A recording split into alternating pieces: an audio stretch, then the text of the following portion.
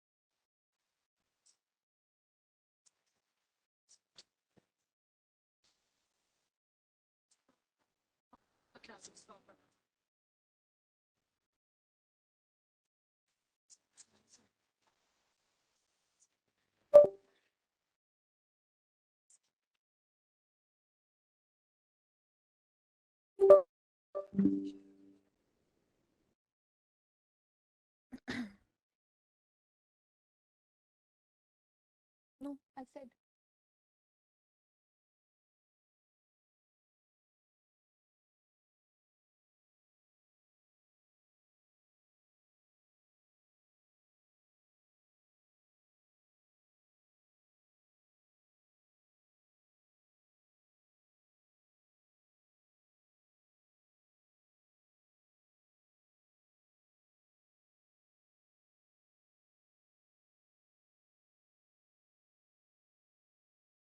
Good morning.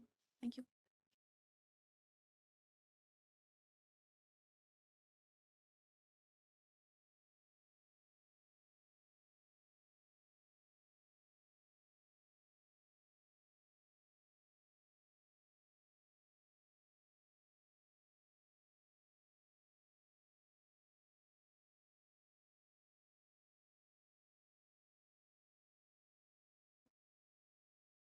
Dr. Nisha.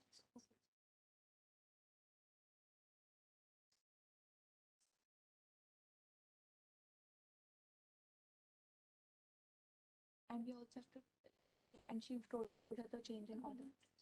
She knows, no?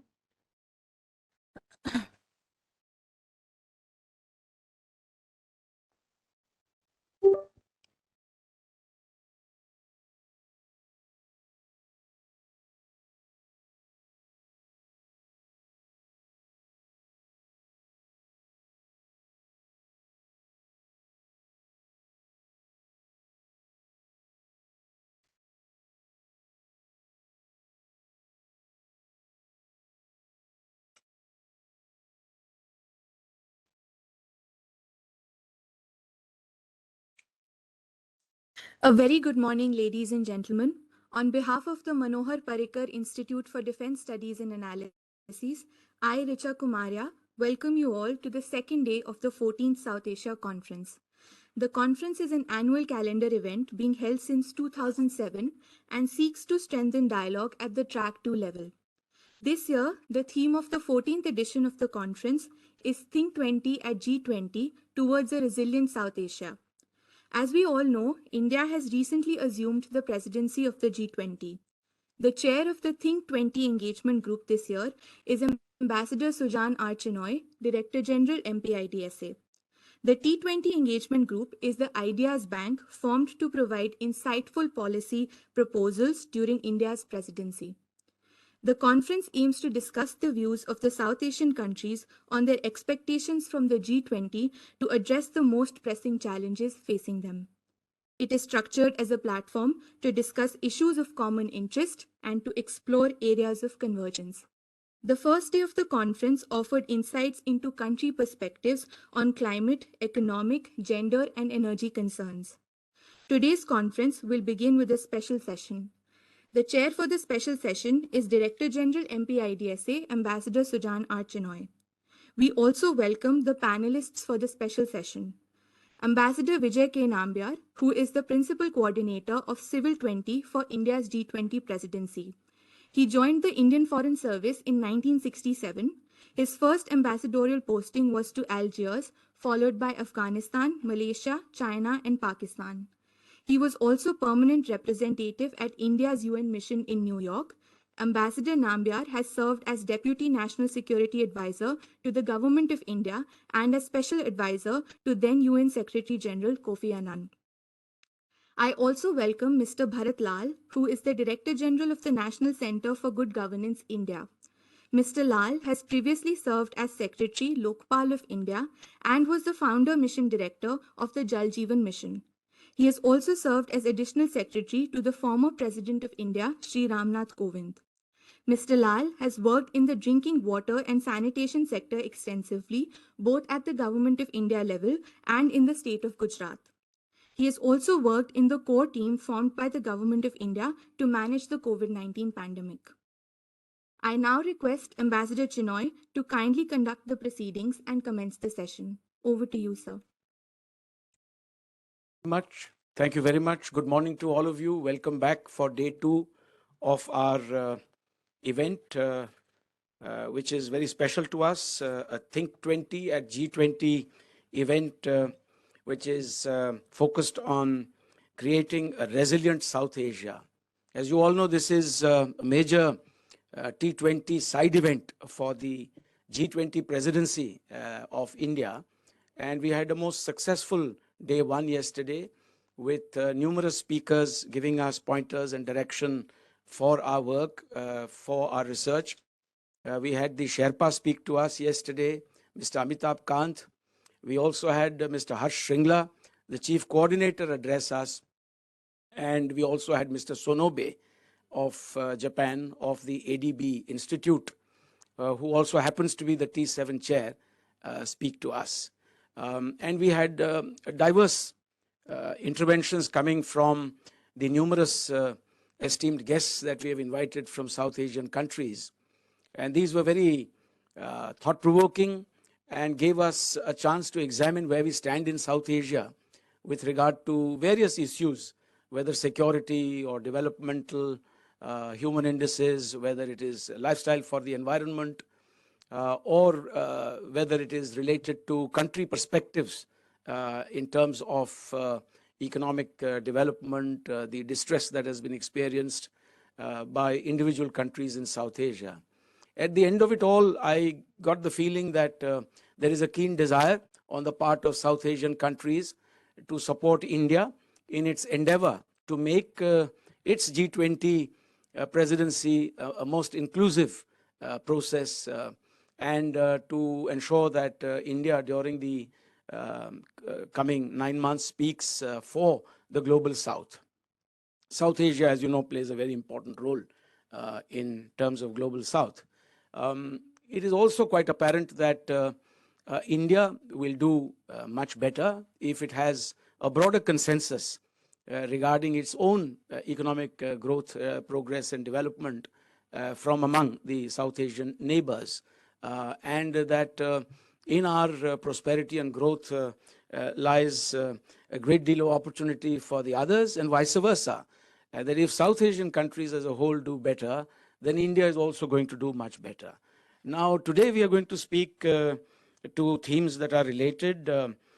We are going to address essentially the larger, broader issues, and we couldn't have found better speakers for this session. In Ambassador Nambiar, I recognize a very esteemed senior colleague from the Indian Foreign Service. I had the privilege of working as a member of his team from 1988 to 1990.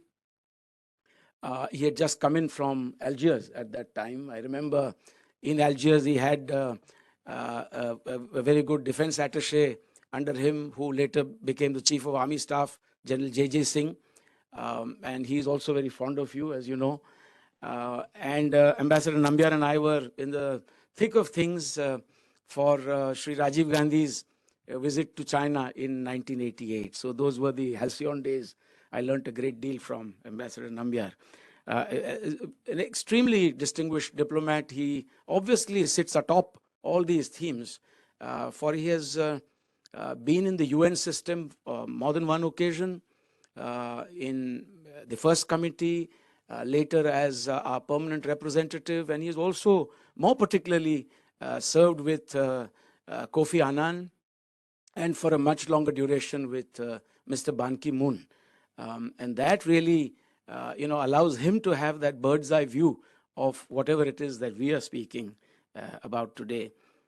So he is likely to focus on themes such as security, development, human rights, and all that will come together in the context of his observations about where South Asia should go from here on. And I will briefly introduce Sri Bharatlal when it comes to his turn. So with these few words, sir, a very warm welcome to you. And may I request you to deliver your address. If you feel comfortable, you could deliver it from the podium. If you feel this is comfortable, this is fine with me and the audience. Your preference, whatever it is. Yes, of course. Please, yes. Please, the floor is yours. The floor is yours. Okay, yes. Thank you, Sujan. Thank you, Ambassador Chinoy, I should say, sorry. It's a great privilege and pleasure for me to be here this morning. You are talking of a resilient South Asia. To have a resilient South Asia, I think you need to have a strongly resilient India, which is the way in which India is going in any case. But also in terms of international institutions, I think you need a resilient UN. A resilient UN will probably help all the countries of the world, I think. And it is from that point of view that I would be speaking to you. For an ordinary citizen in India, if you would ask him about the United Nations, the first thing he says is, when will India get to become a permanent member of the Security Council? This is almost automatic. Most people have relatively less understanding of the wide variety of the work which the UN does. But of course, they are conversant with the prestige and legitimacy of the UN Security Council and the role it plays in the bigger issues of international peace and security. They are also aware, obviously, of the role which Indian peacemakers I may say, the peacemakers of the subcontinent, because I think Pakistan, Nepal are also very strong, Bangladesh, are very strong peacekeeping, troop contributing countries. But to the general public in India, if India is not on the high table, there is little point in engaging with the activities of the World Organization. That seems to be a kind of an affectation amongst most people in India. Now, let me look at it from a totally different perspective. During the initial days of the Ukraine crisis, I had contacted some insiders in the UN system in New York, including diplomats who have had a long exposure to the UN system. There was great surprise, but little alarm at this dramatic development in Ukraine. Russia, at that time, the same month actually, was president of the UN Security Council. And very routinely announced that a special operation was going to take place to protect what they called the local population of the Donbass region. Now, the Secretary General subsequently called it the saddest moment of his tenure, but he had done very little to avert the actual crisis, emerging crisis, the looming crisis. I am quite sure that a lot could have been done at that stage. This is not, I mean, in hindsight, it's always easy to say so, but I think that this was done more because of a mindset. For a few days, it was almost as if everyone was waiting for the curtain to come down and for the things to be sorted out, as it were. Many viewed the operation purely in the light of the power politics of the region, the differences between the big powers, and there was little attention to the fact that the sovereignty of a country was being transgressed. Now, this is diametrically opposed to what was done during the Iraq crisis in 1990, when Resolution 678 was adopted within hours almost, if not within a day, if not within hours, where the Security Council was urged to take all necessary means, Chapter 7, and to restore peace. At that time, the USSR representative, the Soviet representative, declared that those who had breached the peace should know that all necessary means would indeed inexorably be used against them. Now, on this occasion, Russia was able to treat the Council with complete disdain.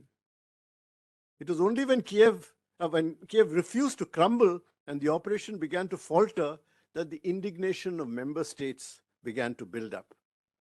It was almost as if it was normal for the world to use different yardsticks for the P5 as compared to other nations because of their status in the Council. Now, this is not the first time this has happened. Obviously, I mean, there are any number of places, any number of times where you can count on your fingertips where the P5 was able to get away with things because, obviously, of the fact that they wielded the veto. In such circumstances, what is the credibility of the United Nations? Why should smaller nations of the world support the claim of any country, even India, for permanent membership of the Council? If that is the kind of behavior which big countries are going to do. Now, this double standards of the great powers is what is really the problem. Now, clearly, realists would argue that the behavior of one state should not be used to question the legitimacy of an institution, and that it is precisely for this reason that you need to have greater balance and representativeness within the important UN body.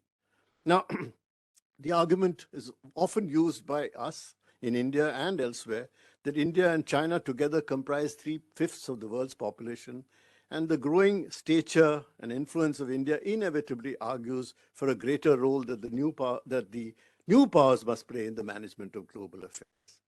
Now, it is also true that because of this absence of change, other bodies like the G20 are actually increasingly asserting itself, other like SCO, BRICS and others, they are increasingly asserting their influence in the Committee of Nations, in international relations. But let me mention to you, at least my belief, that these bodies are ultimately only partially representative bodies and do not possess the universality nor the larger convening power which the UN has traditionally had.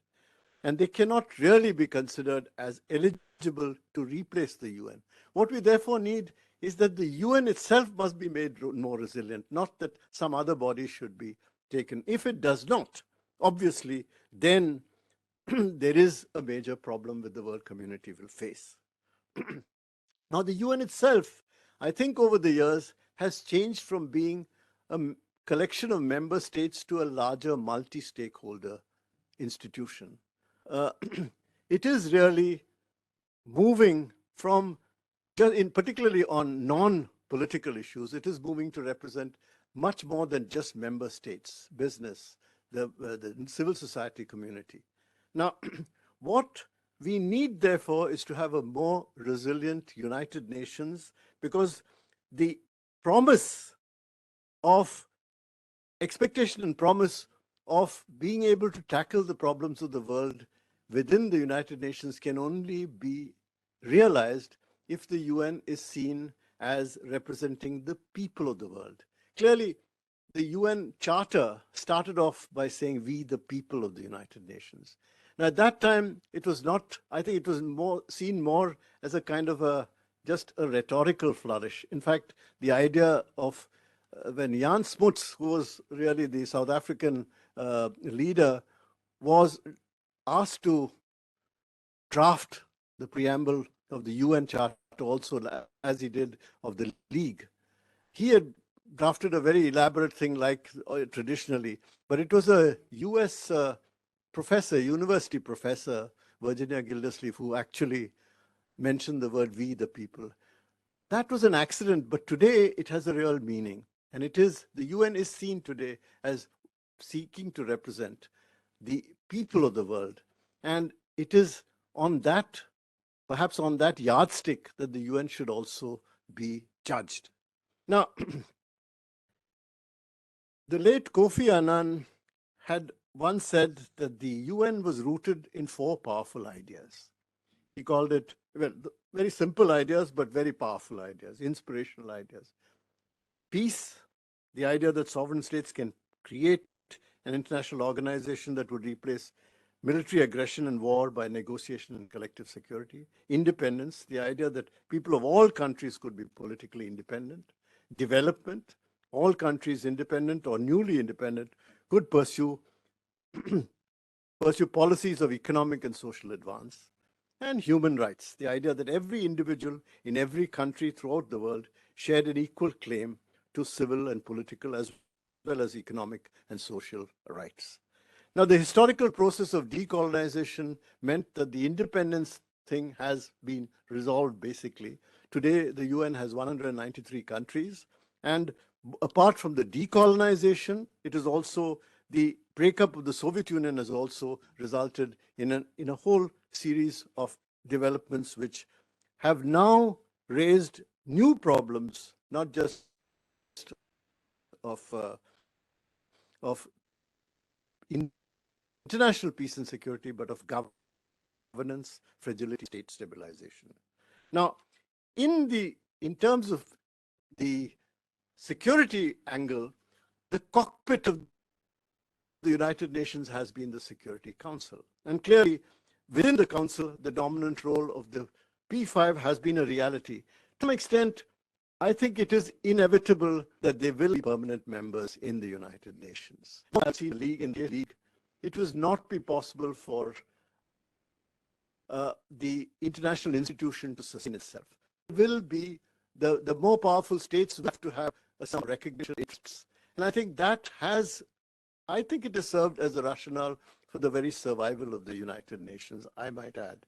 But it has to reflect the reality. It's not just the fiction of the 5 permanent members who, in the course of the 70 years, more than 70 years of the United Nations, if that reality has changed, unless you reflect the changes that have taken place in the world, I don't think the fiction of a P5, which does not reflect the power situation in the world, can actually sustain itself very much. This was tried, in a sense, immediately after virtually the end of the Cold War. Boutros Ghali, in his new agenda for peace, tried to restructure the composition of the council, but it didn't go very far. Initially, India was not very active in terms of changing the composition, but eventually it became active along with Germany, Japan, and Brazil. And the whole idea of India's claim to permanent membership was based not just on size of the country, population, and economy, but also its firm commitment to the principles of the UN, peace, democracy, etc., and human rights, international cooperation.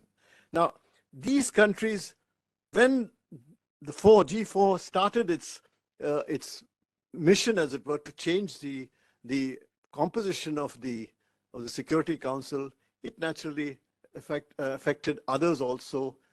Competitors, challengers in the region had what they call their own, they launched an opposite movement as Italy once apparently reported to have said, if Germany lost the war and wanted to become a permanent member, Italy also lost the war. Why shouldn't it become a permanent member? And these were some of the arguments that were made.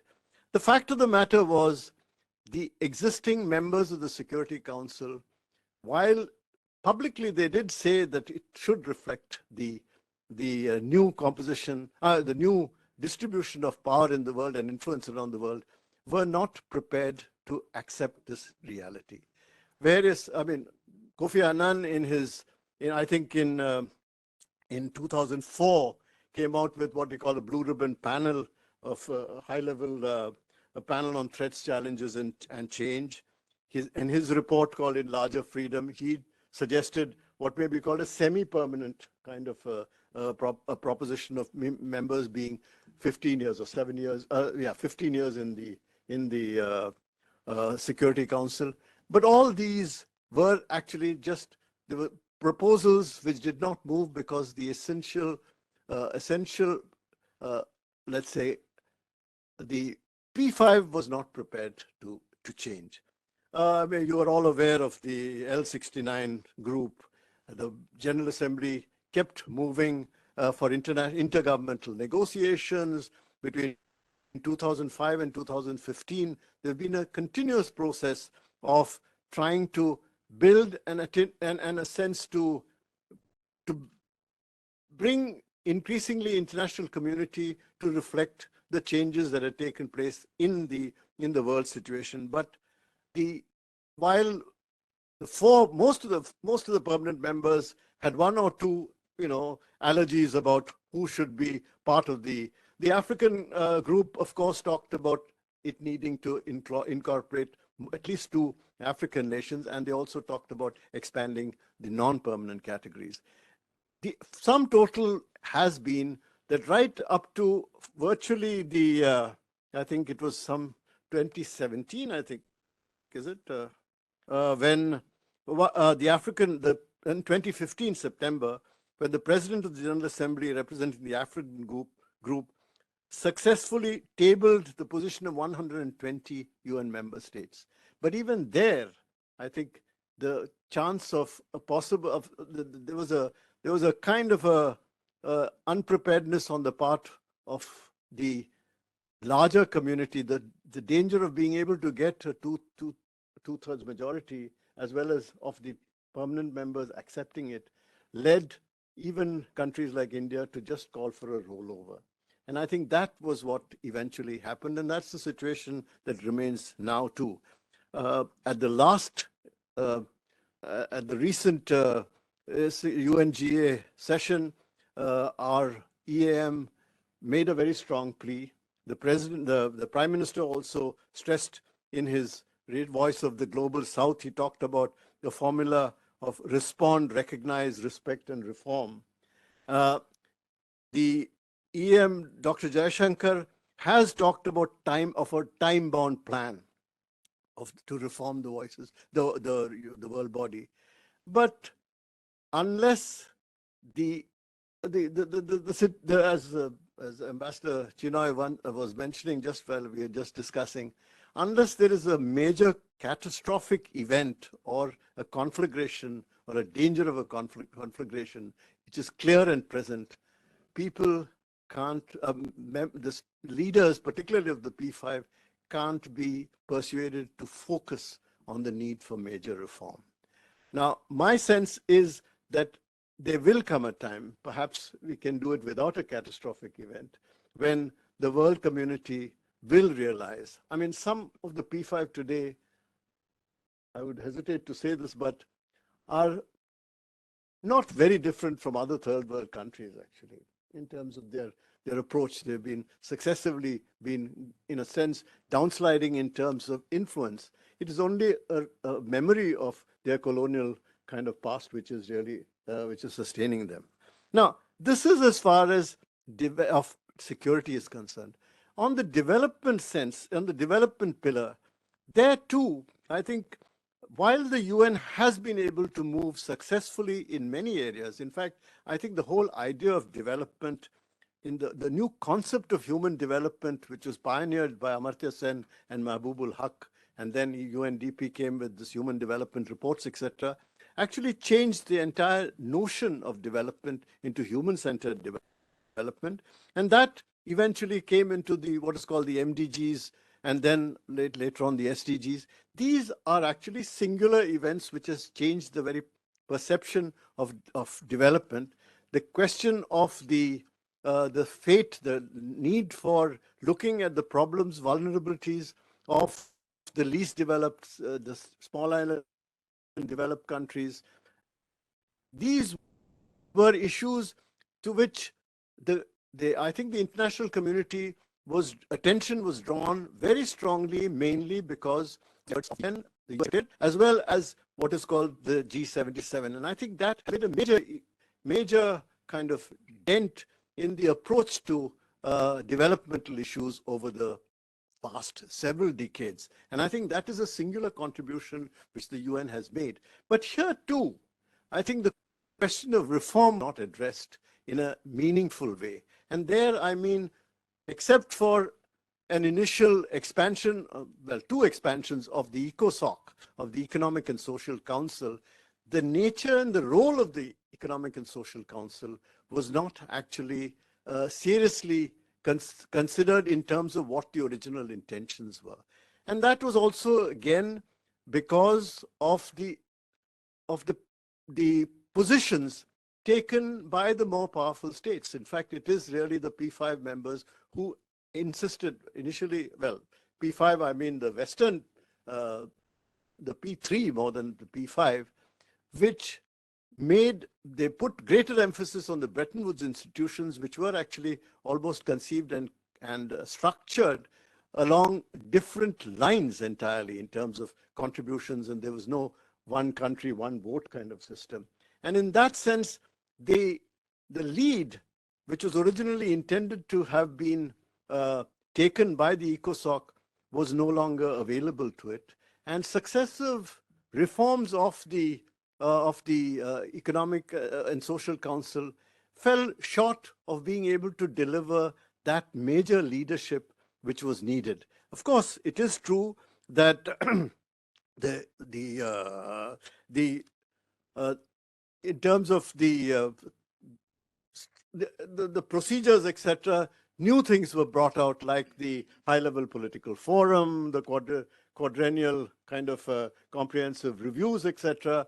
The role of the UNGA in development work was increased, but the essential the need for an economic council like the Security Council was never really addressed. And from that point of view, it has become a major lacuna, which actually has kept the balance, as it were, of power more in the Bretton Woods institutions.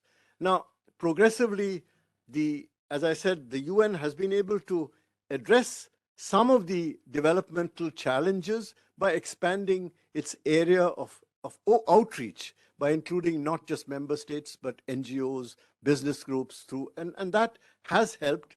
And particularly when newer issues like climate change came up, it was very important that the broadening should take place.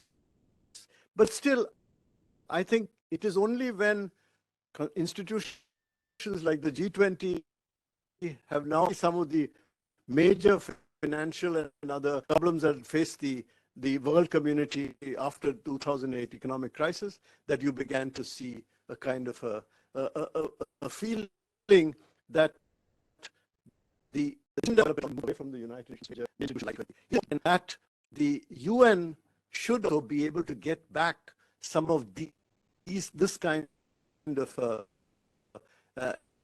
initiative in terms of development, and that can only come through a major restructuring and a major assumption by the and Social Council. The Secretariat, clearly a lot of new things have come about. Over the last few years, particularly under the present Secretary General Guterres, there has been some very important changes that have taken place in terms of, particularly in terms of follow-up of the SDGs. The SDGs are really in some ways key changes, are in a sense game changers. The fact that SDGs impact both developing and developed countries, and that it came along with the Sendai framework for the disaster relief. It came with the financing for development meetings, and these have actually helped to bring a new emphasis on development, on the multi-factor development in the various countries. And I think the nature of secured by the Secretariat of the United Nations in each member state has also increased and has become much more, I think, much more effective and prominent. Because it is being guided now by nationals, not by just the broad. There is a broader, the quadrennial framework does. There is a sustainable development framework, but it emphasizes the priorities as determined by the national government itself. And that, I think, is a major development. Now, in terms of tackling terrorism, we face the same problem, particularly since the Al-Qaeda 1267 sort of resolution, and subsequently after 9/11, major kind of pressure, a major focus on developing a broad-based structure to tackle the question of terrorism within the United Nations was developed. But the fact is that the UNGA was not even able to get a definition of terrorism in broad terms inside the GA. Successive Security Council resolutions were being pushed forward, but inevitably they again came chock-a-block, as it were, against the interests of individual P5 countries. And you are all aware of the kind of problems that countries which are facing terrorism virtually on a day-to-day basis, like India, where they have taken steps to try and seek individuals to be placed on the blacklist, have been facing pressures from individual P5 members who place a hold because of the power they have.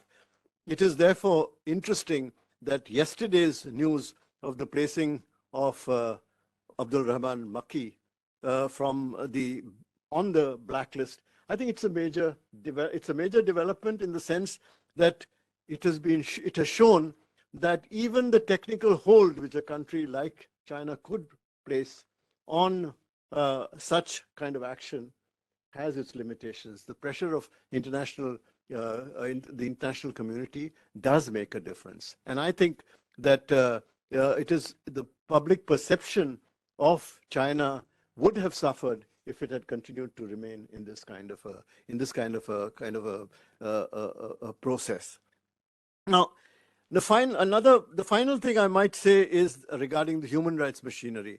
Now, the human rights machinery has been, over the years, I think it has been relatively, it has been seen, particularly by many countries from the developing world, as something which is largely a Western agenda. I think there is a mistake, which is, this is not, I think this is not a perception which really is warranted, because I think that human rights are have been a major pillar of the United Nations, and it remains important because ultimately, as I said, it's the UN has represented we, the people of the world. And in that sense, where there are, however strong and however influential, powerful governments are, unless they are able to reflect the sentiments of the people, there is a certain built-in brittleness about the entire the structures of government. And this has been recognized within the UN. And though the United Nations has sought to be sometimes a little intrusive, it is important that the concerns of the international community in terms of the preservation of basic human rights around the world must be conceded. You cannot say that an individual in one country or one state has the right, has the ability to decide what is good for its country, irrespective of what the rest of the world thinks. I think in today's day and age, that is not possible. And it is necessary for some element. Of course, you can move in a direction which is quite different, and we have seen, let's say, aberrations take place, as in the case of after the Arab Spring, when you had a sense of movement, use of the so-called principle of responsibility to protect was used in fact for regime change. These are, of course, aberrations, but you cannot, I think, throw the baby out with the bathwater. It is an important, I think the need to continuously emphasize the importance of human rights through institutions like the Human Rights Council, I think, is still very important. But it has to be done within the larger context of an understanding that it is not only civil and political rights, but economic and social rights too, and that each nation has within itself a certain, there has to be a recognition of the cultural integrity of each country, the need for them to address their own issues in a manner which is reflective of their own traditions. And I think that once you do that, and you get the connections with the broader elements of civil society, that I think becomes realizable.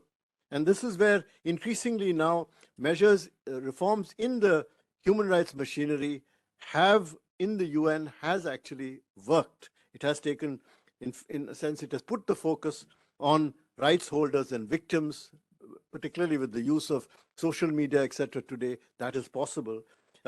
Working more with the international NGOs, etc., as well as local NGOs, national NGOs, in a manner which is transparent and which is reflective of broader principles. And encouraging states themselves to come through good practices. You have what is called the Universal Periodic Review and things like that.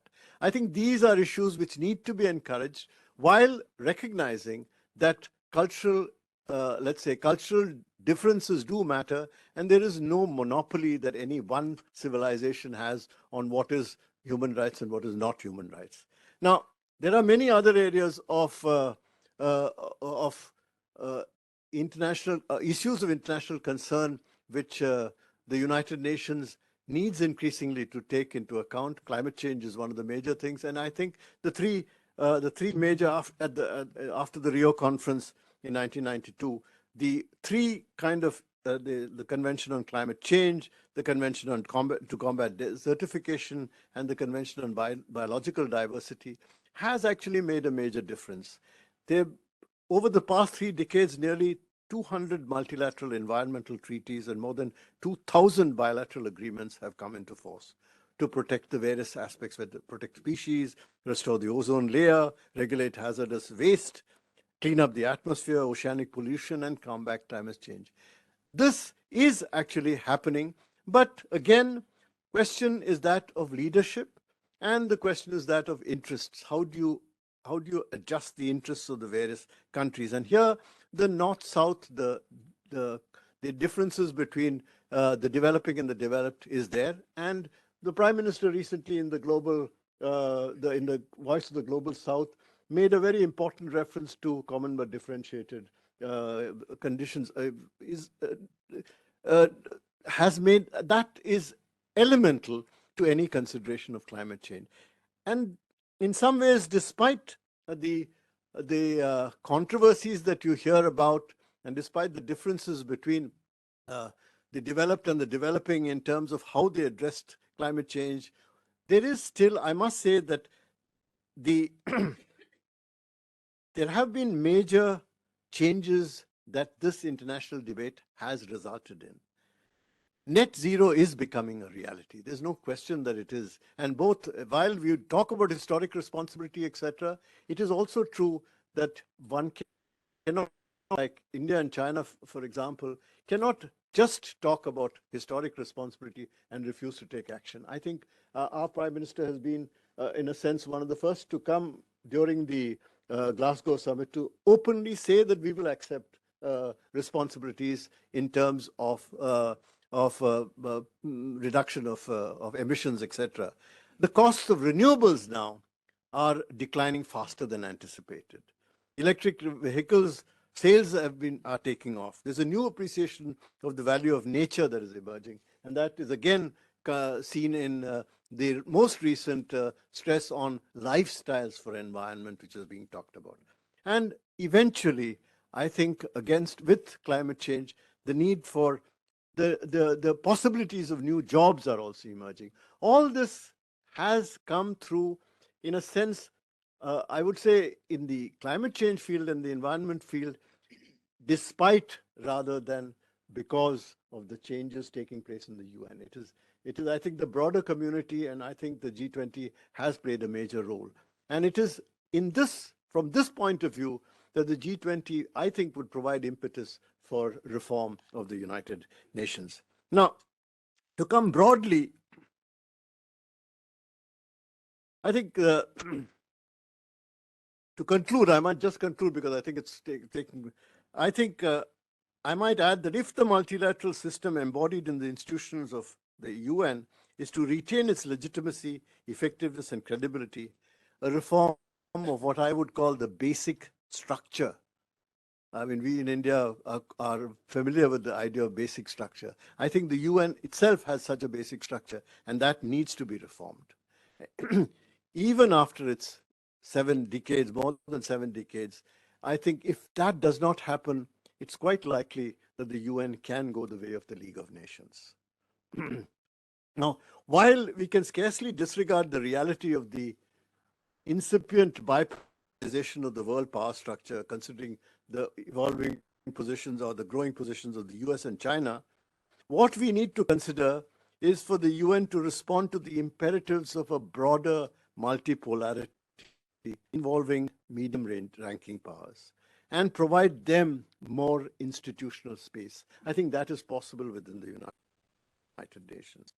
Above all, I think the restructuring of the United Nations Security Council is essential. Whether it happens or not, I think there are chances of it happening without there being a change. Within the Secretariat, I think a change of style and functioning is possible.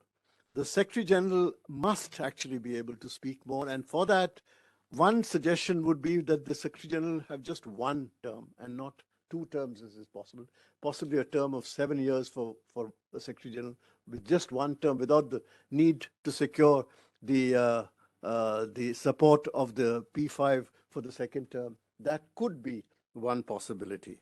The Secretariat too, I think there is a tendency within the Secretariat, and I have spent 11 years in the UN Secretariat and I've been witness to some of these, for the Secretariat to pander to the P5. That I think must go. I think Secretary General like Boutros Ghali had to pay the price, but they were unafraid to show the mirror to the great powers. And I think that is very necessary. In many ways, I think unless these are clearly taken out, the mirror is shown clearly to the great powers, I don't think that the UN can really become a reformed institution or a resilient institution. In his recent address to the Voice of the Global South recently, the PM called for a more inclusive and balanced agenda, international agenda. He talked about recognizing the principles of common but differentiated responsibilities, which he says applies to all global challenges, and respect for sovereignty of all nations, rule of law, and reforming international institutions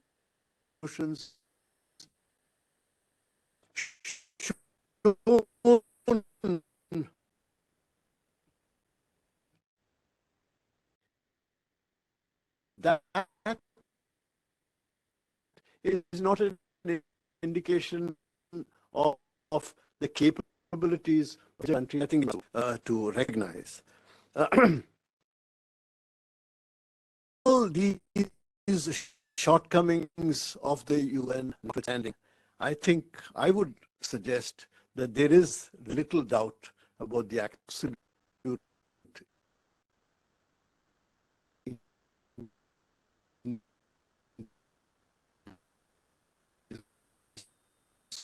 indispensability of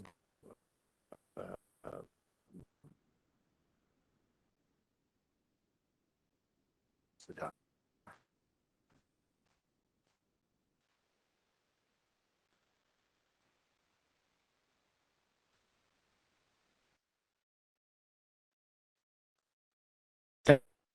Thank you very much, Ambassador Nambiar.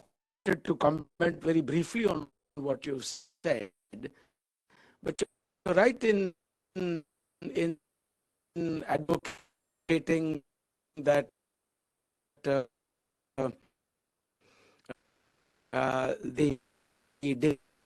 days of are not numbered yet. The system, the 7 years, it has not gone the way of the League of Nations. It has to read cataclysmic event to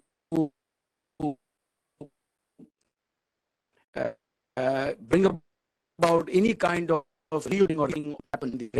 But even it's kind of dead on arrival. It came quick on the heels of a completely failed Treaty of Versailles. He did failure 1922, and there are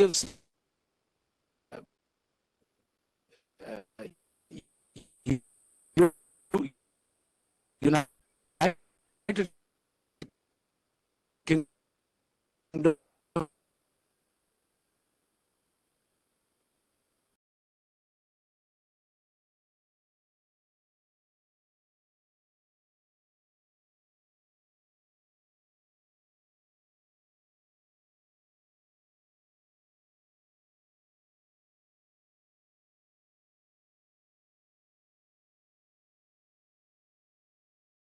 global structure, the 4 global policemen. He had been speaking, ironically, the United States, the great protector of democracy, as it has always been, was speaking of spheres of influence. And therefore, when I heard the US Secretary of Defense speak at the IISS Shangri-La last year in response to what General Wei Fenghe of China had said about spheres of influence, he said, this is not the era of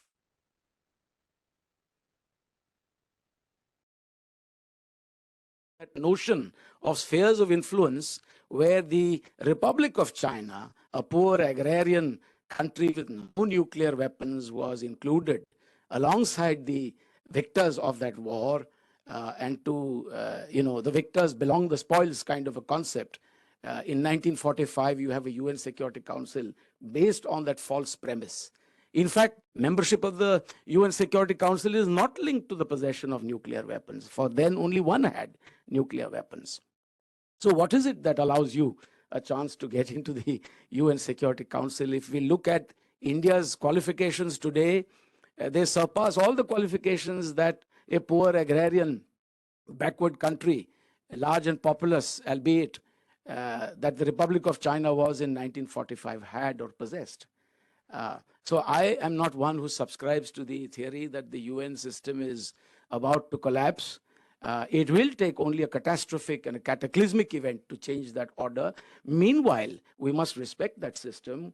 We must not come down to the street level in the G20. The G20 is hardly likely to subsume or replace that system. We must seek ways to work with them. We must seek to create a pull-aside roadside station, a refuge for them to come out of that impasse or a traffic jam, to see what low-hanging fruit is still possible.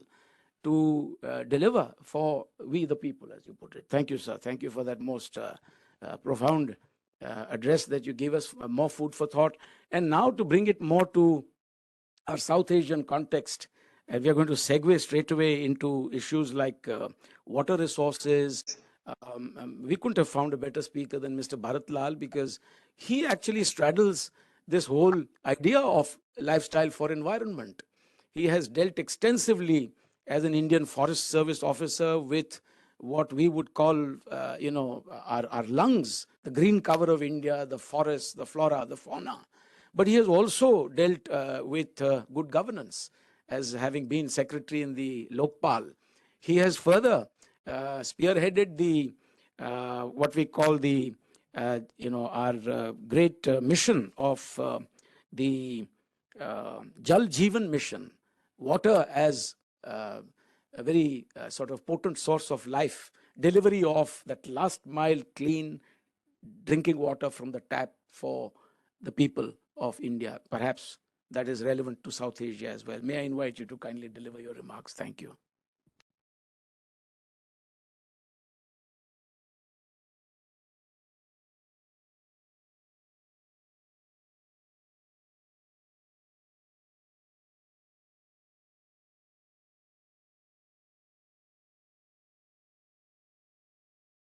Good morning, everyone. Thank you, sir. Ambassador Susan Shinoy, Ambassador Nambiar, distinguished delegates and friends. Thank you, MP-ISDA, for having me here. And indeed, it's a privilege to be talking to you about water security to achieve socio-economic development and high economic growth. Friends, as you might be knowing, Ambassador Shinoy comes from Gujarat. And let me start with one small incident, actually. It might help in setting the context. In his state, in India, there are 18,500 villages.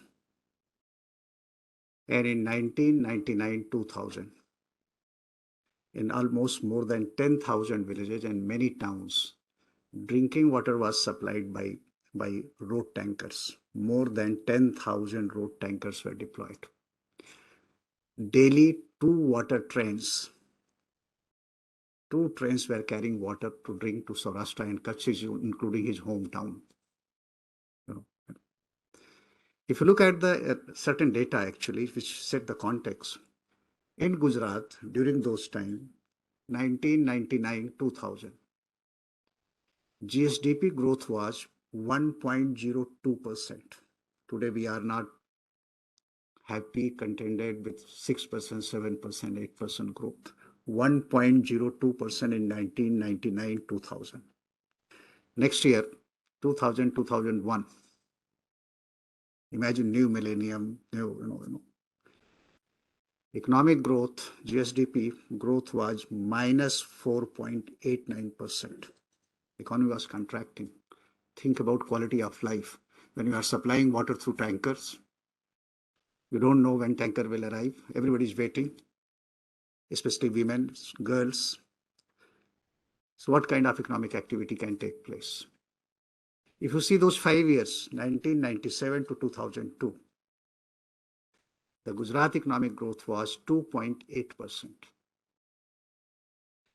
And let me set the agenda here, that next 2 decades, starting from 2002 to 2022, 2 decades, Gujarati GSDP has grown in double digit,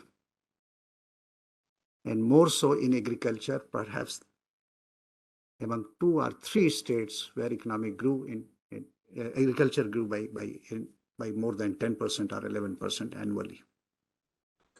And when we are talking about, Honorable Prime Minister is talking about improving the quality of life, doubling farmers' income, and whatever today we have, roughly $2,200 per capita income, and in next 25 years you want to take it to next level of our prosperity, maybe more than $12,000. What is the way forward? So this, my talk is very much limited, only one issue, that how we can bring prosperity to people. What are the approaches being followed at the moment in Government of India? And in this, how water is going to play a very critical role, already playing. Let me, I mean, it's very enlightening talk Ambassador Nambiar gave. And his lifelong experience and wisdom, that it requires some kind of crisis, some kind of catastrophic event, and that leads to reform. But we are happy that in India, at least, that is not happening. If you want to improve the life, if you want to bring that reform, you don't wait for any crisis or catastrophic, event, So what is being done actually at the moment, that we should go to next level in next 25 years. As we all know that in 1947, roughly we had 361 million population, and today 1.4 billion population. At that time, expected average lifespan 32 years. Today we have got 70 plus years. Look at the IMR and MMR. IMR, infant mortality rate at that point in time was roughly 120 per 1,000 birth. But we have come to 27 per 1,000. MMR was 2,000 per lakh. 2,000 women used to die giving birth to a child. And today it has come down to 127 per lakh. But there is a huge scope. We are not contented. There is a huge scope to move, and how to go about it. We all know that waterborne diseases is one of the main reason for infant mortality. And what Government of India is going, what this Honorable Prime Minister, how this whole thing is being navigated, I'm just trying to capture and would like to just speak on this topic. Friend, the way it is changing, the whole South Asia, we all know that most populous region. I think we are, most of the socioeconomic condition, we are at the same level. And there is no choice except to work together, bring force partnership and work together and learn from each other. And today I would like to highlight what is happening in India. Let's see that India became $1 trillion economy, and it took 60 years. In 2007, since independence, it took 60 years to become $1 trillion economy. But next trillion was added in 7 years. In 2014, next 1 trillion was added. And next trillion added only in 5 years. In 2019, we became $3 trillion economy. And I think we have seen, because of COVID and other regions in the last couple of years, has been, But there is a strategy how to improve the quality of life, how to improve the per capita income. That is the approach actually I'm talking about. In 2014, only 24% women were involved in workforce. In last 7-8 years, this has risen to 33%. So I think you can appreciate this is one low-hanging fruit.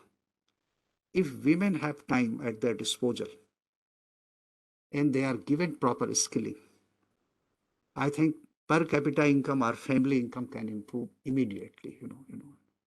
And today, Government of India is doing this thing. Honorable Prime Minister is committed for doing this thing.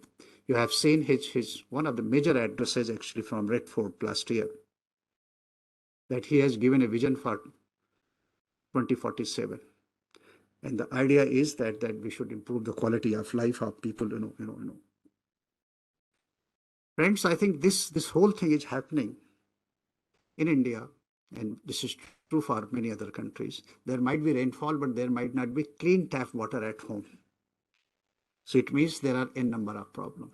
In India, almost 40% area is basically arid or falls in semi-arid region. In fact, out of 713 districts, we have 256 districts basically who are water stressed. Because in 1950s, our per capita water availability was 5,177 cubic meter per. Today, it is around 1,460 or so.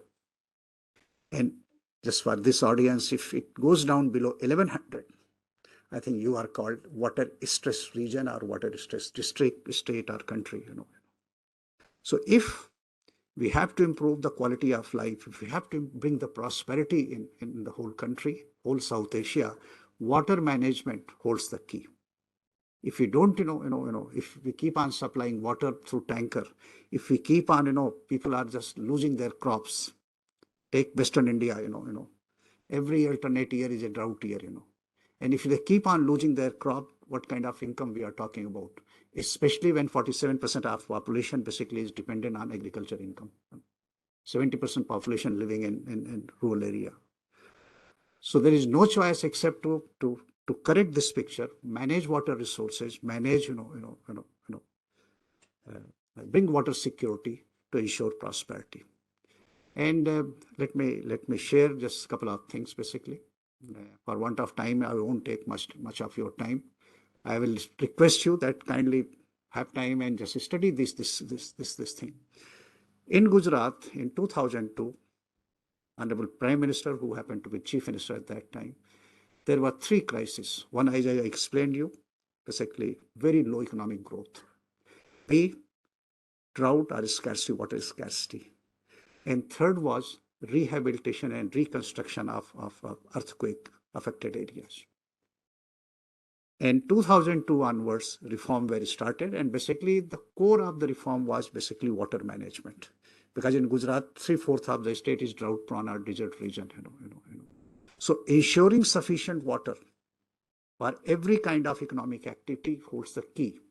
Today, if you are hearing that in Kutch, so much industrialized, the whole Saurashtra is so much economic activities taking place. I think this happened only and only because the first step was taken about water security. So in Gujarat, this was done, and at national level, you might be seeing that same thing, same approach.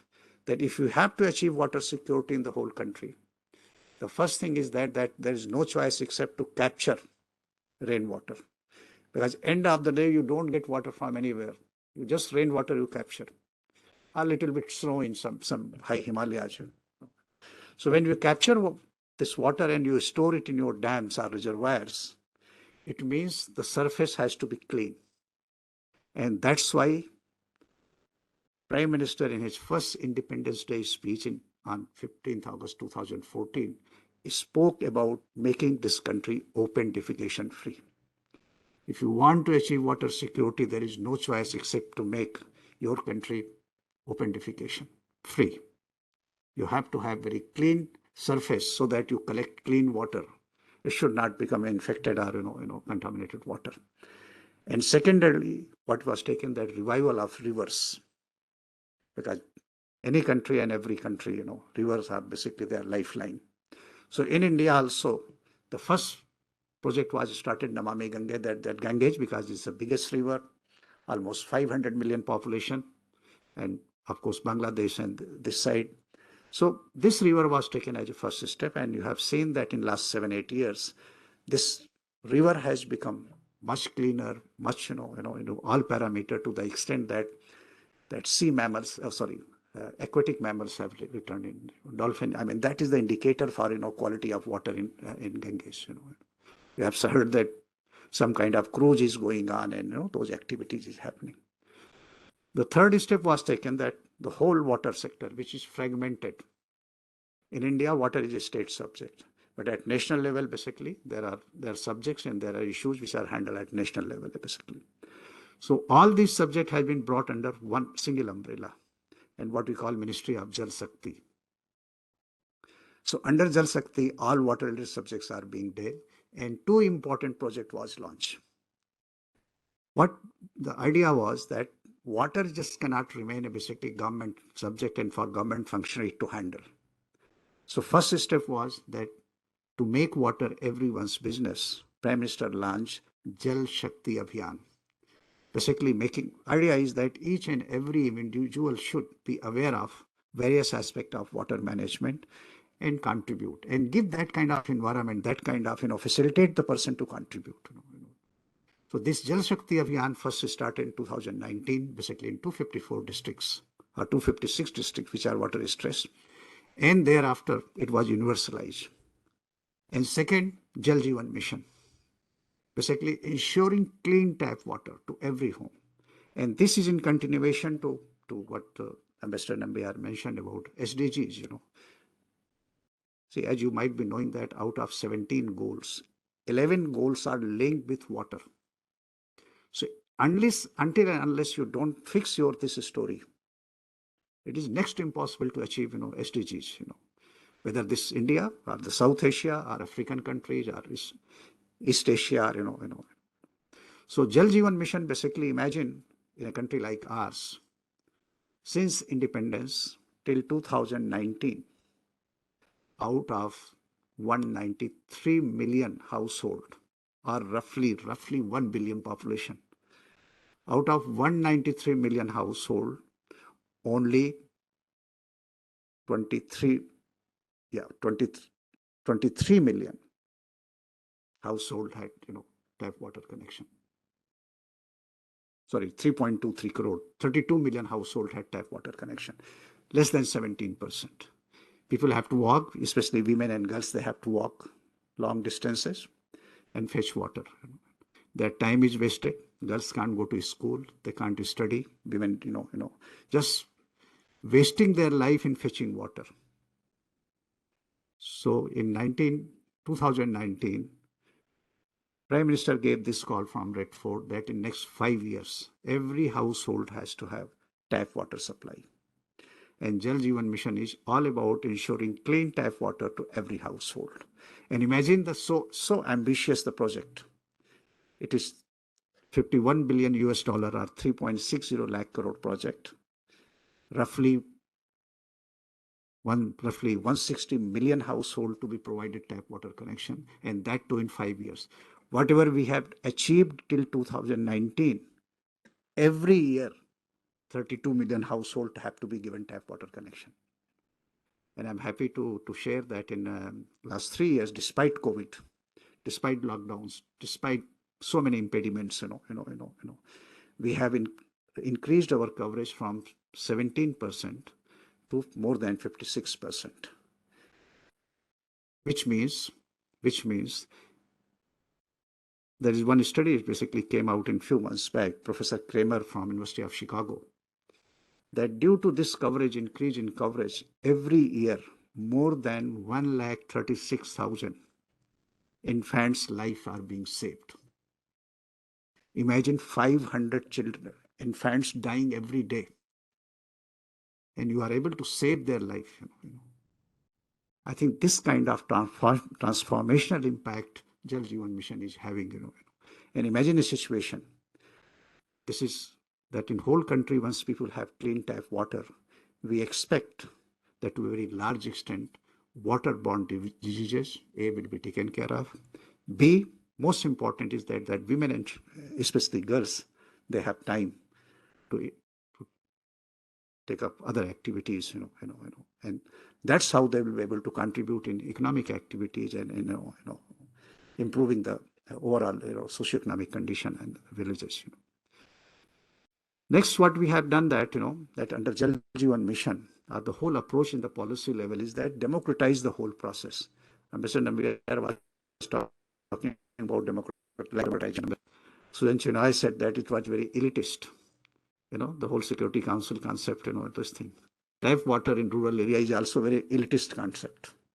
Only rich, powerful have tap water connection, and rest everybody has to go to somewhere, take water. So I think this democratization and ensuring that Prime Minister gave a call that no one should be left out. No one should be left out. It means each village has to become 100% household having with tap water provision. What we call, this is not mere slogan that Sabka Saath, Sabka Vikas. No discrimination, every household has to have a tap water connection. Whether it's a tribal area, it's a remote forested area, or areas having sub-zero temperature. So this also provides that kind of opportunity in the terms of democratization. What has been done basically that for managing water resources at village level, sanitation, water supply, in every village there will be 10 to 15 member committee, what is known as Village Water and Sanitation Committee. And this committee which is having 50% minimum 50% women as member and 25% from weaker section of society. This committee, which is subcommittee of Gram Panchayat, is a statutory body. This has to manage water resources, water supply, grey water collection, treatment, reuse, operation, maintenance. And this has been empowered under our Panchayati Raj Act. So this democratization, strengthening of local people, local institutions, that is helping. And secondarily, on the recommendation of 15th Finance Commission, and this has been done for the first time, that in 6 years, 2019-20 to 2025-26, for 6 years, 1,72,000 crore Indian rupees. Every year, 28,000 crore rupees is being provided to these panchayats or these bodies to manage water supply, ensure sustainability, open defecation free storage, water security. In fact, this year now 13 rivers are being taken for revival and making them basically clean, and that water becomes potable. So this kind of river rejuvenation and that kind of work is going on. But the idea is that until and unless we don't ensure water security in our villages, in our household, in our cities, it is next to impossible to go to next level of economic development or socio-economic development or high economic growth. Also, under Jal Jeevan Mission, as well as the whole program, the idea is that try to make it basically sustainable. The whole approach, sustainability is one of the most important factor basically, which means recharge, rainwater harvesting and recharge of aquifer. Because as we all know that water has to be stored end of the day, because in a country like India, in most of the South Asia, basically, you will find that 20 odd or rainy days in a year. So until and unless in those 20 days you store water to be used for throughout year, there is no option. And in today's environment, it is next to impossible to construct big dams because of anthropogenic factors or environmental factors. So it means the existing reservoirs, existing dams, A, have to be strengthened, this capacity to be increased and stored, and B, the biggest storage which is available is basically underground aquifers. So this aquifer recharge, but for aquifer recharge, we have to keep our country open defecation free. If it is, if it's not clean, I think we don't have any right to pollute our aquifer. So this approach basically, that ensuring water availability, adequate water availability, and that's why this concept of inter-basin transfer or interlinking of river is being promoted. That from flood-prone region, as we know, in Bangladesh, take Assam, West Bengal, eastern part of India, Bihar, basically every year is a perpetual phenomenon. And there is a Western India, there is Central India where 6 to 8 months, 9 months are basically water is supplied many villages and many areas through tankers. Forget about agriculture and other allied activities. So approach is that integrated water management, whole country thinking as a one country and a very collective approach, that is being attempted and that is being done. Friends, I'll stop here, and as Prime Minister has given a call that let's make water everyone's business. I request you, I appeal you to study more. And you will come up with the ideas. Because today what is happening, there is a huge scope for use of technology, whether it's a water treatment technology or utility development or developing. See, until and unless we don't measure and monitor the water supply, it is next to impossible to manage it scientifically. So it means water can be, there is no need for mechanical meter. There is time has come where basically you can have sensor-based IoT devices put in the pipeline, put at the system. You can just collect the data. It goes at your dashboard. And you go the whole supply level. You can also basically start thinking that, how much grey water. You have supplied X amount of water to a particular city or town. What much of, water or grey water you are collecting and reusing. So I think this provides that kind of opportunity. I will request you to visit our what we call JJM, Jal Jeevan Mission dashboard.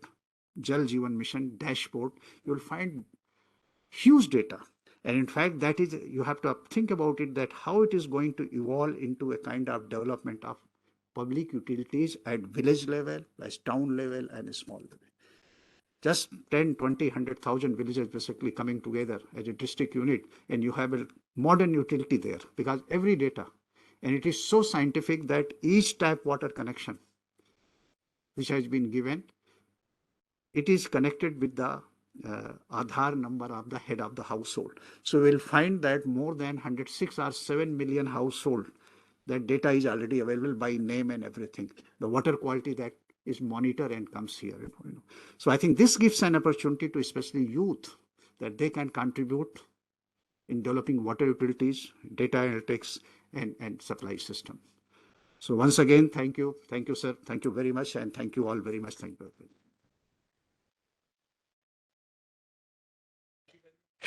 Thank you very much, Mr. Bharatlal, for that enlightening talk and also for sensitizing us to the importance of water. I'm reminded of Samuel Taylor Coleridge's, rhyme of the ancient mariner, water, water everywhere, not any drop to drink.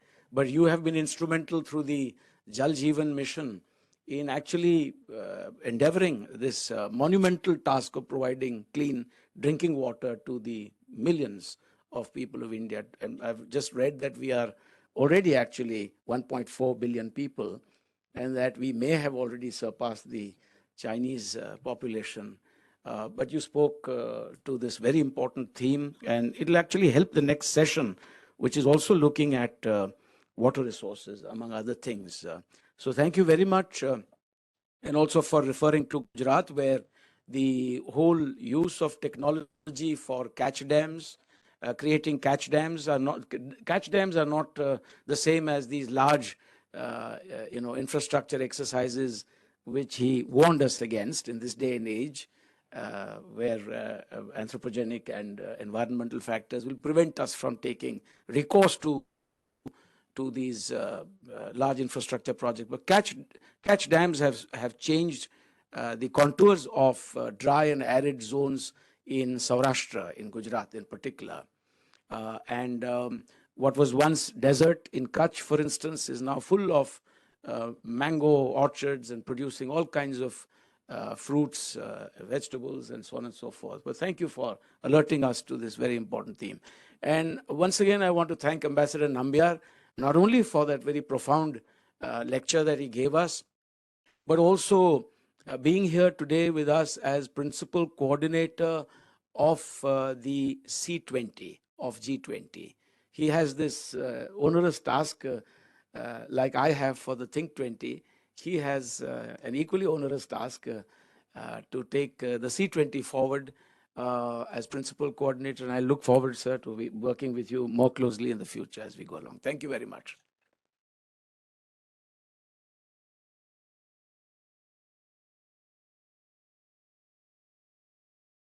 Thank you for an enriching and thought-provoking discussion. Before we move on to the next session, I would like to inform the audience that in the interest of time, we are moving to the next session without a break. So there is running tea available outside.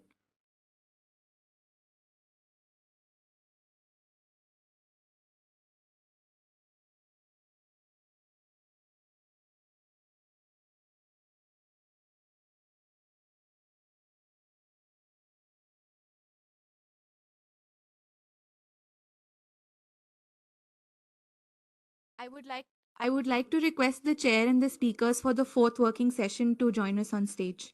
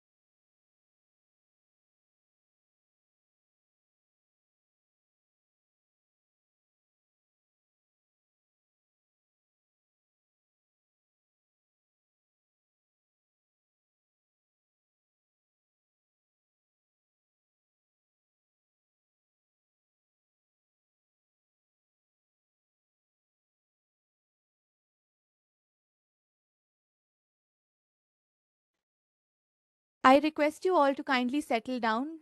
We're about to commence the fourth session.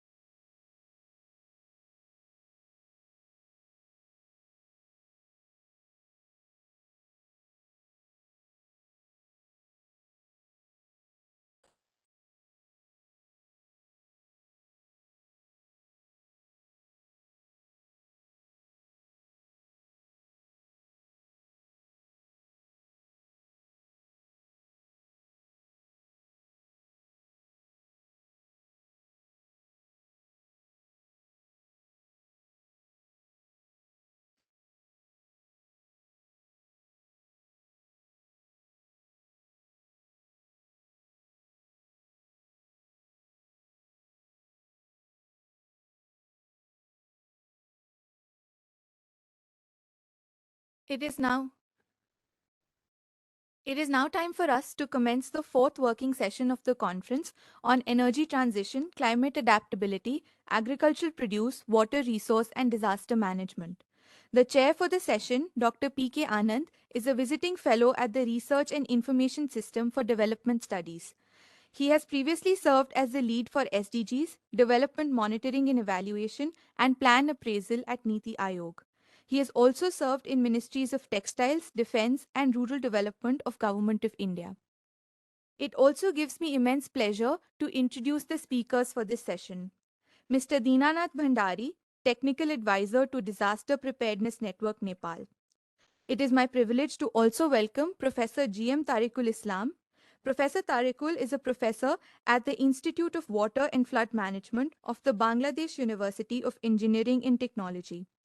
I welcome Dr. Manisha Ramesh, who is the UNESCO Chair on Experiential Learning for Sustainable Innovation and Development India. I also welcome Mr. Krishna Vats, who is a member of the National Disaster Management Authority, India. He has also served as Policy Advisor, Disaster Recovery at UNDP in New York and Nairobi. It is my pleasure to finally welcome Ms. Sonam Shodhan, who is the Regional Technical Expert for Asia in the Scientific and Technical Review Panel of the Ramsar Convention, Bhutan. Detailed bios of the speakers can be accessed through the conference booklet available on the MP-IDSA website. With this, I now request the chair, Dr. P.K. Anand, to kindly commence the session. Thank you very much, Ambassador Chinoy, and my distinguished. Since we are behind time and the overall program needs to remain resilient,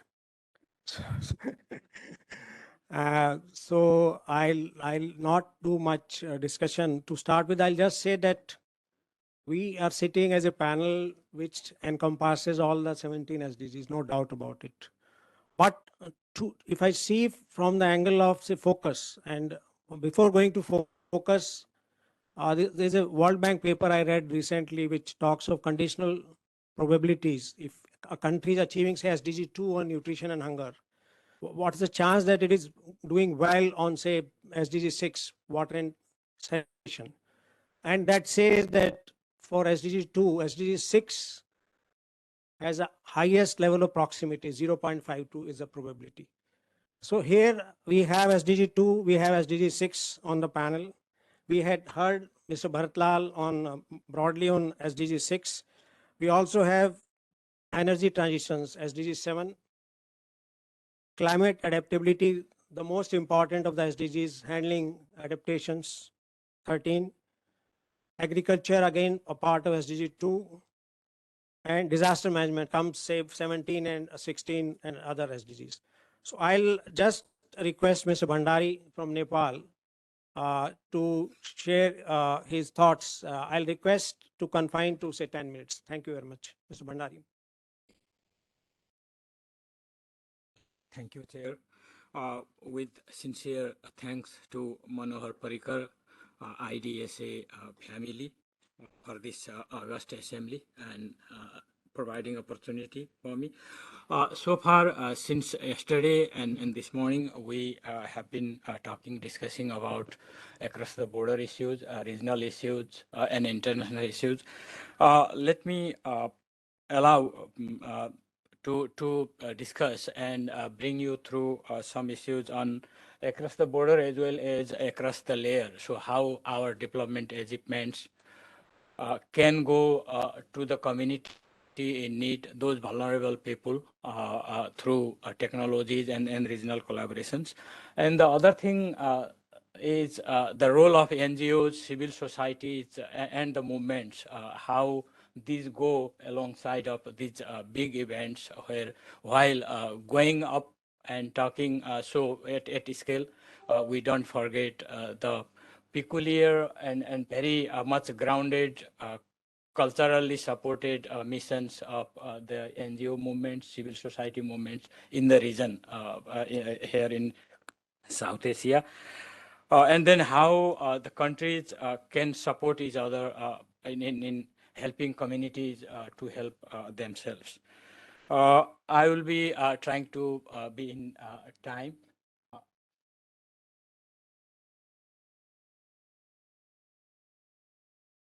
Okay, thank you. In my presentation, we'll be talking broadly in 3 points.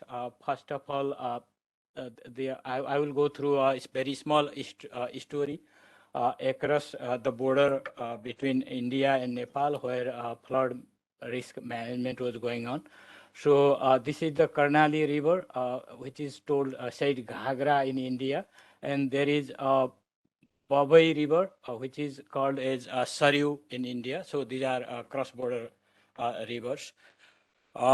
So I will talk about the local practices of cross-border early warning system, where NGOs and local communities work together to build up the local practices. And then just I will try to highlight potential for strengthening, and that is not just a cross-border country and in the region.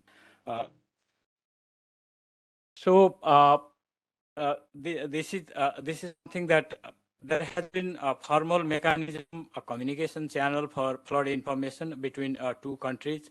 It's part of flood management, which has been initiated since early 1970s. So there is one committee which is known as Committee on Inundation and Flood Management between India and Nepal at the secretary level. It is effective, running well.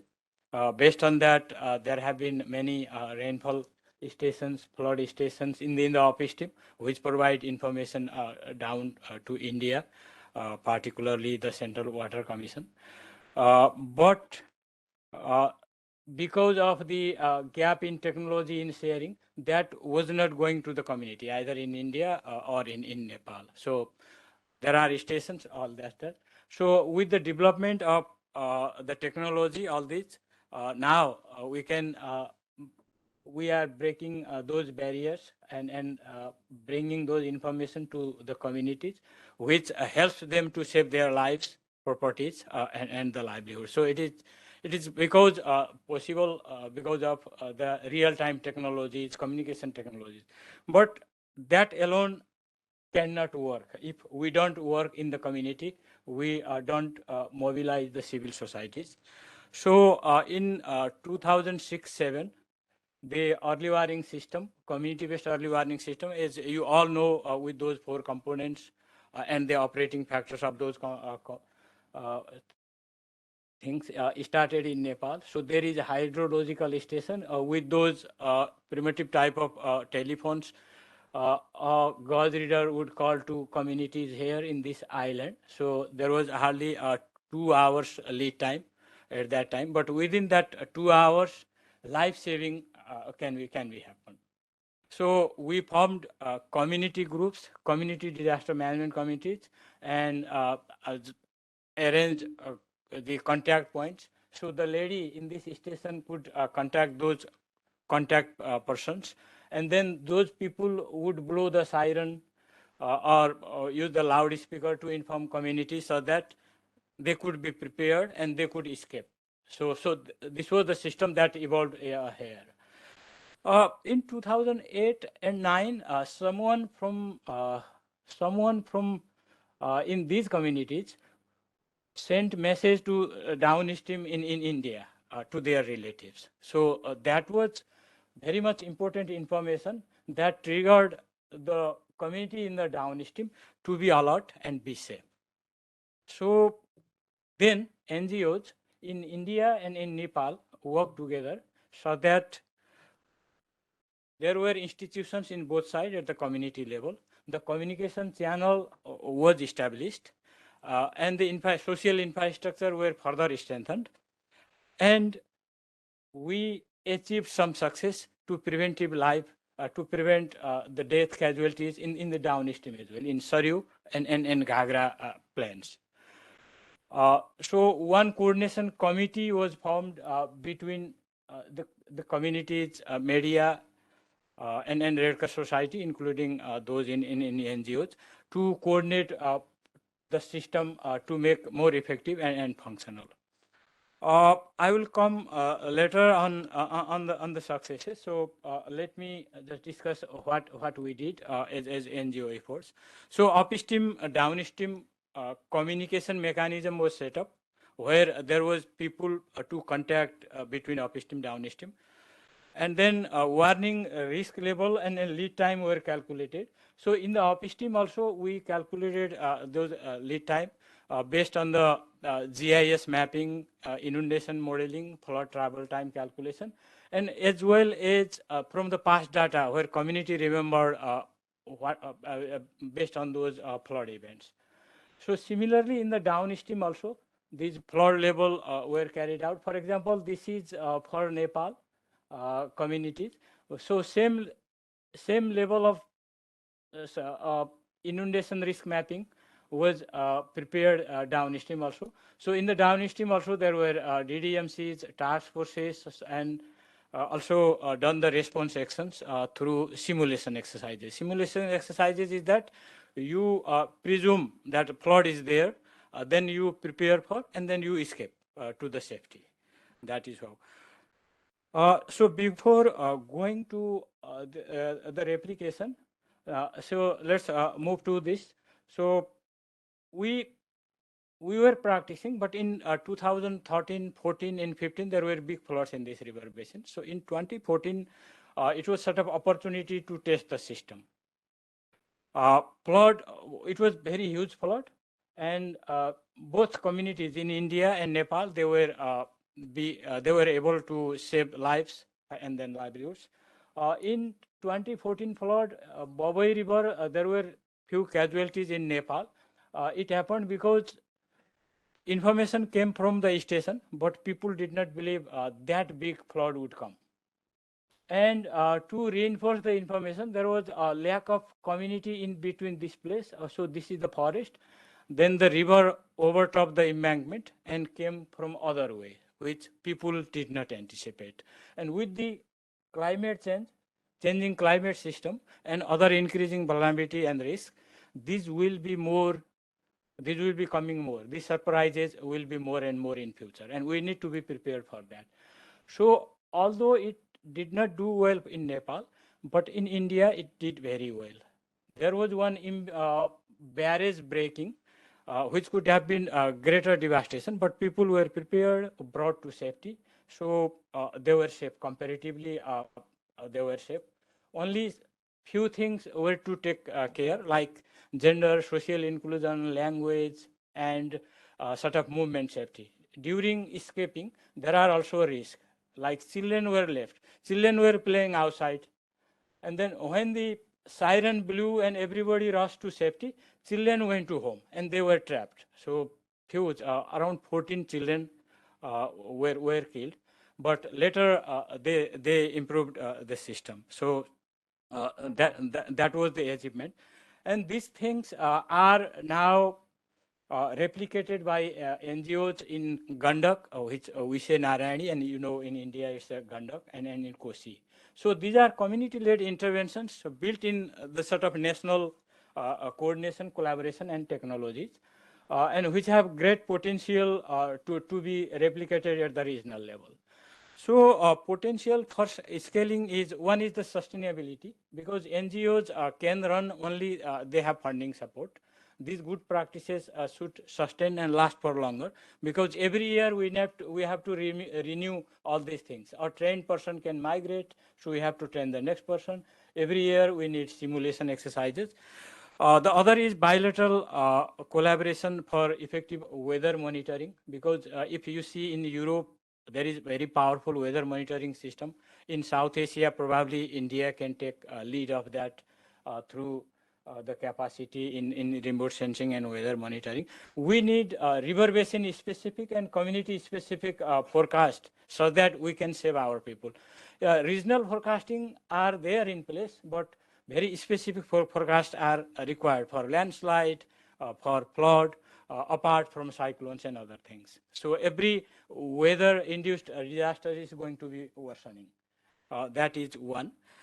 Second is institutionalization of those upstream, downstream mechanism between countries. It's not only between India and Nepal, also between India and Bangladesh, or between India, Nepal, and Bangladesh, because there are river basins where we are connecting to.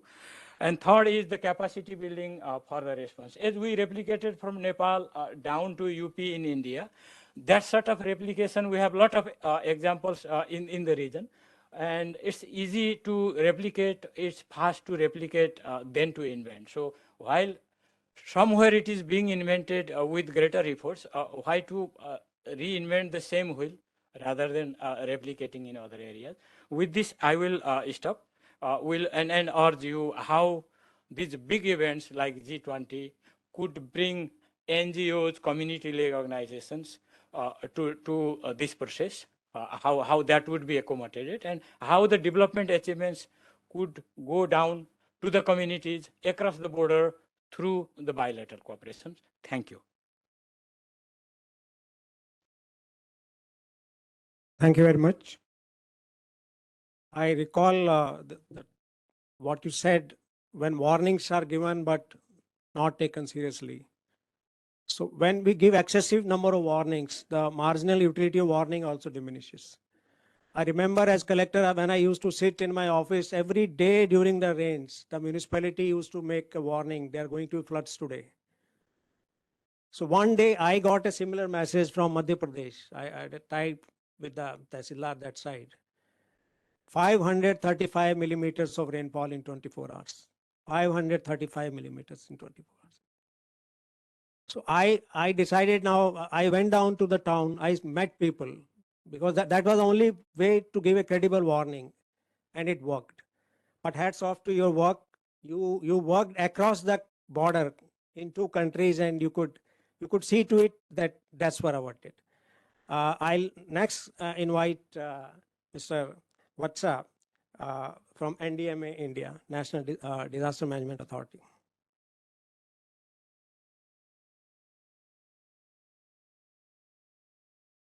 On? Okay, thank you. Thank you, Chair, and thank you, IDSA, for inviting me to this great deliberation. It's great to visit IDSA after a long time. As a student, I used to visit when it was located somewhere near Mandi House. So thank you very much. Thank you. All the distinguished panelists, the participants, it's an honor to be here. You mentioned about the SDGs, Sustainable Development Goals, and the first goal is zero poverty. And if you are mapping the poverty in South Asia, India, Bangladesh, Nepal, Bhutan, all these countries, you can find a very clear correlation between the poverty and the incidence of disasters. So disaster management is so strongly related to the SDG 1 or even the 2, the food security, the avoid hunger. You know, all these areas which are experiencing disasters on a persistent basis, they erode the assets and livelihoods of the people on a continuous basis. And as a result, the people are continuously, structurally below the poverty line. And they cannot find, despite all the efforts, they cannot find the kind of liquidity, the savings, the accumulation to break free of poverty. So this has become, and this problem is really becoming a very, very serious problem. It is not articulated enough that, he is from Gujarat. The per capita income of people in Gujarat is at least 5 times, higher than the per capita income of Bihar. This is within one country. The kind of disparity that exists within the country, it's really, not at all good for a balanced development of the country. And it could very well be explained in terms of the exposure to risks. How the people are exposed to an array of risks, and how we need to provide all kinds of support and protection so that they can address this risk on a more long-term basis.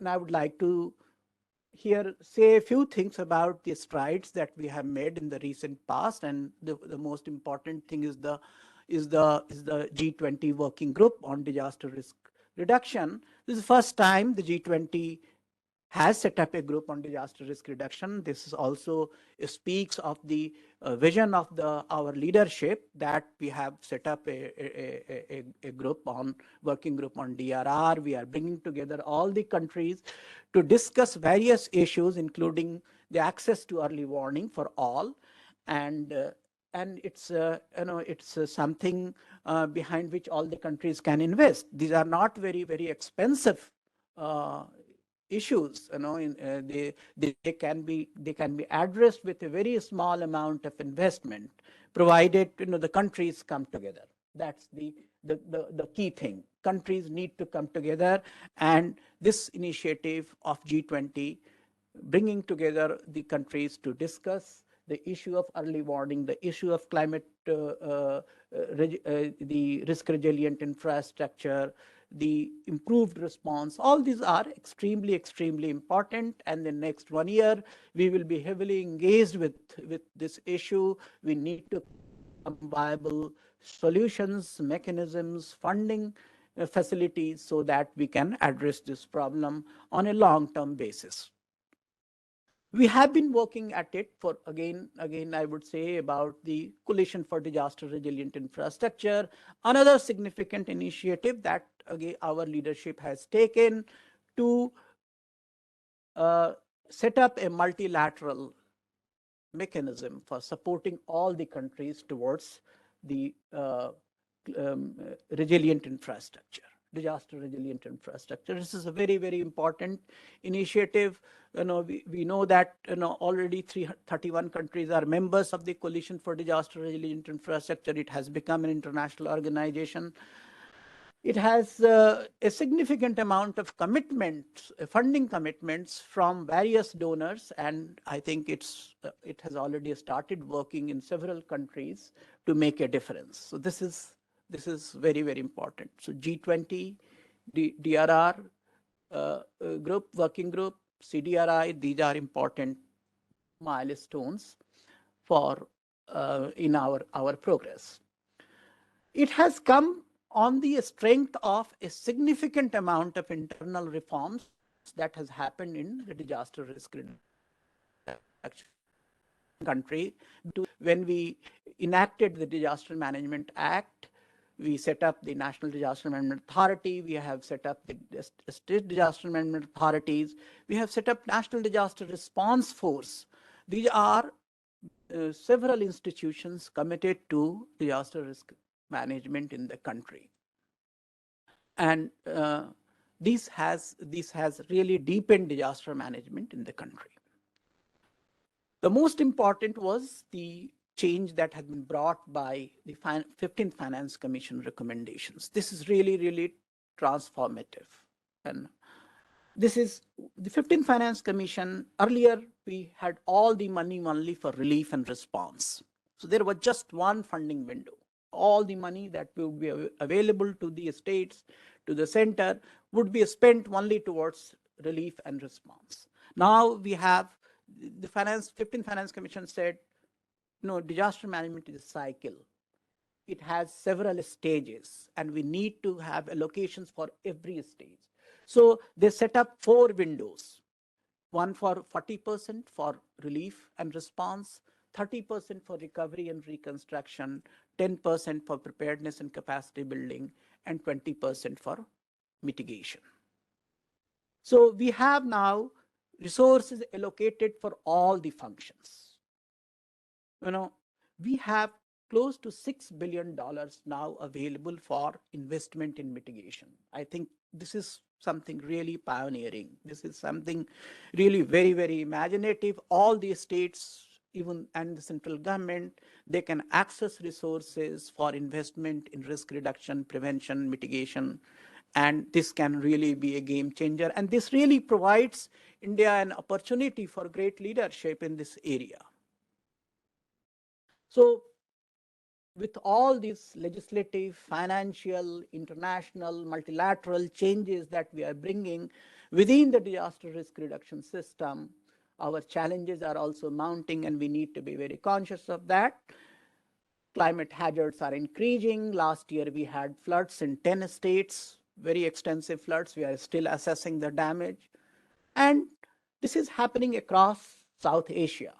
Pakistan, we have heard last year the floods, $30 billion of losses. Nepal, Bangladesh, all of them significantly affected. And I think there is a need for a much greater regional cooperation than that exists today. What went wrong was that the SAARC Disaster Management Center that was set up could not become as effective due to several problems with the SAARC mechanism. The SAARC mechanism is not very effective. Ambassador Chenoy knows that better than all of us. And that was also an opportunity to increase the regional cooperation among the countries, and we have not really been successful. So we need to find alternative ways of engaging with all the South Asian countries to increase the level of cooperation, support, and I think CDRI is an excellent mechanism through which this level of cooperation can be increased. We definitely need to, you gave a very good presentation on how this, the exchange of information at the local level, at the community level can really make a difference. And I think this kind of a exchange, this kind of a cooperation is extremely, extremely important. We have been doing it with Bangladesh in respect to floods and cyclones, and I think we have some success. I think we need to improve this.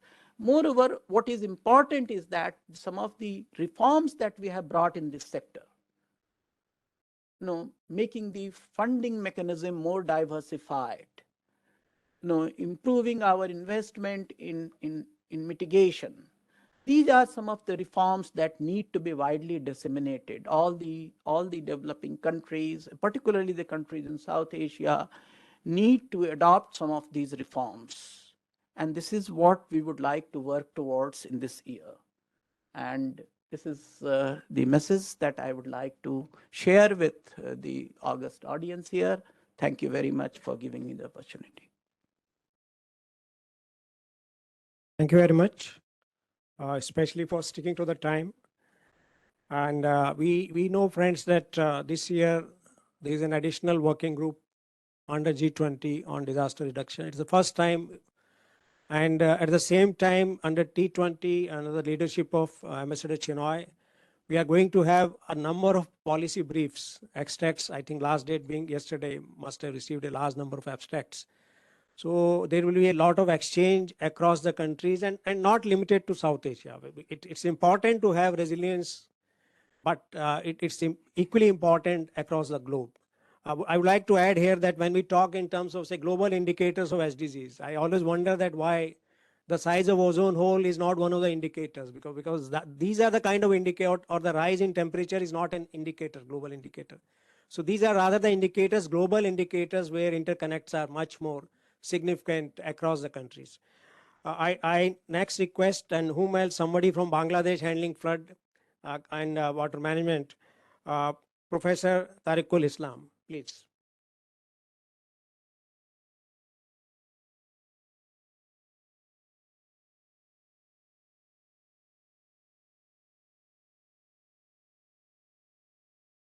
Honorable Chair, distinguished participants, good afternoon. Already past 12 p.m. and I would like to extend my sincere thanks to the organizer for inviting me. It's an honor and privilege for me to attend an important event like this.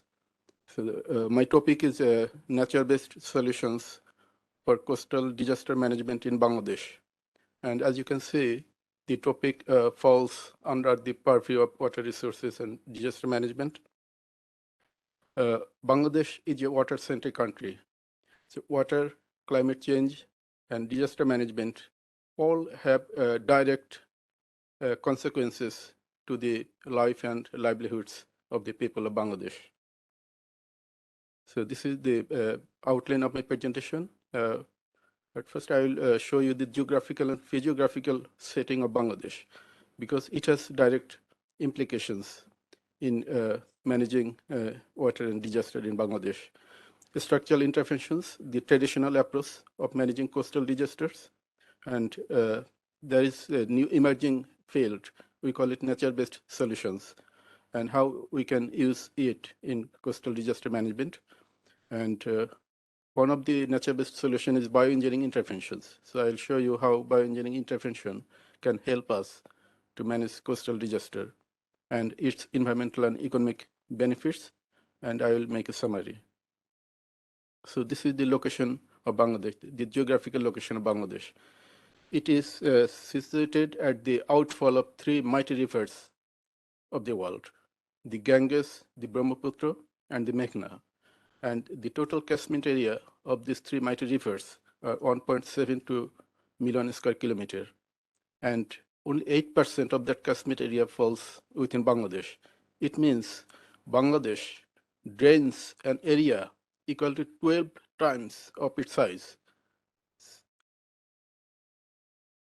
And Bangladesh is predominantly a low-lying flatland country. You can see 80% is flatland. What does it mean? It means if an extreme flood event occurs in Bangladesh, 80% of its land can be inundated. And we call Bangladesh is a land of rivers. And numerous rivers, interconnected rivers, one of the largest networks of rivers in the world. And all the rivers, except those of the southeast hydrological region, belong to the Ganges Brahmaputra Meghna basin. And Bangladesh is also a delta country. In fact, the Ganges, Brahmaputra, and the Meghna rivers have built the largest delta in the world, also known as Ganges, Brahmaputra, Meghna Delta. And the great Sundarban mangrove forest, a World Heritage Site, lies inside the Ganges Delta. The Sundarban mangrove forest is shared by both India and Bangladesh. So these are the key physiographical features of Bangladesh. A flatplain country, 80% is flatplain of the total land area of Bangladesh. It's a delta country, in fact, the largest delta, and a country of rivers, one of the largest networks of rivers in Bangladesh. So these geographical and physiographical features are highly relevant in the context of water, flood, and disaster management in Bangladesh. So here are the natural disasters in Bangladesh: floods, cyclones, droughts, storm surge, tidal surge, tornadoes, earthquake, river erosion, waterlogging, rising water, soil salinity, landslide, lightning, etc. And out of all these natural disasters, other than earthquake, all are related to hydrometeorological phenomena. And as I mentioned, Bangladesh is a flat-plain country and water-centric country. So all these natural disasters, we need to manage in an intelligent way. And Bangladesh, look at this table, 10 deadliest natural disasters since 1900. And out of these 10 disasters, 3 were cyclones, which happened in the Bay of Bengal. And 2 deadliest disasters, that means the 1970 Vola cyclone, in with 500,000 people were died due to that cyclone.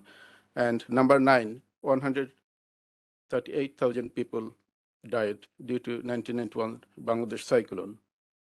And the number 8, the 2008 cyclone Nargis, we call it Nargis, is generated in the Bay of Bengal, and it hit the Irabati coast in the Myanmar. It was so the Bay of Bengal is a breeding ground for catastrophic cyclones. In fact, on an average, 80 tropical cyclones are formed every year all over the globe. And out of this, 10% happen to occur in the Bay of Bengal. So we call it, can call it a breeding place for catastrophic cyclones. And you can see the whole coastal region of Bangladesh are vulnerable due to this catastrophic cyclones. So how can we manage those cyclones?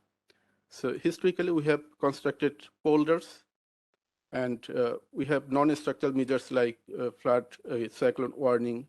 We constructed cyclone shelter to evacuate people and take them to the shelter. And we have also other structural options. We can build seawall, breakwater, bulkhead, groins revetment for coastal disaster management. Coastal disaster management in the context of coastal flood, tidal surge, storm surge, and coastal erosion. In fact, in Bangladesh, almost all the rivers are alluvial in nature, so they're highly susceptible to erosion.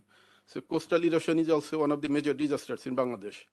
So these structural interventions can be applied to check the coastal erosion and also the storm surge inundation.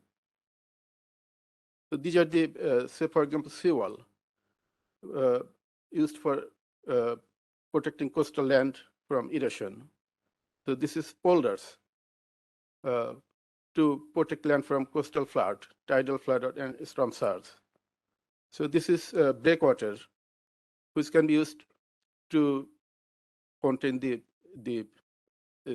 devastating effects of cyclones and tidal waves. And this is bulkhead, again for coastal land protection. And groin, again used for coastal erosion protection. And revetment also used for coastal erosion protection. But all these structures, they are highly expensive and difficult for a developing country like Bangladesh to afford it. And in the long run, many of the structural measures have been proven to be pitfalls of the development. So the structural measures undertaken at both national and local levels to mitigate cyclones have been inadequate and often economically inefficient for developing countries like Bangladesh or countries like in South Asia. So what can we do? What alternatives can we have? So one alternative is nature-based solutions. And IUCN defines it as nature-based solutions are actions to protect, sustainably manage, and restore natural and modified ecosystems that address societal challenges effectively and adaptively, simultaneously benefiting people and nature. And nature-based solutions are undermined by the benefits that flow from healthy ecosystem, and they target major challenges like climate change, disaster risk reduction, food and water security, biodiversity loss, and human health, and are critical to sustainable economic development. So So there is a gradual shift from hard engineering intervention to soft engineering measures. Because engineering interventions, the hard engineering interventions, they're highly expensive, and performance of hard engineering interventions are questionable. Sustainability and environmental considerations are also important. And the nature-based solutions are adapting to the climate change, and it has long-term benefits. So bioengineering intervention is one such type of nature-based solutions. It is used for water and disaster management, for soil reinforcement, and for steep slope protection from slope. So treating steep slope soil instability, erosion control, and more importantly, coastal protection. So this is the normalized difference vegetation index map. So NDFI indicates the denseness of the forest cover. So out of this mapping, you can see the lack of dense vegetation in the coastal zone between 1990 and 2005, and denser vegetation increasing in the central coastal zone of Bangladesh. I will show you in the later slides how it implicates the effectiveness of the coastal forest in reducing cyclonic storm surge and wind speed.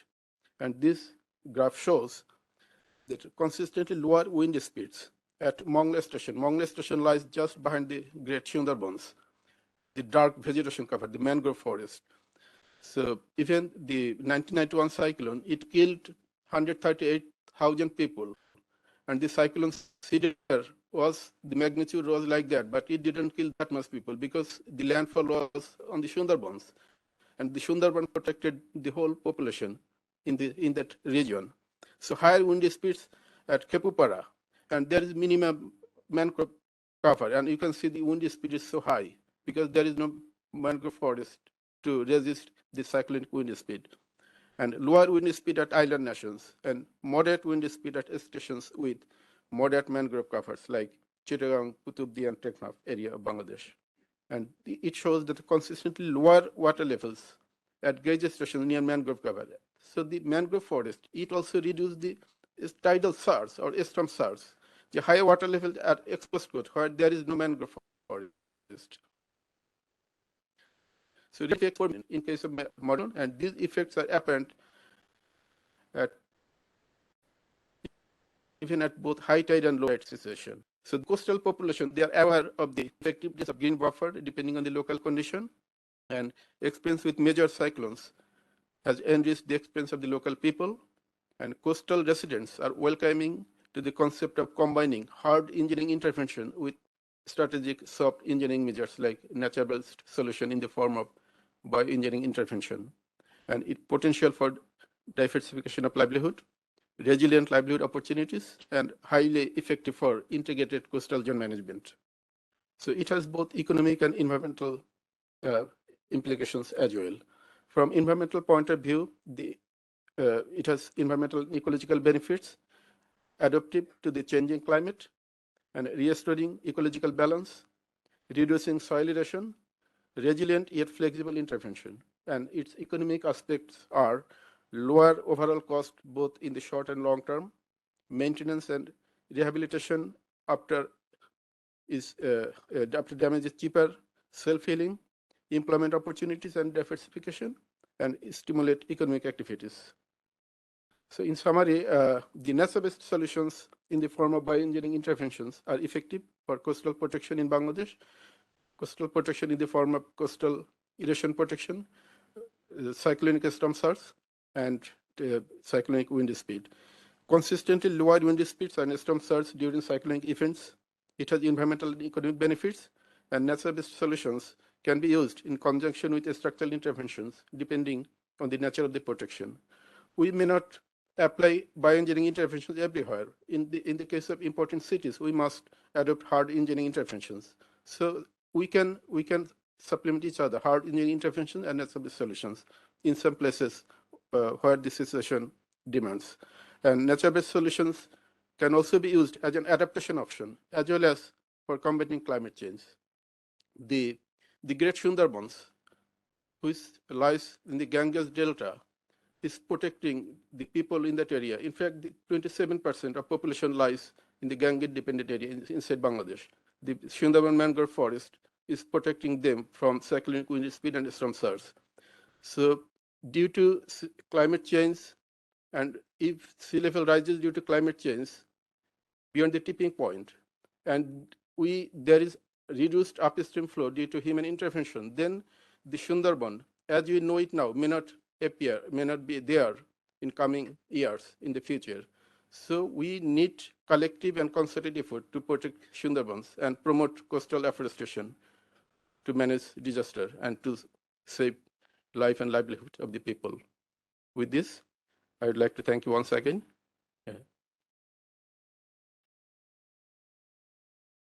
Thank you, Professor Islam. And it was really very insightful. I recall when I was in Niti Aayog, and many of you may be knowing that our Honorable Prime Minister happens to be chairperson of the Niti Aayog also. And he had started one scheme, soil health cards. Today, we have more than 210 million soil health cards. One of the benefits is that as a farmer knows how much is the farm requiring of chemical fertilizers or other fertilizers. So it doesn't go for excess fertilizers.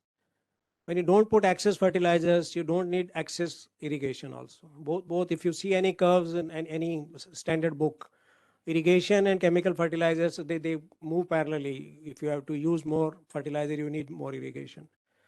That leads to soil erosion. And then eventually silting of dams and these kinds of problems, the expanding deltas. So that's one area. One more way out has come, what we call payment for agroecological services or payment for ecological systems. So here, the downstream farmers, if they feel that their dams or water bodies are getting silted, they have a tie-up with upstream, and some payments are made to the upstream. So you are basically internalizing the externality, and it's a win-win situation. In the process, small farm holders earn something also. So these are the things being tried and globally to redress it. Now I'll request our next speaker, Madam Dr. Manisha Ramesh from UNESCO. She handles sustainable innovation and development in India.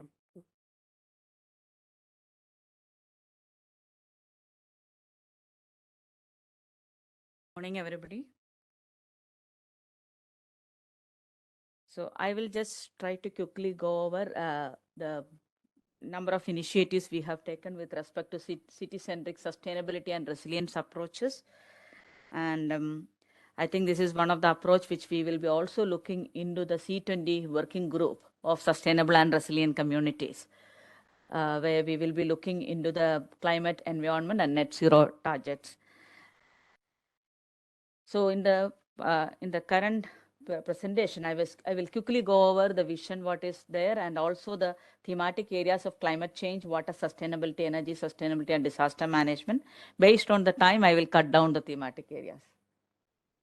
So how this has evolved in the Amrita University is through the visionary which came through the leadership from the famous humanitarian Mata Amritandamayi Devi, who is the current chair of the C20 also.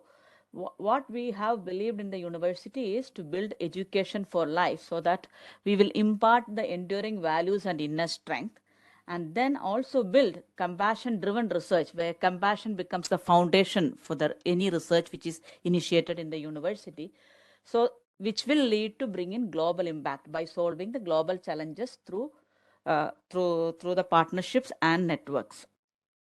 So how did we actually made a change in this is trying to work with our students and faculty and also with the communities for raising from self-centered goals to selfless goals, building solutions that are useful for others, and then making people and communities happier by reducing their suffering with the center as compassion. So what is the pathway for empowerment which we have looked forward is, it should be compassion driven, and then empower the youth, and through empowering them, you empower the citizens, leading to empowering the community. I will quickly take you through that process, where we have built an ecosystem which actually built in a program called Live in Labs program, which is an experiential learning program implemented in the university to work with more than 108 communities all around the country, the multicultural perspective they are working, and interdisciplinary research initiatives and global partnership, and also sustainable building sustainable and resilient community resource centers, which is envisioned for bringing in inclusive engagement and empowerment approaches and solutions. So the major thing what we wanted was, we wanted to have a cycle where we empower the student and the community to measure whatever they are doing, map whatever they are doing, monitor them, benchmark with the communities nearby, bring in the interventions and come up with the policy recommendations what they can take forward. So here we have actually come up with three main things where, as I said, that an experiential learning program with more than 108 communities, then a hub and spoke model of research center where you will have some 14 to 15 communities which will act as the hub, and the spokes will be 200 other communities which are connecting to them, where they will, these communities, the hub will act as resource centers. And all these are connected through geo-enabled platforms called a free platform, which and a mobile application which help them, the community, to do things by themselves. So in the Live in Labs program, what they have done is how the students can be equipped to bring in the theory into practice, and at the same time bring in the integration of multidisciplinary approaches to bring in sustainable solutions. And different challenges in each of the communities has been addressed, has been looked up into it, and work with community to co-design the solutions.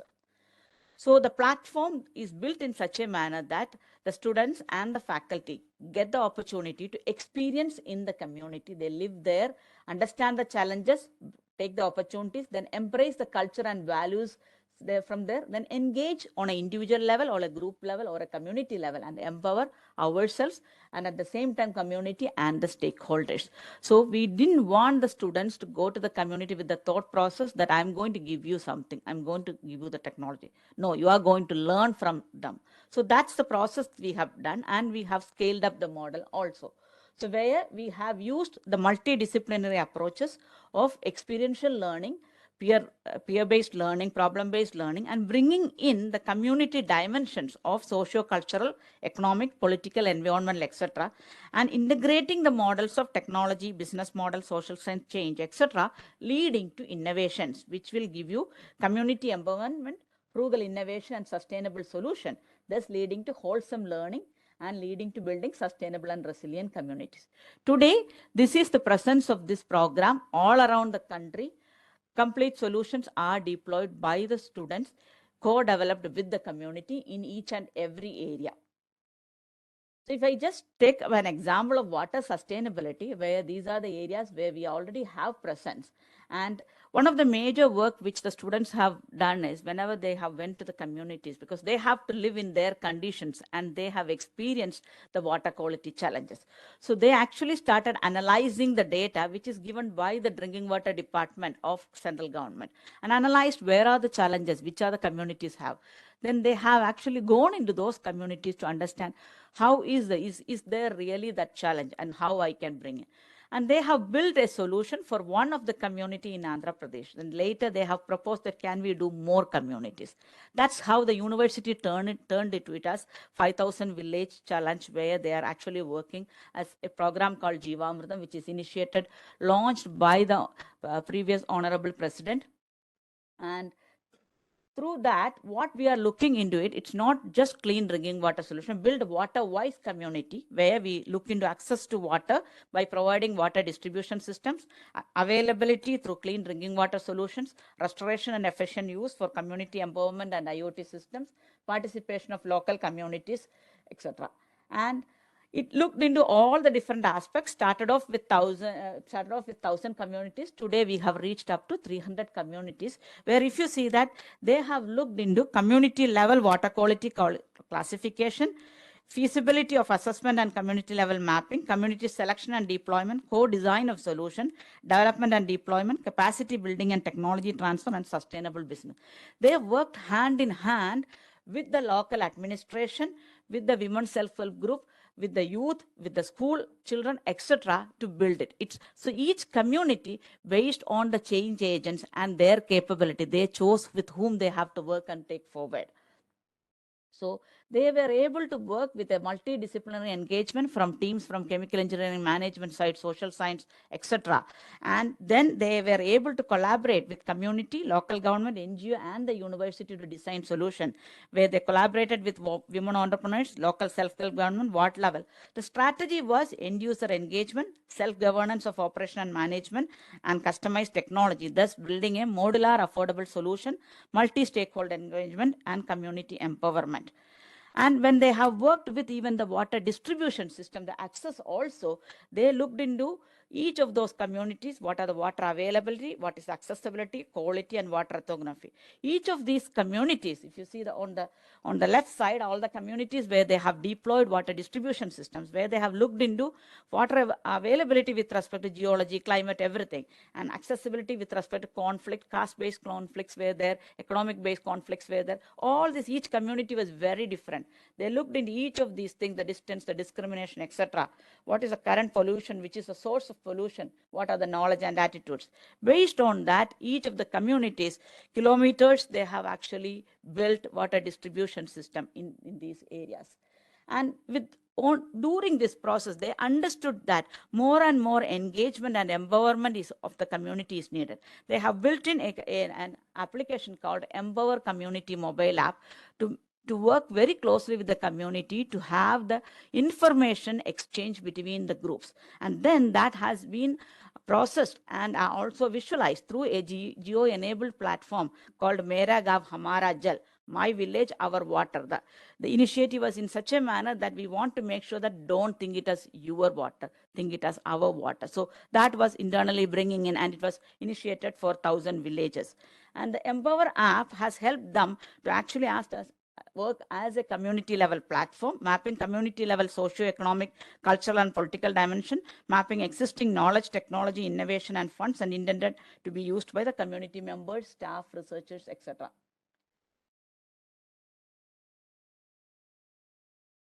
Can you move to the next slide?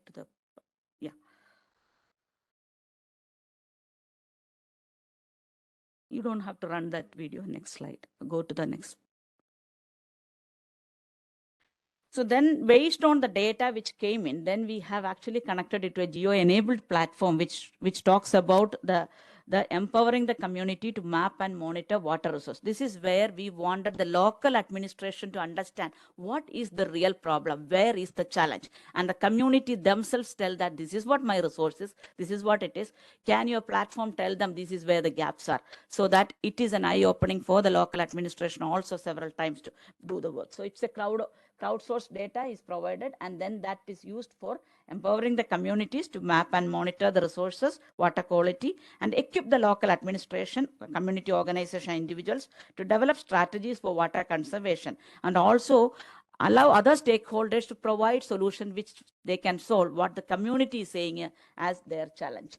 And it has actually brought in a geo-enabled environment which gives you this. Can you go to that link? So basically, if I just show you here, each and every member who actually input their data over the mobile application gets reflected in this particular in this platform. The other one. Yeah. So in this platform where each community member will input what is their water resource, where is their toilet, what is the average water use, what are my surface waters available. Based on that, the data gets collected, and based on that, it will come in the policy recommendation. So today, if you see that number of households are there, number of households with toilets is 737, number of houses which the data today we have is 797. If you click on the top household on the right side, yeah. So it will basically give you the details what they have entered. Basically, this is in actually Odisha, and the owner name is Shyamji. They have entered this, what water usage they are doing, the volume of their water head tank. Can you come down? The daily water usage, the house members, current water. They also put images and videos which shows what is their source, etc. So it is a very relevant data, very useful to the local administration and other stakeholders to understand how the community is performing. Now, can you go to the other one, the SRI platform? The earlier one which you have opened. Yeah, I'm just finishing. So the other platform which you have opened.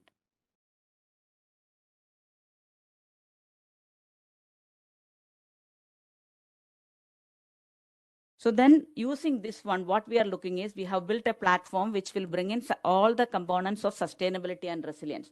So it basically builds in the sustainability and resilience indicators and then empower the community to collect this data so that they are able to assess it. So if you see here, there it will give you based on the data which has been inputted, it will give you what is the data for the water, health, education, agriculture, skill base, etc. If you click on the water, could you click on the up? It will give you the details of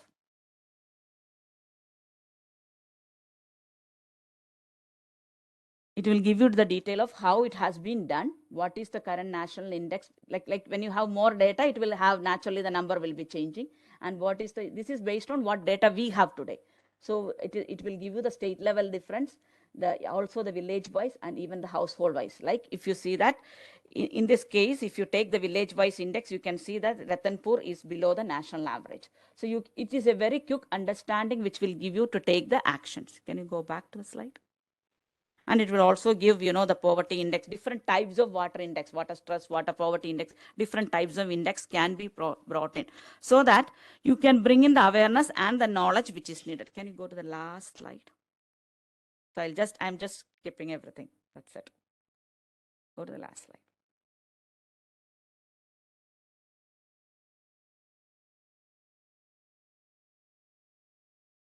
So up. No, up. Up. No, wait. Come down.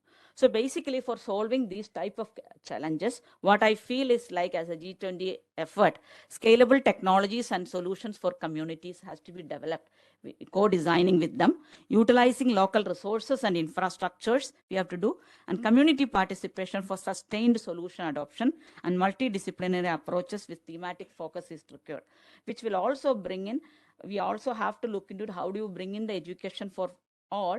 Through this, they will get the empowerment to take care of the disaster management or accessible healthcare or water and energy food. Next slide, please. So if you see that today what we are lacking is we always do understand some user needs, we do an innovation, but we always forget the side of whether the technology will get adopted or how do we sustain. So it is important. Next slide, please. It is important to actually to bring in the solution in such a manner. Approaches need to be developed to make sure that you are concentrating on adoption and sustenance and user needs. They have to come together so that the innovation is built in such a manner. And this will require, very importantly, bringing in the experience, the embracing and engagement and empowerment. Then only we will be able to bring in a sustainable solution. Thank you, everybody.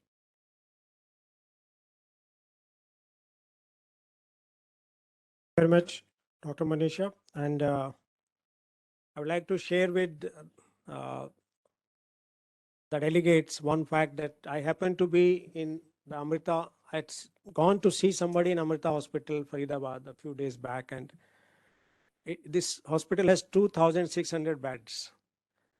And one of the aims is to bring the cost of hospitalization down. So you have shared so many other aspects also, especially live-in labs is one concept. So I'm sure that with the distinguished panel with us, the kind of international best practices we are learning, and we'll learn more from the next speakers. Sonam is already there. Please go ahead. In the interest of time, I came to the podium. Thank you. Thank you for having me here. Basically, I'll be talking about the Ramsar Convention and the wetland conservation in Asia. So before I start my presentation, I'd like to ask just to get the, the audience, whether you know about wetlands. Can you raise your hands if you know what wetlands are? Not a lot. So what I'm going to do is I'll start my presentation off with wetlands and the importance and the Ramsar Convention on wetlands. Have any one of you all heard about the Ramsar Convention? 3 out of the many people. Okay, still it's maybe around 20% in this hall. So I'll be talking about the Ramsar Convention on wetlands, and then talk about the global wetland outlook, how the conditions of the wetlands are, and basically touch upon the wetland conservation in Asia, what the practices are, basically touching upon the 2 big river basins, the most contentious, the Ganges, Brahmaputra, and Meghna basin, and the, can you guess the other one? Can you guess the other contentious basin in Asia? No? No? Okay, I'll keep it as a surprise so that you'll be, you'll be here. And then I'll talk about the challenges and opportunities and the key steps in regaining healthy wetlands, and then what we can do together, and then talk about a bit on the Ramsar strategic plan, which is sort of embedded, or if you're achieving the SDGs, how are you achieving the Ramsar strategic plan? So it is all integrated, and you'll get a grasp of what we can achieve all together. All right, so wetlands, most people usually when they think about wetlands, they think about paddy fields, right? They think about artificial water bodies. But wetlands, if you look into the Ramsar definition, wetland includes all water bodies, that is lotic, lentic, lakes, rivers, underground aquifers, swamps, marshes, anything that harbors water is an water ecosystem, is a wetland. So imagine, wetland, the topic wetland is actually very, very interesting. It's quite, because my audience or the people that I usually hang out with or, work with are mostly wetland people. So we sort of have the same language, but I do understand that this audience is a different audience, which doesn't mean that I don't like this audience. I really like this audience because it means I'm talking something that you have not heard about, or maybe you have heard about it, but you really didn't put any thought into it. But wetlands are the area where there is a lot of interdisciplinary actions, a lot of, a lot of contentious things happening. And, that's the breeding ground for everything that is happening in Asia as well. So it's for defense studies or anything. Wetlands are one of the key areas that you should be looking into. And it's basically, it's very diverse, and it's one of the most productive ecosystems. That's where all the animals are. That's where all the humans are, and that's where our water, energy, food nexus is. So wetland is the ecosystem that is where you'll find, if you're interested in the nexus, in the food, water, and energy nexus, wetland is where you should be focusing on, and your researches and everything should be sort of, culminating into this particular area. Sorry, I'm overselling wetlands, but wetlands, I'm very passionate about wetlands, and I think, I believe in, actions. I believe in, yes, policies, dialogues, but I also try to, as much as possible, balance my life out with actions as well. So in my work with wetlands, I've tried to be in these contentious areas as well. I've worked in both the Meghna Ganga and Brahmaputra basin, as well as the other basin. I'm still not giving you the name. So basically, the importance of wetlands, right? It is not only limited to the provisioning of the adequate quantities and quality of water. Wetland acts as sponges. It's basically the kidney of the world. That's where your water gets pumped, cleaned. The air gets pumped, the air gets cleaned as well. So it not only, harbors the good quality of water as well as the quantity of water. So you're dealing with both aspects of water. And all the services, all the ecosystem services, I think the chair mentioned about the payment for ecosystem services. That's also one of the tools that ensures that wetlands are protected and the upstream downstream linkages are there. So even in terms of climate change mitigations, we were talking about nature-based solutions. Nature-based solutions is basically wetland conservation, wetland management. And disaster risk reductions, energy and food security, these are all sort of, connected towards wetland conservation. If you conserve wetlands, you're achieving these things. So wetland ecosystem services far outweigh all the terrestrial ecosystems. It's where, it's like the breeding ground of everything that you can really achieve. And if you have healthy, functioning natural wetlands, they are critical to human livelihoods and sustainable development. So if you look into the SDG 6 and SDG 14, these two SDGs are very clearly linked to wetlands. And of course, all the other SDGs are also kind of linked, but these two are directly linked to wetlands. And SDG 6 is, there is SDG 6 point, one of the, reporting mechanism is on the condition of wetlands. Then, so wetland ecosystems and values are increasingly used as nature-based solutions. I've already mentioned this. This is, even in all the dialogues that we have in the wetlands and the Ramsar conventions, we have extensive discussion on nature-based solutions and the terminologies and what it means. And, I will share you an anecdote, I won't mention the country, I won't mention the office, but I was sitting in a meeting where they were discussing about nature-based solutions, and it was basically a big project that was going to come up on nature-based solution. And the team there didn't really understand what nature-based solution was. And the solutions that were being given out, panned out, was all engineering solutions. And I think we touched upon that yesterday as well, that many of the mitigation works and many of the disaster mitigation works are usually it's, the recommendations are always engineering, structural. But if you go for nature-based solutions, the long-term impact is, there is long-term solution to it. There is less, you reduce the disaster as well. And most importantly, you reduce the unintended consequences. I think most of us, even in our lives, even if in our work, we try to do, we try to be the Superman or the Superwoman, right? We try to bring in solutions. We try to solve things, but we end up having unintended consequences. It's not because you're bad and you want to destroy the land, but you're doing it with another intention, but you end up destroying something else. So I think, munch on that, munch on the unintended consequences and everything, I think the group here is a mix of practitioners as well as policies and research and all.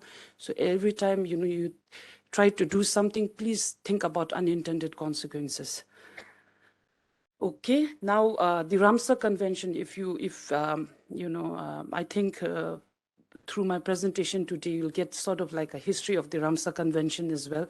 It's actually the oldest environmental treaty that was signed in 1971. It even dates back to all the other conventions. So it's one of the oldest, and till date, it started from 18 countries, and now we have 172 countries.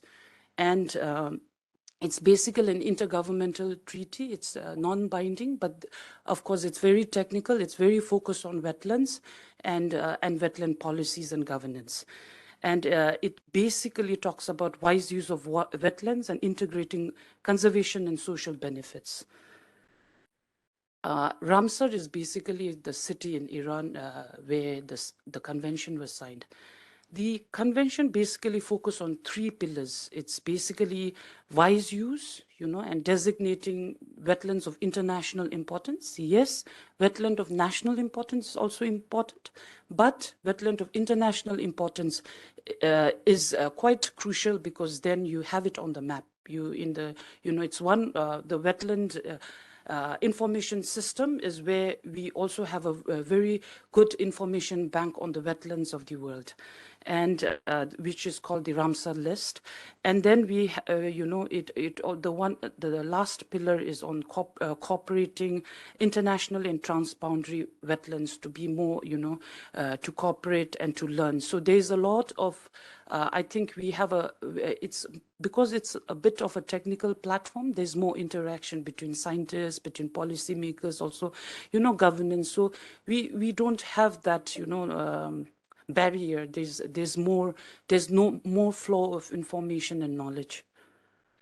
Okay, the Global Wetland Outlook. So we've had two big publications. The first one basically looked into the status of the wetlands, and the second one where the author, the chair was China. So it just came up last 2022. We had the latest publication, and it basically was the addition of what was left out from the previous publication. And basically it looks into increasing the recognition and the importance of nature for health, and basically mental well-being, and highlighting with all the lockdowns, because I think 3/4 of all the diseases in the world are zoonotic diseases, and that come from wetlands, waterborne, and I think there was a mention of that earlier on as well. So considering that, and considering that we had this whole I don't know if you all have still grasped that we have, I still pinch myself that we went through the pandemic. I can't still think, oh, we went, the entire world went through that. So it's with that in mind, I think wetland conservation also becomes quite important. Wetland extent and condition continues to deteriorate globally. Wetland plants and animals are therefore in crisis, with a quarter of species at risk of extinction. I think some of you all might be foresters, botanists. You all know that if you are an ardent, if you want to go bird watching, you go to wetlands, you go to water bodies where you want to, spot birds. If you want to do, wildlife survey, small mammals, big mammals, usually we try to lay out plots in the wetland areas, or, wherever there is water bodies. These are the hubs where you'll find biodiversity, and these are deteriorating, and basically there are many drivers, basically mostly man-made, climate change, of course defragmentation, all of that. Then we have climate change and occurring faster than expected, with thresholds crossed and major changes inevitable for wetlands and people. I'll touch upon that with a personal anecdote of, I have a picture of, what I've seen in my lifetime. And of course, many of you all might also have noticed that wetlands are disappearing. That's one of the ecosystems which is very important for us, but it's disappearing. And of course, impacts of agriculture on wetlands. That's one of the major, because we have chemicals in, we use chemicals in agriculture, right? So that also deteriorates the wetlands. And I'll try to go quickly, because I think we're nearing lunchtime. So we have one more session. Oh, okay. All right. Late lunch. Bear with me. So wetland conservation in Asia, basically in Asia, we have 34 countries who are contracting parties in the Ramsar Convention, and 402 of the 2,471 Ramsar sites in Asia is in Asia. So, and of course, the most important, the transboundary wetland management is also in Asia, right? We have the Ganga, Brahmaputra, and Meghna, and the Still no answer? Mekong, yes. Thank you, sir. So Mekong is one of the most contentious river basin, right? I had the privilege to work in both of these basins, and I mentioned earlier on that, try to balance out between, just talking and really doing things. So that was like, one of my, most cherished memories to have worked in these two areas.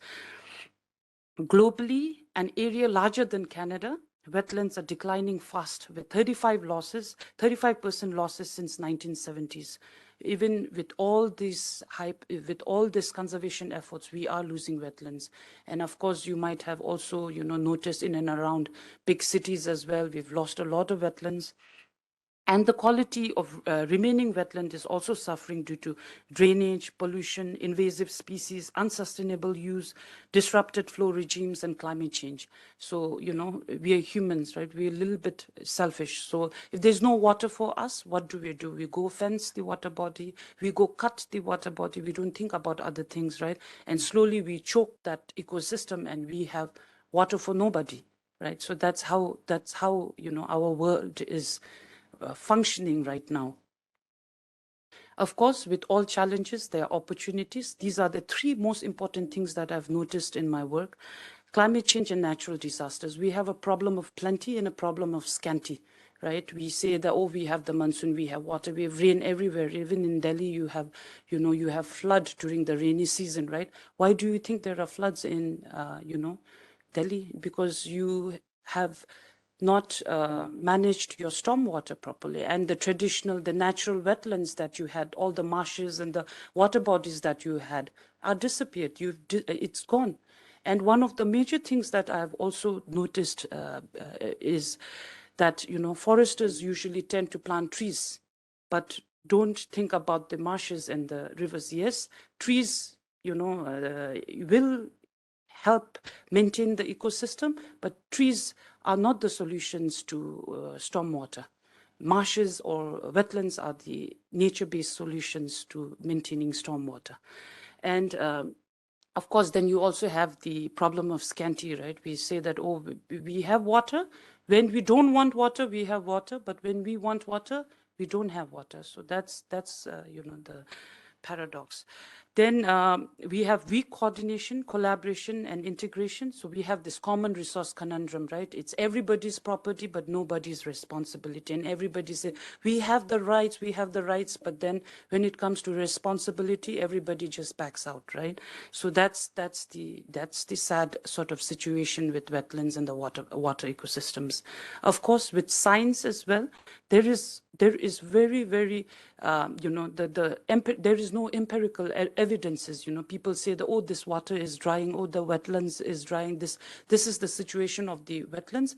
But in order to have good science, you need data, and the data is not there. You don't have series data. Most of the time, you know, the informations are anecdotal. They are not really, you know, there's no empirical evidence supporting it. Then we have uninformed decision-making processes. When decisions are made, right? Decisions are sometimes top-down, and you don't really look into the research, the data, and the knowledge behind all the the information that is required to make those decisions. So these are most of the challenges, but of course we do have opportunities with it as well. So the key steps in regaining healthy wetlands, right? These are opportunities that we can have by knowing that wetlands are important, wetlands are deteriorating, wetlands need to be saved. So we have steps for it, right? You have to enhance the network for Ramsar sites because there'll be more coordination, more collaboration, and integrate wetland into planning and implementation of sustainable development goals, strengthening legal and policy arrangements to conserve all wetlands, implementing Ramsar guidance to achieve wise use. So how to, you know, how to manage the wetlands to reduce unintended consequences. There are toolkits, there are guidelines, there are experiences that we can share among each other. So like, you know, if I have a problem in my country with one of the wetlands, I can just call a friend in Sri Lanka or in India who I know have worked on wetlands, and I get the information and get the know-how. So there is this network, there's already this network, informal network that we have formed, and we are in constant touch. Then applying economic and financial incentives for communities and businesses, ensuring participation of all stakeholders in wetland management, and improving national wetland inventories and tracking wetland extent.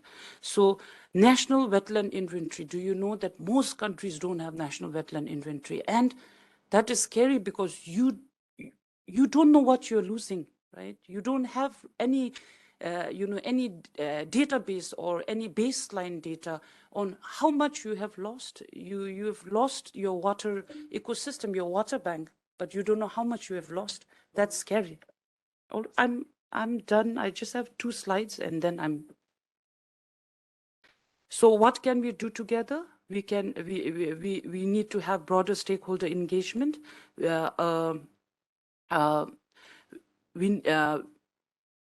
A confluence of international policy can provide a powerful framework for change. Meeting the climate challenge requires ambitious wetland conservation restoration across societies. And then, of course, many of these cities in Asia are densely populated. This is where we need wetlands, and this is where we don't have wetlands. So I think there should be a drive towards having wetland cities as well. Sri Lanka is the best example. Sri Lanka recently, in the past few years, have designated the city as the Ramsar city. And enhanced integration of coordination across agriculture, urban development, and wetland management sector is paramount. And we need major changes in the global agriculture system so that we stop wetland deterioration. Of course, then comes the Ramsar Strategic Plan of 2016-2014. Oh, what happened to the picture? But actually, the picture is the integration between SDGs and the Ramsar Strategic Plan. Basically, Goal 1, addressing drivers. Goal 2, effective conservation and managing Ramsar site networks. And Goal 3 is to widely use all wetlands, and Goal 4 to enhancing implementation. Thank you. Thanks a lot. I'll not be touching upon, but it was an excellent presentation. Time was short, but especially nature-based solutions which came out in the presentation are worth emulating. So I'll thank the organizers, and I thank my panel and the distinguished delegates. Thanks a lot. Thank you for an insightful discussion. It is now time for us to commence the 5th working session on boosting resilience and regional growth. The chair for this session, Dr. Nisha Taneja, is a professor at the Indian Council for Research on International Economic Relations. She is also the co-chair of T20 Task Force on Reformed Multilateralism. I also welcome the speakers of the session. Dr. Ganeshan Vignaraj, who is joining us online, is a professorial fellow in economics and trade at Gateway House in Mumbai and senior research associate at ODI Global in London. It is my privilege to also welcome Dr. Shankar Sharma, the ambassador of Nepal to India. He was the vice chairman of the National Planning Commission and a senior economic advisor at the Ministry of Finance in Nepal. Also joining us online is Professor S.K. Mohanty, who is serving at the Research and Information System for Developing Countries. He is currently the co-chair of T20 Task Force 1 on Macroeconomics, Trade and Livelihoods. I also welcome Dr. Zaw Wu, who is the Executive Director of the Center for Economic and Social Development in Myanmar. Finally, I welcome Dr. Mahfouz Kabir, who is the Research Director at Bangladesh Institute of International and Strategic Studies, Dhaka. I now request the chair to kindly commence the session.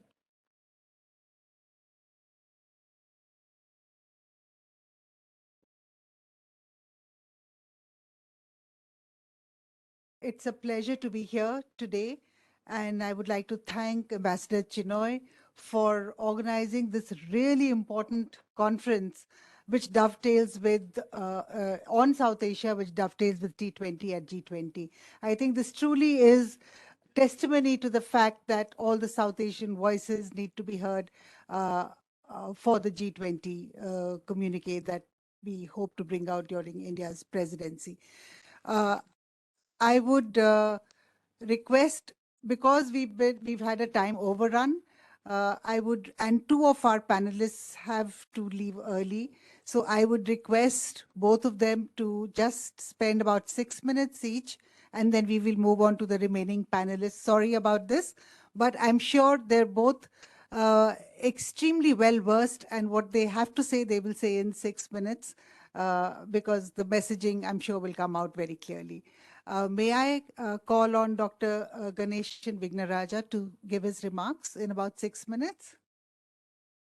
Thank you very much. I have a PowerPoint which I won't really use, but I wonder if the conclusion slide can be just flashed up so that I can just talk in 6 minutes, as you have said, Madam Chair. While they're flashing up the conclusion slide, if the conclusion slide can be flashed up, it's the very last slide in the presentation. So really, I'd like to start by just thanking IDSA and Dr. Chinoy and also Gulbin Sultana for their excellent organization. The first point I really want to make is that we are in the world of a polycrisis, And this polycrisis is a very multifaceted crisis. I mean, the sum of its kind of whole is much greater than we had thought. And the four kinds of tensions are, we have these geopolitical tensions, West versus Russia and China. We have the lingering COVID crisis, which is a second aspect of this polycrisis, and the humanitarian problems that come out of the Russia-Ukraine conflict, which have massively jumped food prices, affecting the poor. And we have tightening global monetary conditions as the third aspect of the crisis. And the last aspect is that we have this slowing growth in the major engines of the world economy, EU, US, and China. And although the IMF is now saying that the crisis will not be as bad as we think in terms of its global economic impact, world growth is going to slow quite dramatically from some 3% odd in 2022 from the IMF estimate to some 2.5, 2.8, some number of that magnitude. So there is a slowdown. The real question is, can the world economy avoid this world recession? So that's the first point I want to make. The second point I want to make is really about South Asia and the impact of this polycrisis, multifaceted as it is, has a devastating impact on South Asian economies. And, there are basically a two-speed kind of story. You're seeing India, Bangladesh, and Maldives, which have reasonable growth, that is 6%-ish, according to the IMF's forecast, with inflation of under 10% in 2023 for both numbers, versus the rest. And in the rest, you have Pakistan and Sri Lanka that are seeing terrible growth prospects. Sri Lanka, in particular, is going to have negative growth in 2022 and negative growth probably in 2023. Pakistan has a massive deceleration in growth, and inflation is 20-30% even higher in these two countries. And there's a really strong risk of debt crises across the region. Sri Lanka, of course, is in debt default. And this is causing misery to the populations of South Asia. And, estimates vary widely, but multidimensional poverty is very widespread. And, 4 of the South Asian countries are either in IMF programs or are trying to have staff level agreements going to board level. So that's the second point I want to make. The third point I want to say is that regionalism across Asia, that is between South Asia and East Asia, appears somewhat promising and can help global recovery.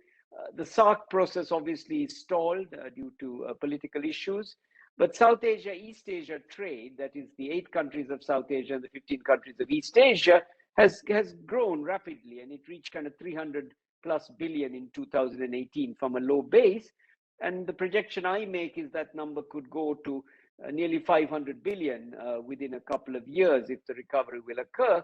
And we have a large number of inter-regional agreements across the two groups. There's some 10 at the moment, but that could become 30 FTAs by 2030. Now, the complex geopolitics obviously means that South Asia, East Asia economic integration may be slow, but some initial impact on, focus on South Asia, Southeast Asia may be useful. Now, to make this happen, obviously the BIMSTEC process is very important, and there are at least 3 priorities that need to be done in the BIMSTEC context. I'll just mention those. The first is to operationalize the BIMSTEC master plan for transport connectivity. Nisha, of course, knows this very well because she's been talking about this for a lot of time. Having a master plan is great, but really, we need to have a very active process of project planning and implementation, and the devil is in the financing. Otherwise, we will never get this large number of billions of dollars of projects done. And we have to have very good data on monitoring this program if we want this to succeed. A second story is really about the BIMSTEC Secretariat, and I noticed that India gave, I think, and Mohanty will correct me here, I think $1 million for capacity building, if I'm right, in this process. Now, we need to do a lot more if we want BIMSTEC to become a viable regional organization. We should really make it trade focused, and we should upscale the Secretariat, and we should also ensure we get the FTA done. And if we can't negotiate the existing FTA, and it's been going on since 2004, we should junk it and start again. I mean, that FTA was for a 20th century world. We're in the 21st century world of supply chains and digital trade, and that FTA is not food for purpose. So my advice is to junk it and start again. Doesn't matter if we spent the energy. There's no point having an old template that's not worthwhile. And the third point on BIMSTEC is really we've got to bring in macroeconomic cooperation in BIMSTEC is to be useful. And we have to look at, East Asia for that. And the Chiang Mai initiative is obviously a very strong process. But maybe the simple way is to start with an expert group on macroeconomic governance in BIMSTEC and try to come up with how central bankers and finance ministers can play a greater role and think of ways of improving the architecture across BIMSTEC. And with that architecture improvement, we have to consider also ways in which we can have a common voice for reforming the fund and the World Bank and making them come in. The last point I want to make is about India and its G20 priority. The first point that's most important in this is really that concrete commitments at the G20 to help poor countries navigate the fallout from the Ukraine war is essential if we want to have some consensus for growth. And then I think the political point the G20 should make is that they should underscore the expectation that Russia should refrain from using nuclear weapons, tactical or battlefield. And I think that should be very strongly put out there. Otherwise, we are in a horrible scenario for the world economy. The second very important point is the debt crisis in developing countries. And the Financial Times this morning brought home to us about the global debt crisis. And the G20 should really take major steps to ease access to timely and affordable IFI lending to deal with crisis countries. And, IMF has $1 trillion of resources, but there are various constraints. The World Bank is underfunded probably, and they are slow in mobilizing. There are too many conditions. I think there's a lot of that has to be done. The common framework for debt treatment needs fixing. It's broken in many places. Only 3 countries have used it, and I think that needs to be much more useful. And we have to have comprehensive data on the part of developing countries and transparency about their debt issues. The Sri Lankan case, sadly, with the China factor was a case in point. And even to this day, we're not quite clear on exactly how much debt we owe China when we take into account all the entities. And we have not been as stellar as we would like. And I think the same problem exists in other countries. The third very important factor is to keep global trade flowing in this era of stalling world economy or an economy that's under crisis. And we should make calls from the G20 to avoid protectionism and sort of have reductions in barriers to supply chains. The second fact is really support of open services markets, which I think are critical, particularly with digital trade being important. And then the last point, which I think is critical, is we have to have global governance. And the WTO has to be reformed, not just in the context of the dispute settlement mechanism, which is the kind of pièce de résistance of the WTO, but also trade information. The negotiating function is much more complex and will require a longer agenda. So I think these items, Chair, I think are very important, and I'd like to put them on the table. Thank you so much for your time.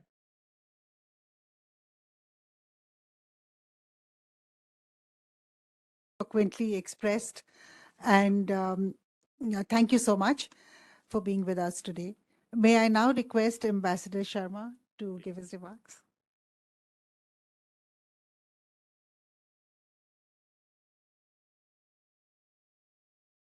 Thank you, Dr. Taneja, Chair of the session, distinguished speakers, Director General, Mr. Chinoy, distinguished participants and friends. First of all, I would like to thank you, IDSA, for inviting me to speak about South Asia and South Asia cooperation.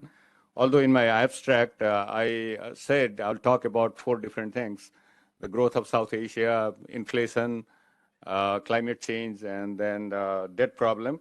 But I think given the time problem, I guess I'll be focused more on the growth and debt problem, and also talk about what can be done in South Asia for greater cooperation in this area.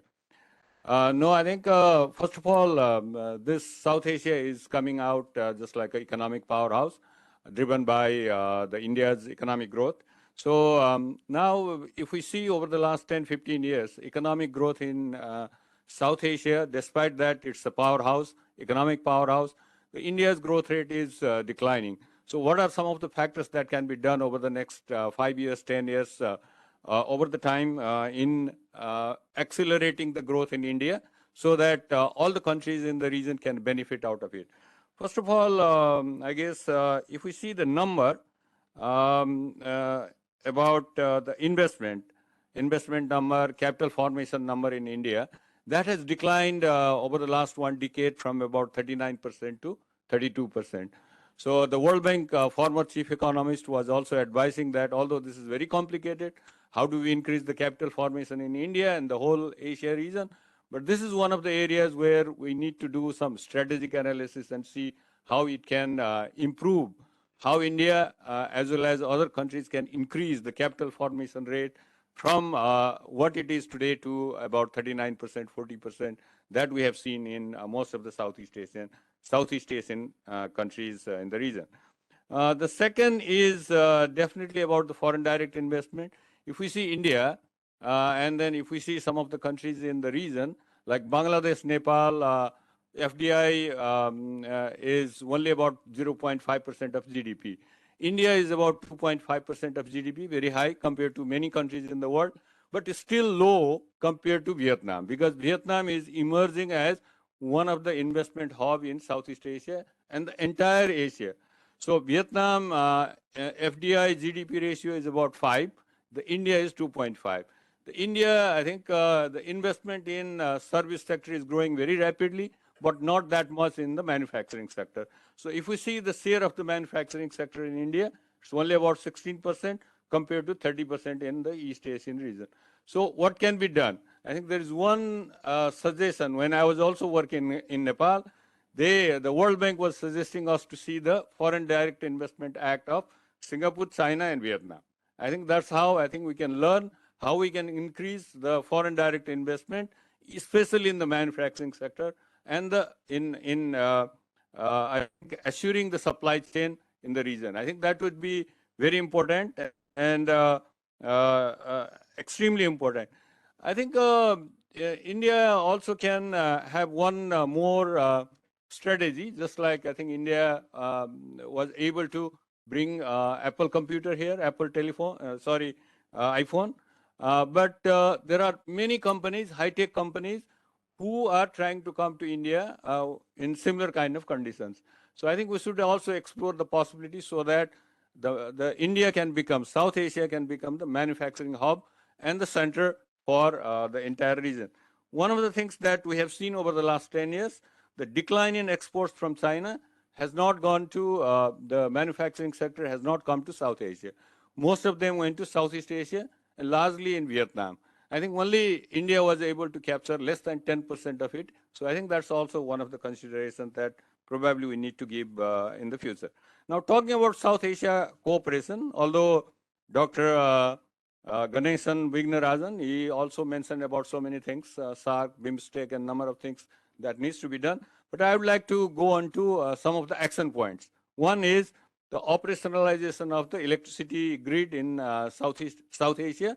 That will help not only the exporting country like Nepal and Bhutan, but also importing countries like Bangladesh, Myanmar, eventually to Sri Lanka, and definitely to India.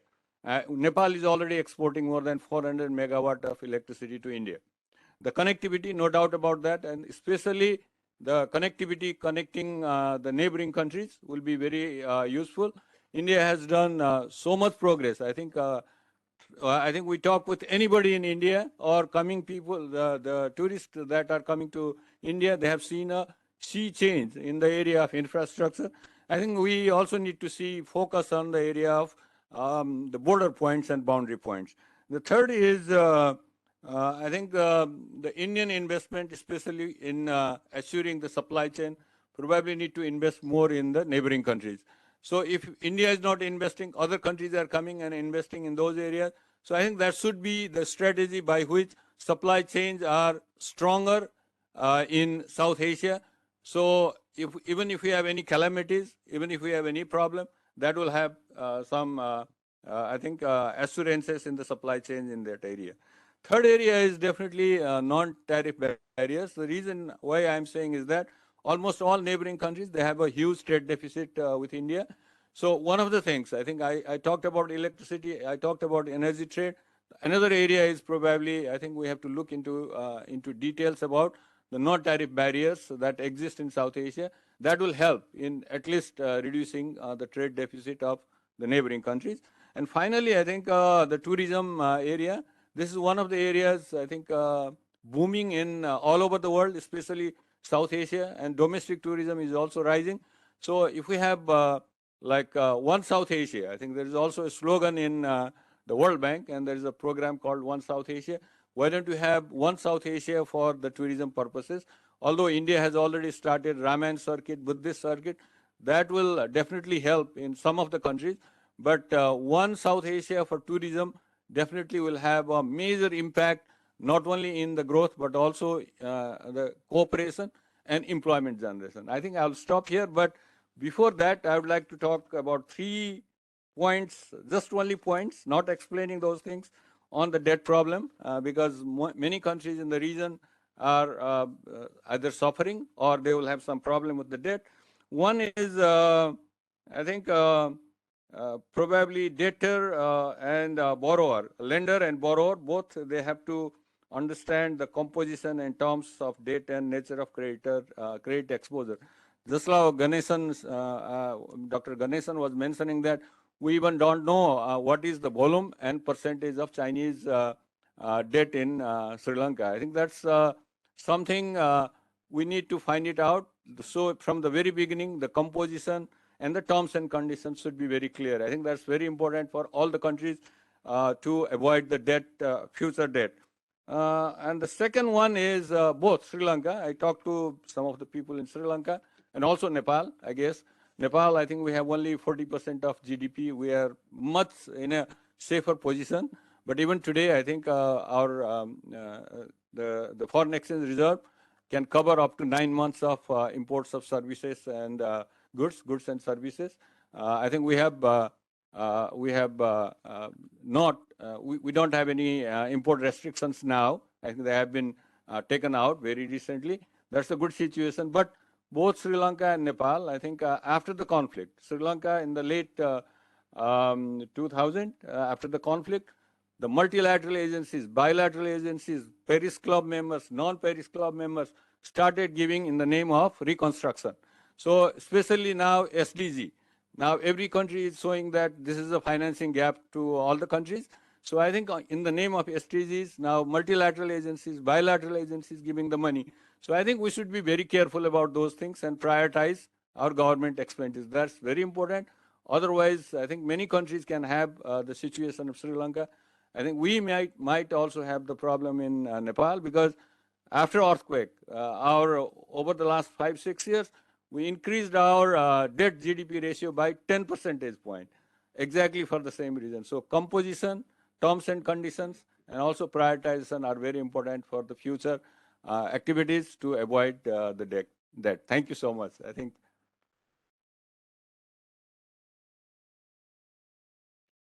Yes, sure. Thank you. Thank you so much. Thank you, Dr. Sharma, for bringing forward some very key issues. And I think on FDI, you very rightly pointed out that we do need more FDI, and that is what is going to help in building resilient supply chains. And I'd like to highlight one very important initiative that India has taken in this context, which is the Production Linked Incentive Scheme. It is a master scheme that India has actually come up with. It's WTO compliant, and at the same time, it encourages both domestic and foreign investment. So there could be nothing better than a scheme like this to draw foreign investment. And Apple is actually an example of using this PLI scheme. And I'm sure in the coming years, this is going to yield results, and we will see a huge increase in FDI inflows into India. But Ambassador's point well taken, that India should be investing a lot more in the region. And maybe that is where we could make more efforts. Now, may I request our next speaker, Dr. S.K. Mohanty, to give his remarks. Thank you, Chairman. I would really thankful to IDSA for giving me this opportunity to interact with this August gathering. I'll be speaking on the resurgence of South Asia, and the present crisis is a very temporary setback, which can be very well overcome, shown. Mm, for the last 2 decades, it has been observed that the region is growing very fast. But in the literature, like World Bank, IMF, it is always, the region is always compared with sub-Saharan Africa. Many policymakers feel that the international trade is very low, around 5%. But the fact is that the region is growing very fast. It is just the double of the average growth rate of the world since 2002 or to 2021.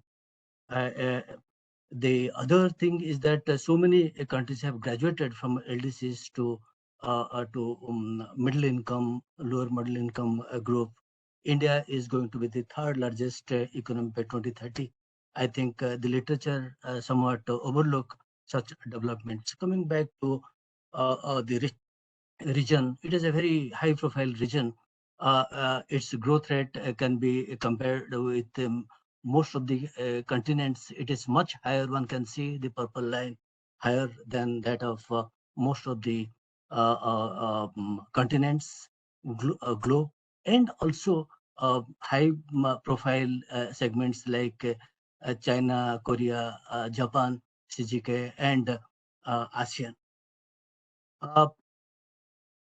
As we see that all economies grow, but some economies grow faster than the others, and that's how some countries really improve their global share in gross world product. One can see very well that how over the years since 2002, despite periodic setbacks in 2008, in 2014, 2020, the global share of South Asia has been growing steadily. But we can also compare with different regional groupings across the globe. That the bold line in all the four graphs showing that how South Asian share is growing as compared to many regional groupings in Africa, Asia, and Latin America. Now, the region is definitely big. I think the literature very well depict that it is a very small, low-performing region. It is not correct. If we add the combined GDP of several regional groupings, what I've seen in the figure, that lower than that of the overall GDP of the region. So that the vastness of the South Asian region. Now, if we look at the trade, both in goods and services, you can see steady growth in trade and services, though the region has got a trade deficit in the goods sector, but definitely it has got a trade surplus in the services sector that is really balancing that the region is a net deficit, but that is very narrow as compared to many other regional groupings. But if we look at the international trade in South Asia, it passes through different regimes. If we see before the formation of South Asia and after the formation of South Asia, it is very clear that it is following a particular pattern. So in 1973, when India and the region was suffered from two terrible situations, war and oil shocks. In 1973, the international trade was peak when there was no free trade agreement. And that thing repeated in 2003. So one can also see that immediately after SAFTA implementation, within 3 years of time, the international trade doubled from 3% to 6.1%. So similarly, one can see that the region has really moved off because of its trade sector. Export-led growth was adopted in most of the countries, but its total trade with the region grew at the same rate as its international trade. But if we divide between different sectors and international trade, the international trade in agriculture is much higher than that of the international trade of the region in manufacturing and minerals. So the real core area where the region can improve its international trade is in the area of agriculture. We have again further divided to see that agriculture is a very contentious region, highly protected region in the region except Pakistan, which is a trans group member. But complete sectoral liberalization may not possible. One should also make very specific ones. So this particular results are very clearly indicating that in two areas of agriculture, prepared food and fresh and vegetable and fruits and vegetable sector are the two sectors where international trade is in double digits. So it is much higher than the average international trade. So therefore, it is important that we should really focus initially in the agriculture sector and more on the value chain segment in the agriculture sector. Here we have done some work recently. There in the value chain, in the three broad areas, downstream, midstream, and upstream areas. In the upstream areas, the bulk of international trade is there. But interestingly, the sectoral trade is growing very fast over the years. And the most critical capital intensive, technology intensive segment, that is a downstream segment, is really maintained steadily, and its share is more or less same. So from the other figure, one can very well see that the large trade is, of course, there in the natural products, but the area like processed food and deep processed food sectors, which is really growing, clearly indicating the regional demand and its reflection on the growing middle income of the region. Now, one as we discussed that the region is always as a trade deficit region with the rest of the world, but the region could sustain such instability when it finds that the bilateral trade deficit may be taken in a different way when it is ultimately contributing to reduction of its overall trade deficit with the world. But here, what we see in the recent years, most of the countries in the second phase of recession suffer with a high trade deficit, and it has to be addressed. Dr. Bignaraj also mentioned about this, and it can happen through international trade. Now, the issue is that how much trade, particularly import, is supported by exports. I think on this ground, one can see that many countries within the region are quite comfortable. Of course, 70-80% of their imports are being supported by their exports. But countries like Nepal, Maldives, and Afghanistan, where the support of export has been too less to promote imports. Looking at the intermediate discussion about the intermediate sector, I think what we have seen that the international trade in the primary and intermediate sector has been quite favorable for the regional economy as compared to their overall trade with the rest of the world. But within intermediate, the semi-processed sector, where the region is more comfortable than the parts and component segments of the intermediate part. Technology intensive trade, that means the technology embedded in a product is the core for having more elastic demand for exports. And here one can see that most of the South Asian countries are both exporter and importer of technology intensive goods. I think the identification products on the basis of technology intensity within a product has been discussed in the literature from PIBIT to OECD, LAL, subsequently other works one can see.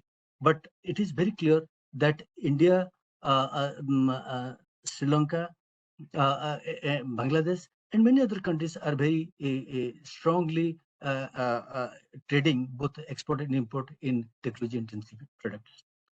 Now, the region has indulged in rapid trade liberalization during the period of buoyancy between 2002 to 2007, but it really slowed down during the phase of recession.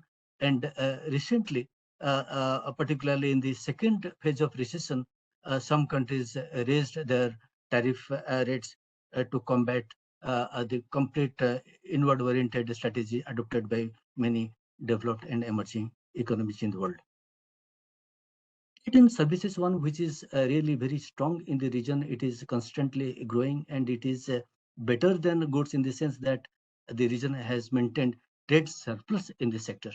So it is important. And in terms of foreign direct investment, I think Ambassador Sharma discussed about foreign direct investment, particularly in the second episode of recession between 2014 to 2021.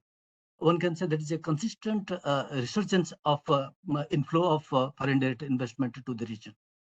And I do admit that the regional potential in this sector is not yet really tapped. Therefore, outward foreign direct investment has gone down in recent years.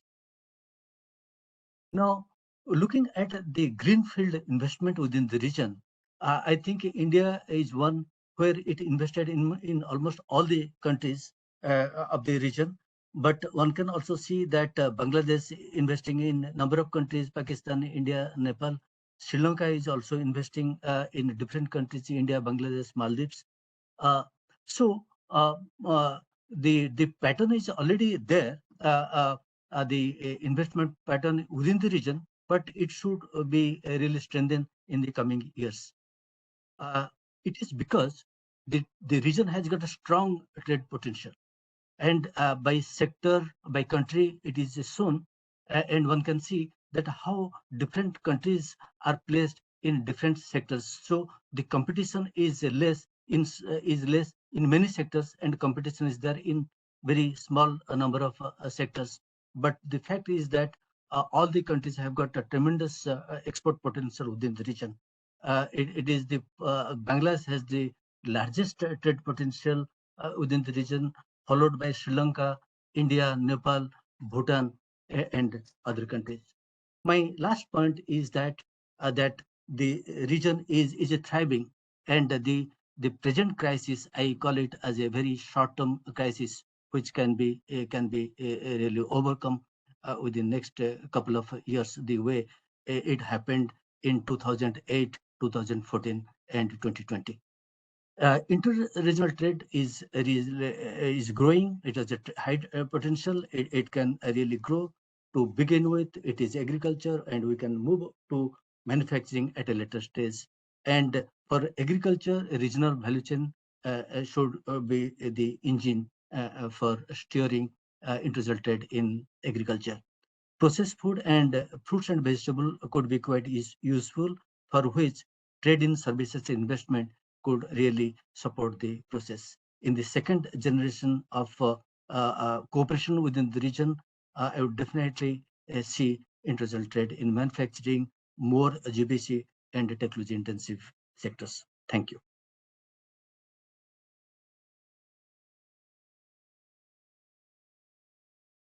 That was a very, very comprehensive presentation, and a very optimistic one, I must say, because you highlight some of the growth aspects that have been missed by a lot of economists. And so thank you for throwing those numbers. And, it's a different way of looking at numbers. So that's very, very heartening. And thank you also for pointing out where the potential lies and how much of potential there is, untapped potential there is in the region. But I think one point, because we're talking about agriculture, one thing that our neighboring countries are always concerned about is non-tariff barriers. And even though I think here we need to think that they could be, the non-tariff barriers could be real or perceived. Either way, they should be addressed, because even perceived could have the same blocking power that the real barriers could have. So it's very important. And some of these perceived barriers actually emanate from information asymmetries. And the information asymmetries actually arise from basically not understanding each other's regulatory regimes. So I think that's where a lot of cooperation is needed. And it's always a sticking point in all South Asian forums, that how do we deal with this issue? Now we go to our next panelist. Mr. Zhu, I would request you to give your remarks, and we're all very keen to hear about Myanmar and what you have to say about the least developing countries at large, and what are the challenges and what solution do you see for all the countries? Thank you.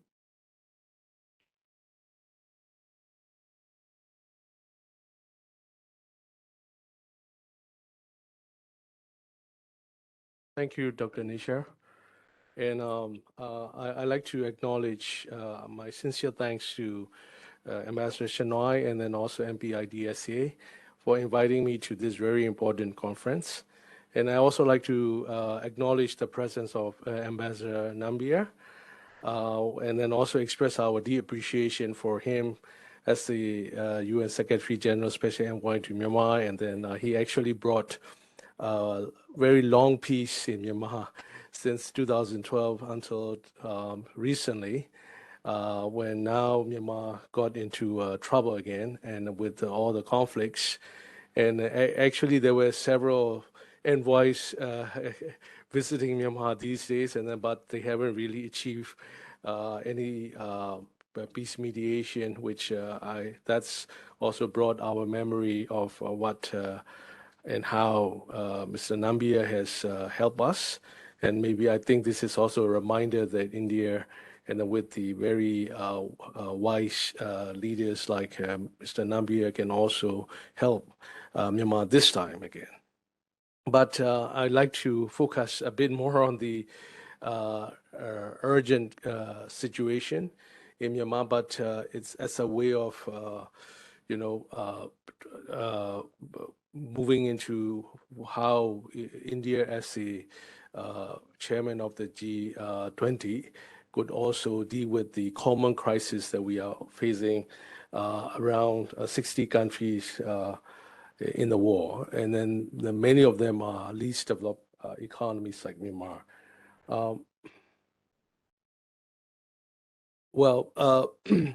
This is a crisis that I think Ganeshan has just mentioned, and then my colleague from Nushak told us about what happened to Sri Lanka. And then in late December last month, New York University economist Rubini actually said that there is an unavoidable crash. It's a mother of all crises is coming. And then he actually predicted the last two crises in 2008 and 2012. And then it looks like, I hope that he's not true, but this time it will be quite a serious crisis, because the way that debt crisis is looming is essentially different from what has happened in the last incidences of debt crisis in Latin America or Africa, or because at this time, most of the developing countries are owing a lot of money to the private sector, and then their debt service as a ratio of export is not necessarily seeing any signs of recovery, because as you know, with the pandemic, effects of pandemic on many economies, the prospects of export and the prospects of effective debt servicing is quite gloomy. So I think with all these combination, I think this crisis can be quite serious. And then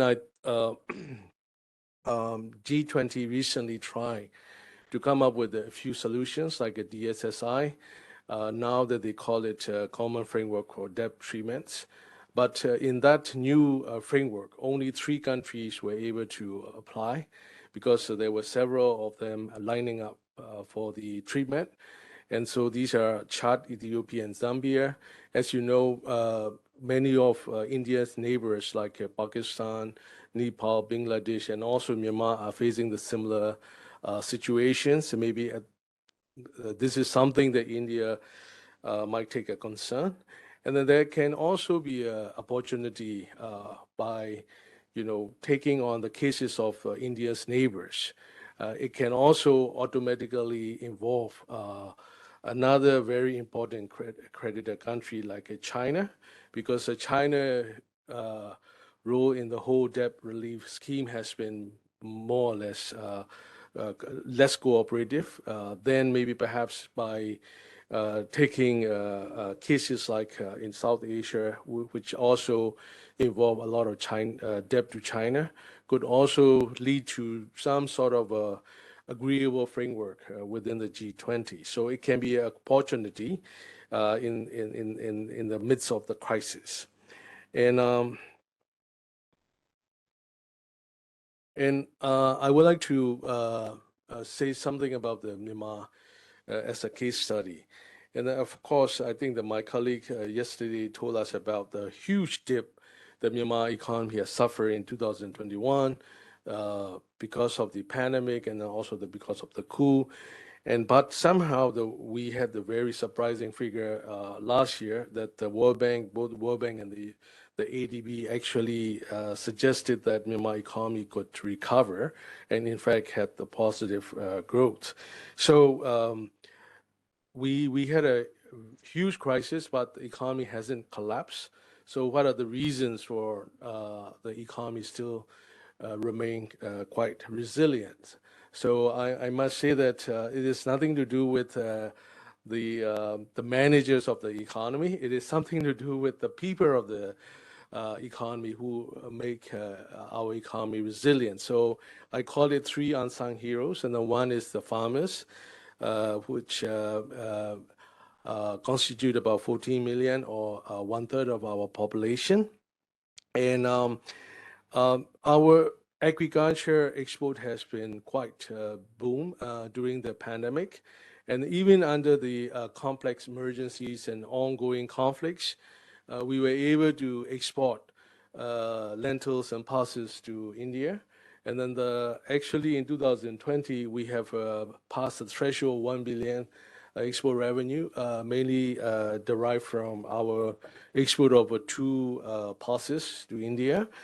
And then also we have also exported several other commodities to Thailand and also the Southeast Asia countries. So giving a huge importance of Myanmar export of pulses to India, I hope that government of India can also consider relaxing any future restrictions on this trade, because we used to experience the quota restrictions from 2018 and 2020 when the Indian farmers had a very good harvest. But when the COVID-19 impacted the pulses production in India, of course, the government of India relaxed the import rules, and then now that we can actually export pulses to India without any restrictions, but the market still is very uncertain. And then I think this is where maybe perhaps India could also look into trade facilitations and like what Dr. Nisha had just mentioned about dealing with the long-term trade agreement with neighboring Myanmar. Because, we were competing with the US, Canada in exporting pulses to India. And then India sometimes also put Myanmar into the same category with the big northern economies and then try to impose quantitative restrictions. So we always used to, supply India since the British India time, and it's kind of we were part of India. during that time, and we are still regarded this as a kind of a historical connection, and then we have been doing as a neighbor, and maybe perhaps this is a time that government of India can also think of cooperation for the long-term agriculture and then trade cooperation. And then the second hero that sustain our economy is in urban areas where millions of garment manufacturing workers are also working in this booming industry, and we were trying to compete with Bangladesh and India to fill up the destinations in Europe. And since COVID-19 and since the depreciation of our currency, our workers also become the cheapest in Asia, which is a bit unfortunate, but still it made our manufacturing garment export very competitive. So maybe in terms of connection with the agriculture, we are still using a lot of raw materials from outside, and then I think since colonial time, Burma was also cultivating a lot of cotton. And then actually we receive a lot of cotton support from India, and maybe perhaps this is the time that India can also extend help with our cotton farming, especially in the seed sector. We haven't really developed a very good seed sector. And maybe perhaps this is a way how Myanmar could also utilize the own raw materials to put the garment industry into a more competitive position. The last hero that I would like to point out is which my colleague yesterday mentioned about the 4 to 5 million migrant workers living in neighboring economies. Most of them are living in Thailand, and then they have been sending remittances home. And then remittances became one of the most essential lifeline for the poor rural household in Myanmar. And remittances are right now used mainly for consumption, so we still have to leverage remittances for development purposes, and then remittances used mainly of what we call the hundi, the informal remittances channels. And maybe this is where I think we were quite inspired yesterday by Ambassador the keynote speaker, that the India's success in digital transformation is something that India can also help us in terms of making these fintech and digital solutions for the remittances sectors.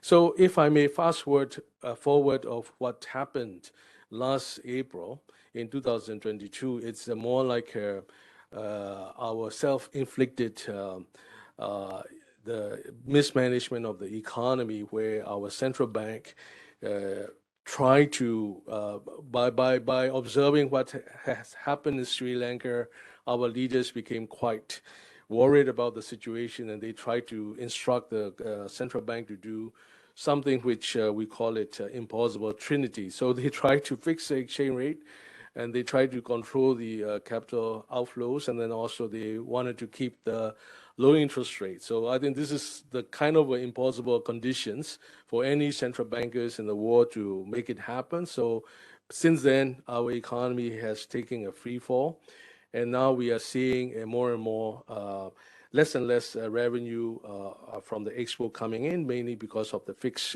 exchange rate regime, and that actually set and accelerated the economic crisis, which was compounded by the Western sanctions, and then the latest one by the Financial Action Task Force in December is really causing a lot of problem in Myanmar.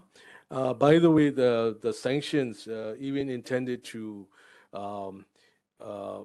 improve the behavior of the authoritarian regime, which often used to change the regime behavior, was recorded in many international cases that it was not really working. So this time, I didn't also see any positive outcomes out of Myanmar, and it was really damaging the poor people, the farmers. Now we have a lot of problems in exporting policies to India because of the FATF sanctions.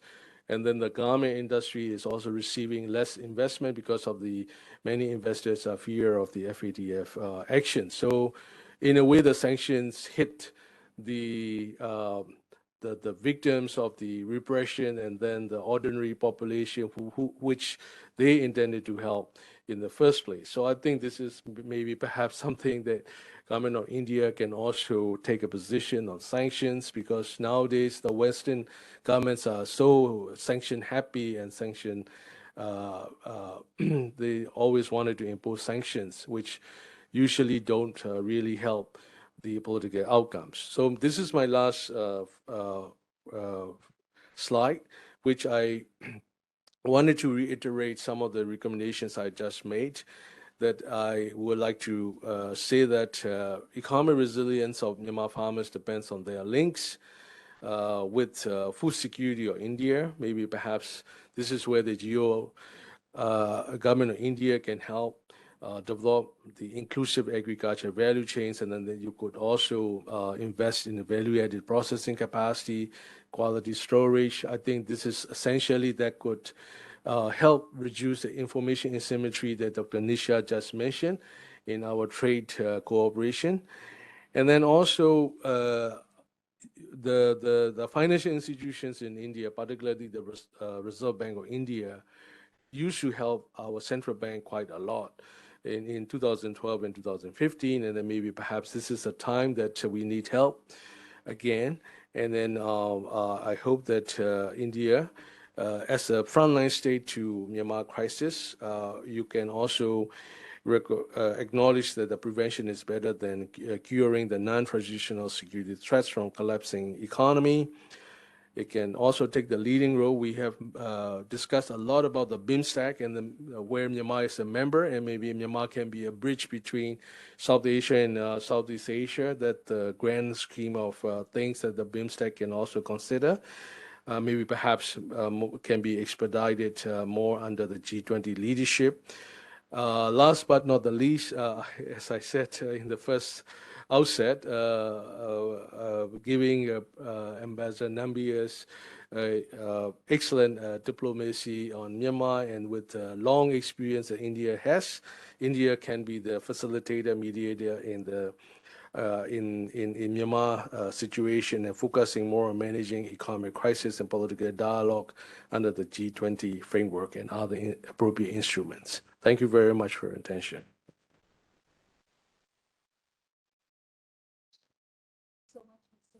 For explaining to us what Myanmar has been through and the larger messages and how India and Myanmar can cooperate.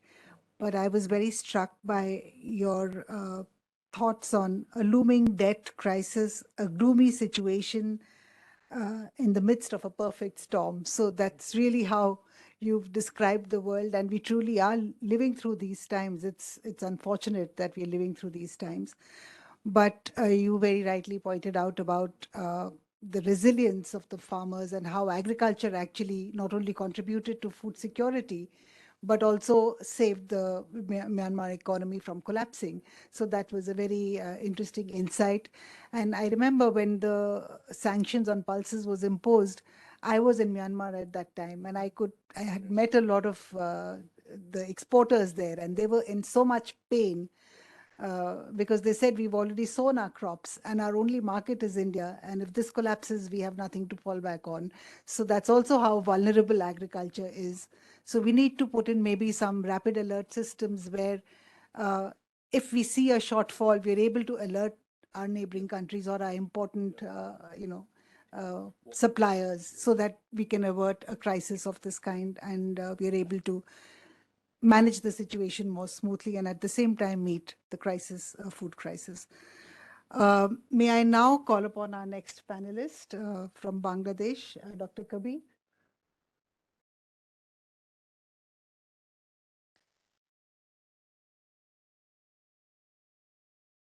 Okay, thanks, Chair.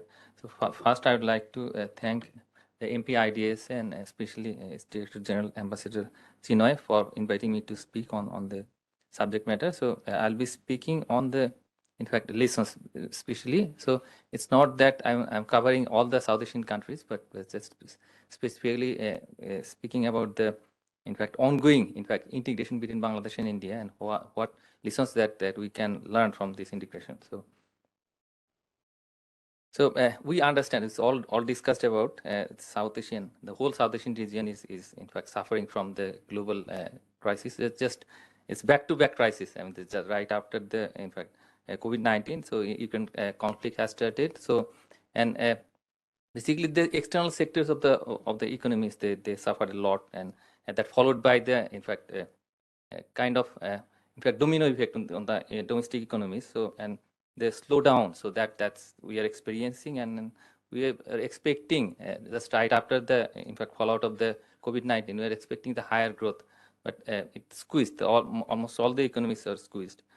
So and the in fact public expenditure, so that continued. So that was a positive thing, because the governments were in fact compelled to invest on the in fact specifically the in fact the human aspects of the catastrophe, and especially the social protection programs. And I can talk about Bangladesh. So the government of Bangladesh, under the leadership of Prime Minister Sheikh Hasina, so she's in fact spent, in fact, more than 1 trillion taka. In fact, they just doubled the spending on the social protection.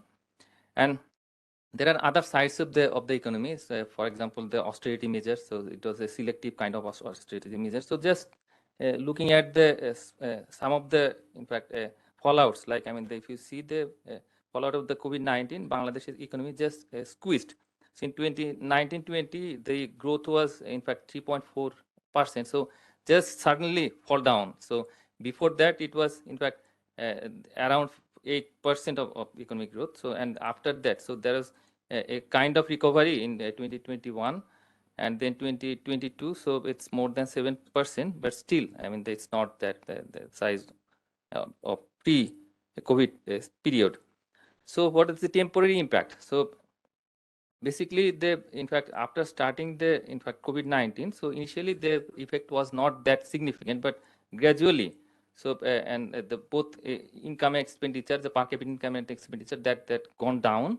Unemployment rate was high, very high, especially the reverse migration, that for the first time in the history of Bangladesh, so we experienced. So the people from urban area went to the rural area. So and many of them, in fact, the informal economy workers, the entrepreneurs, small, in fact, and medium entrepreneurs, they did not recover.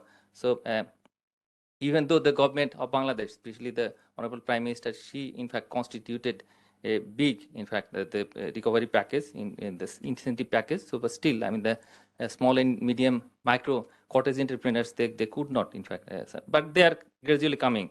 So that was the thing, and even though the temporary unemployment went down, still, I mean, the income and expenditure at per capita level, so that you could not, I mean, recover. So now if you see the trend of foreign exchange reserve, so during the COVID period, it was not that bad, but right after the, in fact, the Ukraine crisis, so they started going down. So that was a big problem, and IMF came to beside us. So they assessed the economy. So and they found that not that significant problems are in there, but we have to restructure the economy. There should be, in fact, the reform measures, like, I mean, the lifting the, in fact, ongoing subsidies. So in critical sectors like the energy and other areas. So and these are under implementation by the government of Bangladesh. So what are the, in fact, positive aspects? So there are macro prudent policies, so by the central bank and by the fiscal, in fact, authorities. So that was in place, and that we also have seen in the case of India.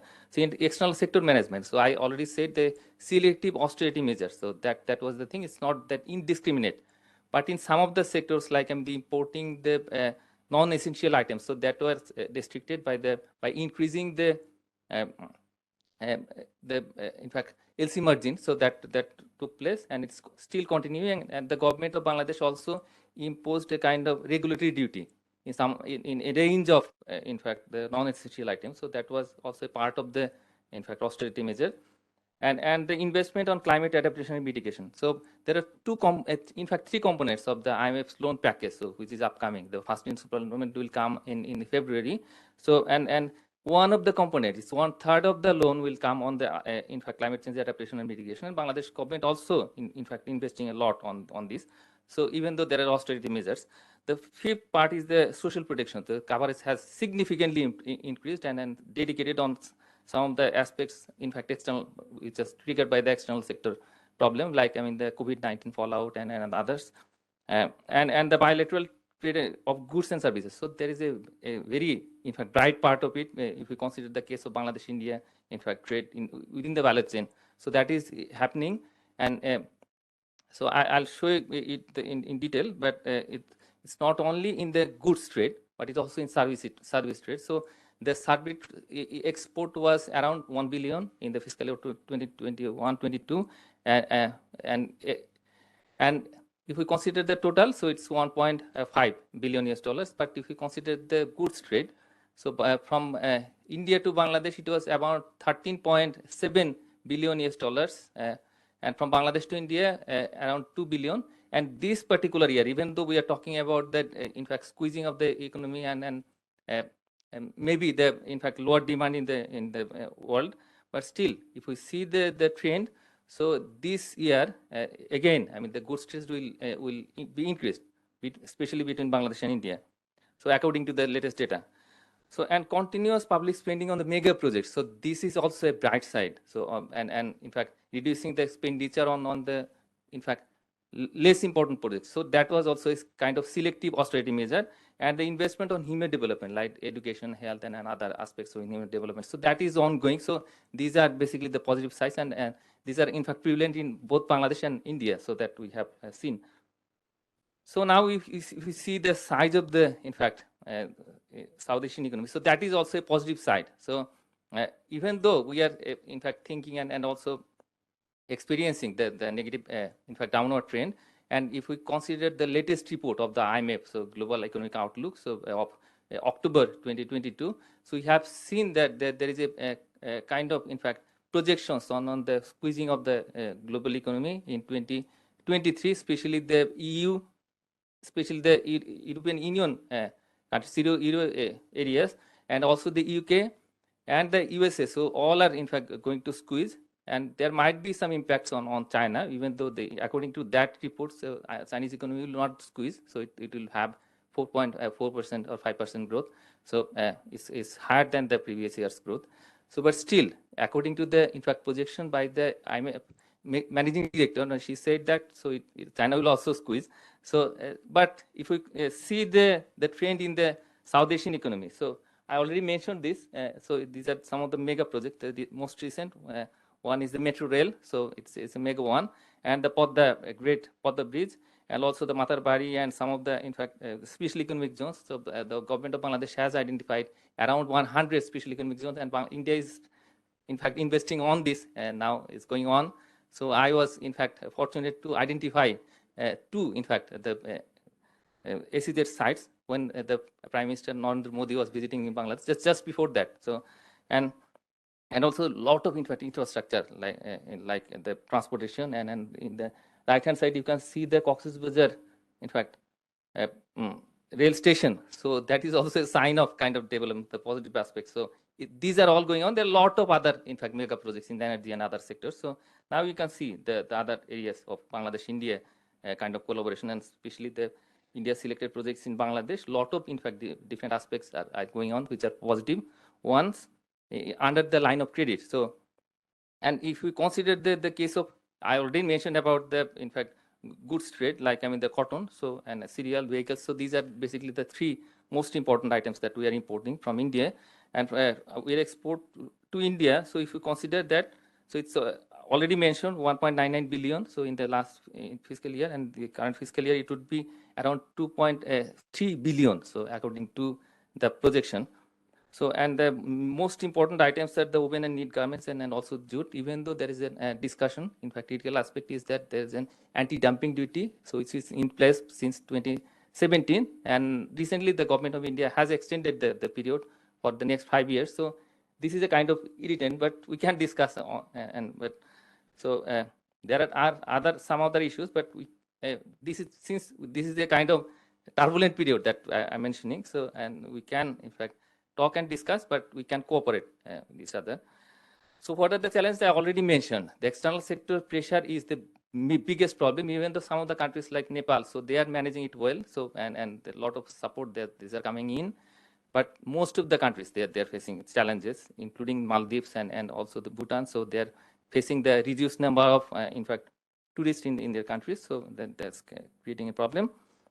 Even though, so very surprisingly, even though the Bangladesh economy is doing well in terms of its exports to the world. So over the last 2 months, so in November and December, consequently, the $5+ billion US export, still we are facing a lot of pressure. So the in fact downward trend in the foreign exchange reserve. So that is happening just because of the higher price in the world market in terms of in fact finished good, intermediate good and raw materials. So and intra-industry trade is facing a lot of challenges because of the pressure on the supply chain. So that is a big problems. And I'm just in the final part of my presentation. So what are the opportunities? So monetary policy coordination. We are talking about the currency swap. So with India, so because Bangladesh economy is heavily dependent on Indian imports, so that's in fact an area in which the monetary policy coordination can in fact ease some of the problems that we are now facing. So and the supply chain, we are now talking about the Indo-Pacific economic framework. So that's an area that's very fascinating. So and India is a part of it. So and what happens? India has in fact agreed to join in the 3 pillars except trade. So the supply chain and in fact clean economy and fair economy. So and the next round of negotiation will take place in February. So in India. So and that can create a kind of alternative, in fact, value chain, supply chain in Asia. So and we understand we are facing a lot of problems in the energy supply chain and in other areas. So and so if there is any alternative kind of supply chain, so that can create a new hope. So that is we can expect. Okay, so and what are the next areas? Like I mean, I have in fact intentionally mentioned in fact the Sundarban. So and IDSA and MP-IDSA, these are working on the cooperation in Sundarban. So that is a critical ecosystem that can save the region. In fact, both Bangladesh and India. So from the lot of natural disasters. So now we are facing, even though the COVID-19 was expecting to in fact dampen the flow of carbon in the ecosystem, like from geosphere to atmosphere to the ocean sphere, but we have seen the increasing stock. So that's happened, and we have seen in fact one after another the cyclone and other natural disasters. So and both Bangladesh and India are in fact experiencing, and especially the southern part of India. So that's also in fact. So and if we see another area, which is in fact energy, net zero CO2, so already discussed, and there are a lot of projections of the International Energy Association. So and also the discussion took place on the levelized cost of renewable energies, which is significantly decreasing, in very rapidly decreasing. So and Bangladesh is aggressively in fact adopting some of the renewable energy projects like the solar energy and also wind project and in fact the waste to energy. So these are taking place. So and both the countries like Bangladesh and India, they can cooperate, and the circular economy. So that is also a big issue that we can work on. And the other area is the 4th industrial revolution. So we have seen the positive side of it during the COVID-19. So in the case of health, in the case of education, even though there is a digital divide both in Bangladesh and India, but there is in fact positive initiative by the respective governments to spread the education during the COVID-19. So and the gig economy. So I think India is one of the largest. I think it is the largest in the gig economy, but Bangladesh is also coming up. So there is a report from the in fact Boston consultancy. So on the in fact 2040 economy. So price of $1 trillion economy. So Bangladesh is going to become a $1 trillion economy, more than 1 trillion by 2040, and Bangladesh is aspired to become a developed country quote unquote developed country by 2041. So this vision 2041. So it's not that in fact unachievable. So if there is a in fact high economic growth so the economy is our in fact the strength. So if you see the one side of the globe, so the developed economy, so they will experience a downturn in their economic growth in the real GDP. But if we see the scenario of South Asia, so except Sri Lanka, so all the economy will in fact experience a positive growth. And in fact, out of 8, 4 economies will have the in fact high the growth of which would be in fact more than the Chinese growth.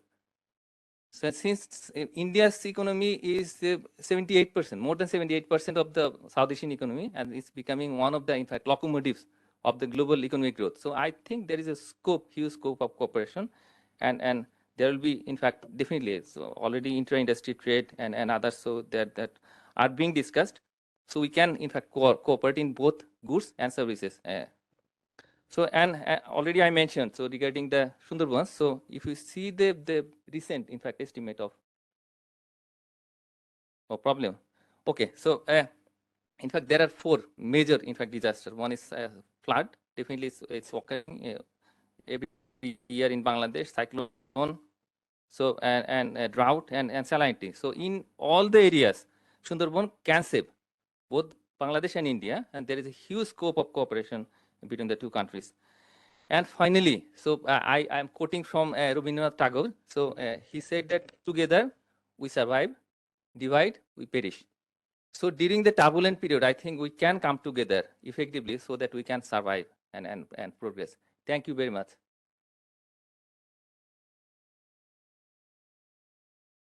For laying out very succinctly the calibrated macroeconomic approach that Bangladesh is following. And also, I think since the morning, what I've heard a lot about is the Sundarbans and how there can be a lot of cooperation between the 2 countries on that issue, amongst many others. Also, I think India and Bangladesh, you were talking about, being together through crisis. Through COVID, I think India and Bangladesh traded quite a lot, and trade actually increased through the COVID years and substantially. So even the borders, they were, I think, closed only for about 2 or 3 months, and then they opened, and all protocols were put in place for trade to take place. And I think that was really a phenomenal thing, because medicines and food were moving uninterrupted through the land borders. So that really is a lesson for us for the future. And yes, Bangladesh is now soon to graduate out of the LDC status. And you're already talking about 2041 and your next target, and that's very heartening. And on this optimistic note, thank you. With this, we end our session, and I would like to thank all the panelists for their excellent, insightful contributions. And thank you very much. And with this, we disperse, and there's lunch waiting outside for all of us. Thank you.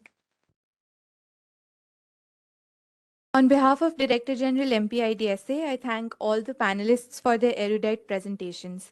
We request you all to join us for a short lunch, and the final session will begin at 2:40 p.m.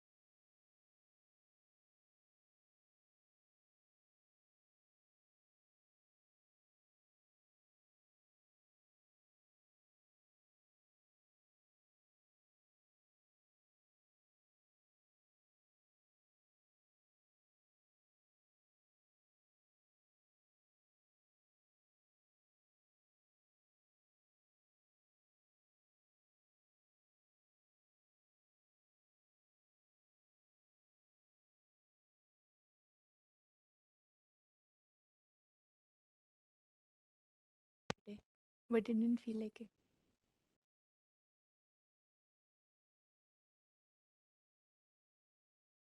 Okay. Is it?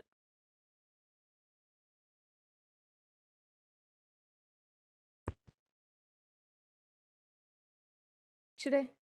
Yeah, that's fine. Abhi, but hi, am I audible? Yeah.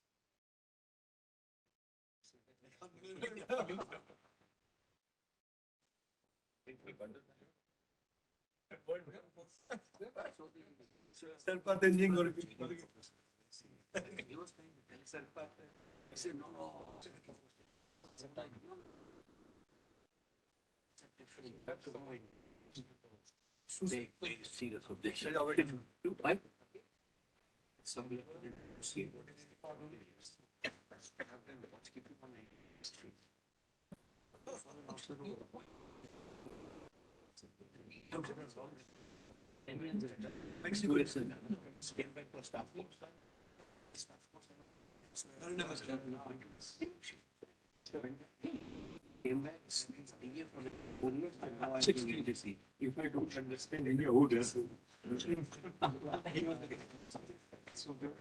Total silence.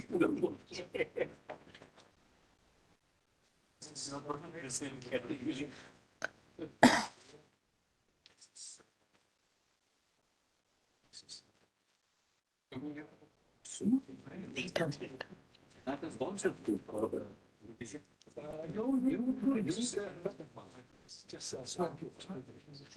Yeah, okay.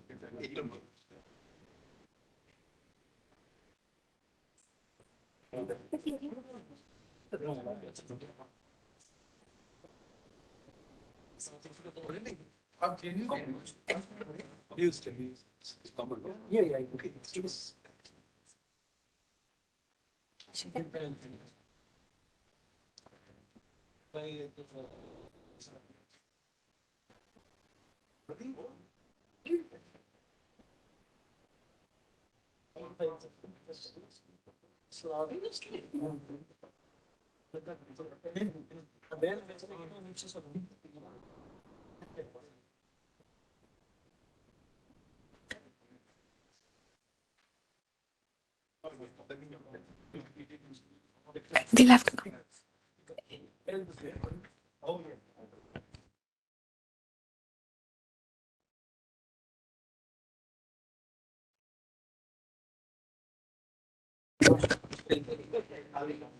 Is it good? Yeah. I request the chair and the speaker for the final session to come on stage, please.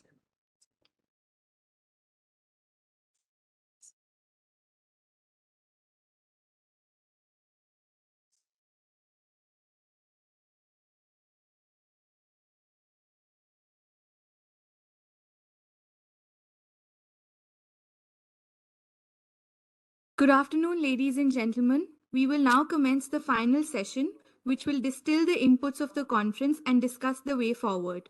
May I please request the chair, Ambassador Muktesh Pradeshi, to join us on the dais and also the speakers for the session.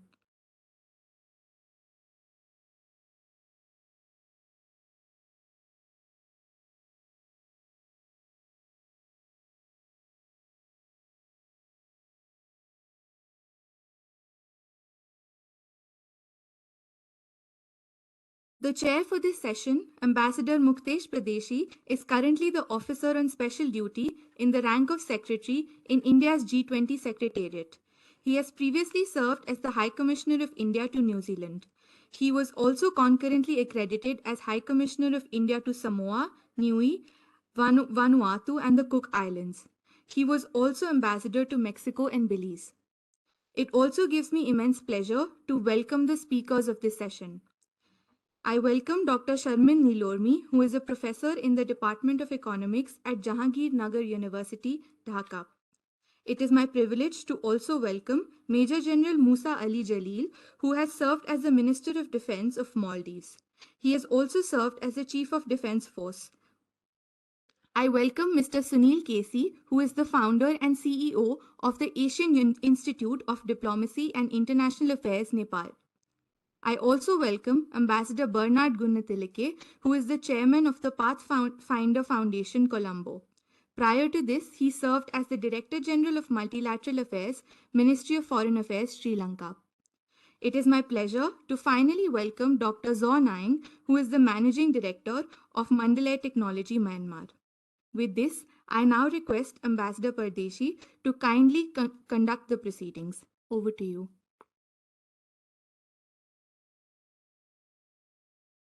Very good afternoon. Namaskar. Director General of IDSA and Chair of T20, Ambassador Sujan Chinoy, all distinguished guests and participants.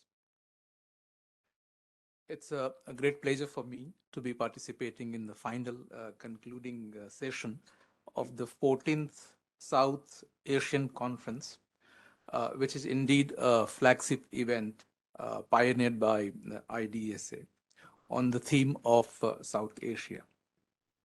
I would like to compliment IDSA for convening the 14th edition and to felicitate Director General on his appointment as the chair of T20 initiative.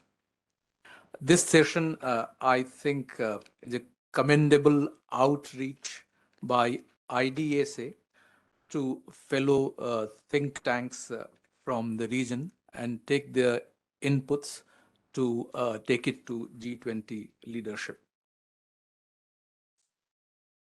Friends, India has assumed the G20 presidency at a challenging time when the world is looking at the G20 with hope. Towards that end, Prime Minister Shri Narendra Modi has emphasized that India's G20 presidency will be inclusive, ambitious, action-oriented, and decisive, guided by our theme Vasudhaiva Kutumbakam, or One Earth, One Family, One Future. Vasudhaiva Kutumbakam is, I would say, is part and parcel of the region's civilizational heritage. It's not only deeply rooted in India's civilizational heritage, but the sentiment and the philosophy is shared by all fellow countries in the region. The greatest challenges we face today, be it economic slowdown, state distress, uneven pandemic recovery, food and energy insecurity, and geopolitical conflicts coupled with climate change, can be addressed only by strong and collective action.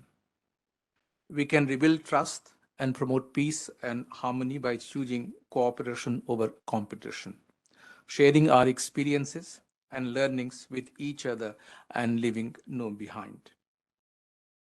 We have begun our G20 presidency in right earnest with the coming together of G20 Sherpas at Udaipur last month and the finance and central bank deputies in Bangalore in December.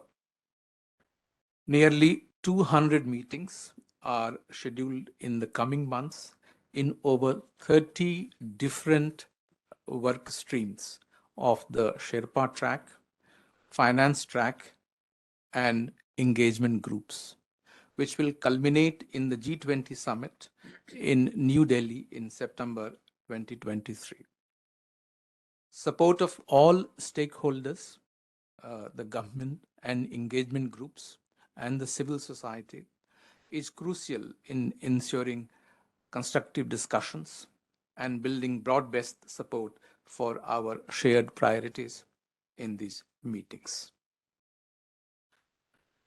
India's inclusive approach towards G20 is received well, not only in the neighborhood, but across the global south.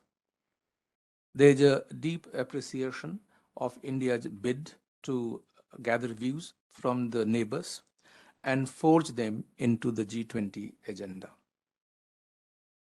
It is in this context that India has extended special invitation to Bangladesh to attend the G20 meetings.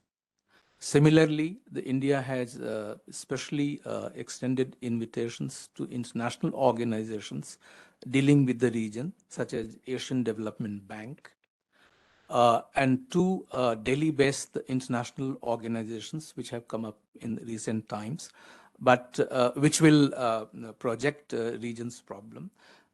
And these are International Solar Alliance, and the other one is CDRI, Coalition for Disaster Resilient Infrastructure. So through, not only through India, but through Bangladesh and Asian Development Bank, ISA, CDRI, the expectations of South Asia will be, I hope, projected well in the G20 process. India's presidency of G20 provides us with a unique opportunity to impart a global South and South Asian narrative to global consensus. The decisiveness of Indian presidency can be gauged by the fact that we took an unique initiative called the Summit of the Global South, Voice of the Global South, which was held recently. The approach of India is to have a broad consultative process and have a representative voice, not only of those who are on the table, but the entire world. So through the Global South Summit and deliberative processes like this, we are outreaching to beyond the membership. India's contribution to the developing nations of both South Asia and G20 comes from its own developmental experiences, which include experiences gained by its pursuit of technology transformation through digital means, building public infrastructure, and inclusive and resilient development. As the South Asian region is particularly vulnerable to climate change, Indian experience in this regard and its disaster response can be of help to all countries in the region. The geopolitical reality of South Asia in the shape of interstate differences undermines the geo-economic prospects of the region. I think this came out clearly in several presentations which I heard yesterday. South Asia's regional integration through economic linkages and infrastructure connectivity continues to be suboptimal due to the trust deficit between the nations of the region. The goal of South Asian integration should be suitably aligned with the agenda of BIMSTEC, and that may filter through G20 process. Similarly, on women's empowerment, India's vision through the engagement group of W20 is to create a world where every woman lives with dignity, and the mission is to remove gender barriers for promoting women-led development, which is one of the priority areas for G20 presidency of India. Friends, while the G20 process is intergovernmental process, in the beginning, the engagement with civil society began through what we call engagement group process. The Business 20 was one of the first one to be followed by T20 some 10 years ago. So through T20 Secretariat, several task forces have been established, and the deliberations have taken place in the framework of this conference to elicit views, the opinions, and expectations from participants from fellow think tanks in the region. This final session is about the looking ahead. The countries in the region must look forward to 3 consecutive presidencies led by India, Brazil, and South Africa to voice the expectations of the global South and our region, and to use this as an unique moment in G20 process to shape G20 agenda in a manner which would help the regional countries address the issues confronting them in a collective manner and confronting them and deliver the common goods to their citizens. G20 is a normative body, and it can provide impetus for necessary collective action in this regard. Before I give the floor to the first speaker, let me highlight that this is the final session, and it is expected to provide a futuristic assessment based on the deliberations which have taken place over past 2 days. We have approximately time up to 4:15. We'll see, depending on the word from the organizers. And we have 5 speakers representing Bangladesh, Maldives, Nepal, Sri Lanka, and Myanmar. Speakers may take their presentation in approximately 10 minutes, which would allow some time for interactive component of the program. With these brief remarks, I have the honor to invite Dr. Sharmind Nilormi, Professor, Department of Economics, University of Jahangirnagar, Dhaka, to make her presentation. Madam, the floor is yours.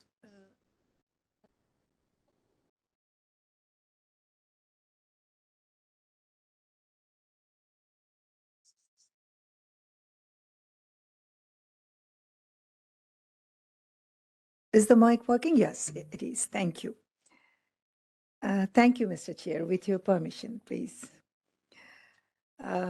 Esteemed colleagues and honorable guests, the vision of India's G20 presidency to make a South Asian narrative for an integrated, inclusive South Asia is very much appreciated, and we are really excited to look forward that. But before going into that, getting into that narrative,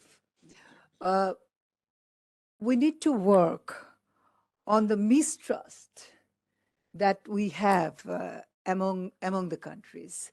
And the chair rightly pointed out that mistrust issues are actually impeding the connectivity, being the infrastructure, it being the software things, actually.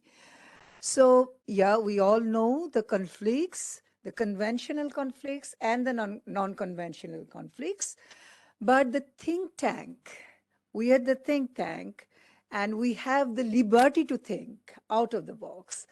And we can actually raise the issues and lead the process to convey the messages to the policymakers, to the government. So having leveraging on that thinking process that is unbounded, that goes beyond any boundary, that doesn't have any need any passport or visa. So we can think of a inclusive South Asia with the trust. And in this process, also we need not to undermine the conventional conflict issue, because that generates the overall mistrust things. I have the experiences from late 90s to early 20s, there is a track to process led by Professor A.P. Mitra. And I can vividly remember Ajay was there, Dr. Amir Muhammad from Pakistan was there, and there are scholars from South Asia. Having emphasis on GBM is very sustaining thought process, but having said that, the Indus Valley also have huge potential to bring to the region. So Pakistan and other Indus Valley countries, they're also potential partners to talk to and collectively come forward. So it's GBM and Indus that both can come forward, and not only for climate change, but also environmental sustainability, for water security, for food security, and all that. I envision for some short-term and for some long-term, visions for this thought process that we are engaging right now, engaging ourselves right now. As we have been talking about the debt crisis, energy insecurity, the total turbulent political process over the globe, coupled with economic instability, I think, living a decent life and sustained with a decency during 23 and 24, it will be a major challenge. Just to sustain the level we have already achieved. Not if we don't sail, that's all right, but we don't have to sink. That's the primary issue for next 2-3 years. So this is the short-term vision we need to think about, and for that reason, food security, strengthening the SAARC food bank, strengthening the domestic food silos, keep the input for food production channeled through the region. These are quite important. So this is the short-term vision that we can work on to maintain this, maintain the level we have already achieved. And then we can start on some long-term visions, looking forward some long-term visions, like how we can really work on energy security. For example, Bangladesh is a land poverty country. Here in India, you have land and you have areas where you can have very good solar energy potential. But we do have problems with land availability in Bangladesh. We do have problems with wind energy because sometimes our, in our coastal belt, we experience more than 150-kilometer wind per hour. And that is frequently occurring in the era of climate change. That is expected. And the infrastructure that we build for wind energy, that's not quite sustainable in that storm surges, and that cannot withstand. So these are the things that how the technologies are there, but how the technology can be transferred to those countries who really need those. So technology transfer is not only, I'm not talking about the UNFCCC process, there is a whole sort of technology transfer issues and protocols at climate negotiation and UNFCCC process. But within the region, may we make a protocol for those technologies that we worked on, on the COVID vaccine during the COVID period. And that was quite appreciated, right? So we can have a forward-looking thinking for technology transfer in terms of energy, in terms of medical interventions, in terms of sanitation technology, in terms of drinking water technology, and other that, yeah, this kind of. And I was talking about the conventional security, if not short term, but for long term. If we avoid, for Bangladesh, if the thought process avoids the Rohingyas coming in Bangladesh, so it's not a fulfilling feeling that we are really getting into a sustainable discussion for a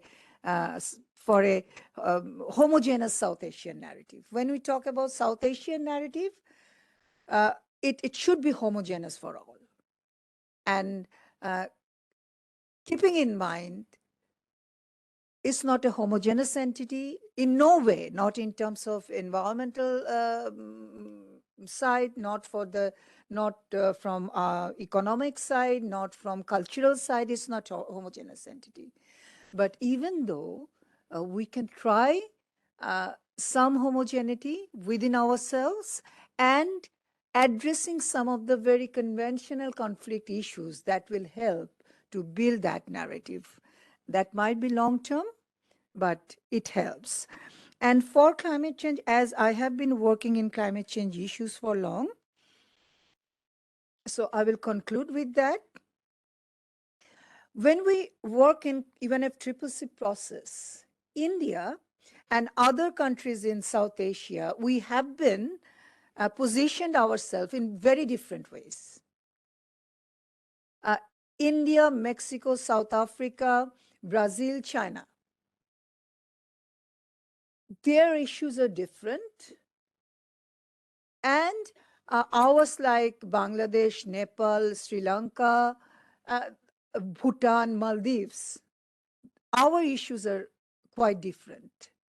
And coming to a common point, it will be useful to make our presence visible in the process, and we really can make strong attendance and have influence on different issues like L&D financing. Let it be regional financing or be country level financing. We can always prioritize. And for disaster risk reduction, which is very much related to loss and damage financing, early warning system, data sharing, we were talking about digital transformation. So is our infrastructure ready to share the data generated? Are we in the capacity to generate data that are critical? And are these data, if shared, going to be used objectively? Yesterday, I was talking about objective uses of this data. So, and that also actually addresses the trust issue. So there are multifaceted issues that encompasses this South Asian narrative. But the most important thing that I really appreciate that in G20 current presidency, India has given the priority and they have initiated to take that process ahead. So it's a very much looking forward process. We all appreciate that, and we are very much hopeful that this process, as this is a thought process, the thought process will lead us to really make some progress on these issues. Thank you. Thank you very much.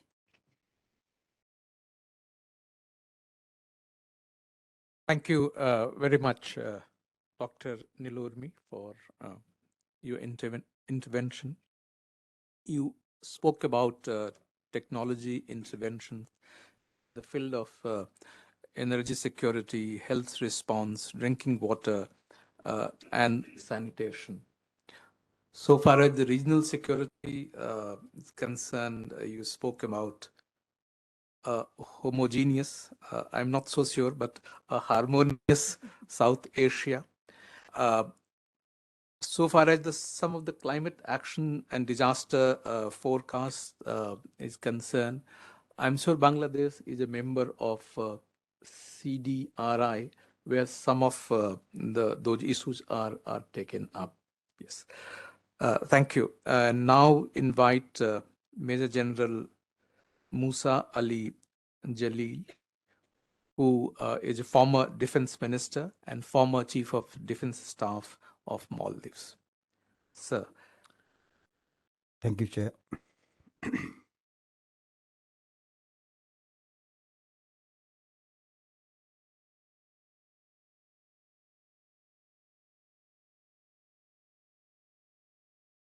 Bismillahirrahmanirrahim. Chair, Ambassador Pardeshi,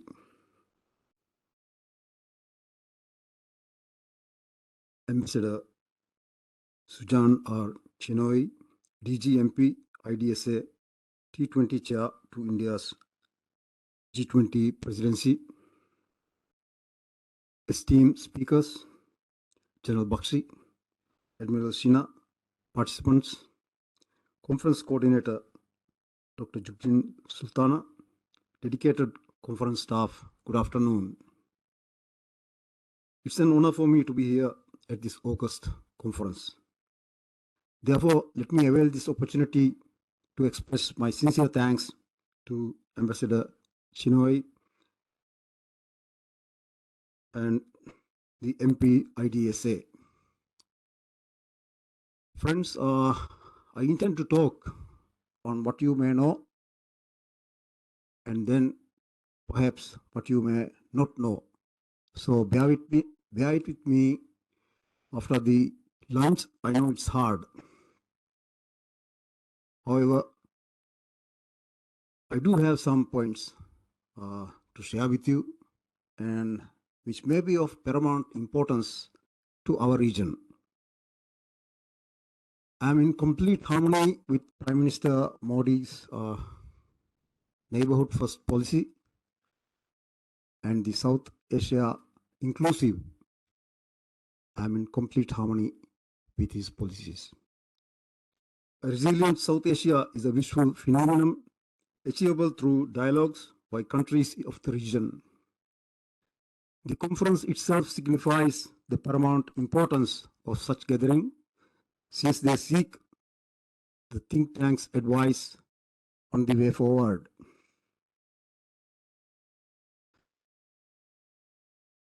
I will also be speaking on the non-traditional security challenges that Maldives face today, share some views to overcome the challenges by the countries of the region as we embark on the journey of a resilient South Asia. Maldives is no exception to the challenges by the climate change, sea level rise, shortage of food, resources such as energy, infectious diseases, natural disasters, transnational crime, human and drug trafficking, and faced by most all other countries. Maldives being a low-lying country with 1.5 meters above the sea level, importing the bare necessities excels development with a literacy rate of 97.9%. The ethnic composition of Maldives is 100% Muslims with a population of 564,652 as of census of 2023. Maldives is an island nation of 1,190 islands with 200 inhabited.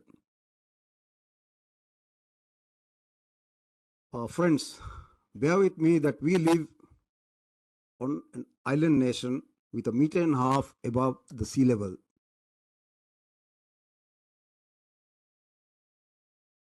Just imagine the constraints we will be facing when this morning Professor Islam from Bangladesh showed very vividly that in 1970, among the floods, 500,000 people have been killed. So this is what I mean by low-lying nation with a lot of problematic situations that we live day by day.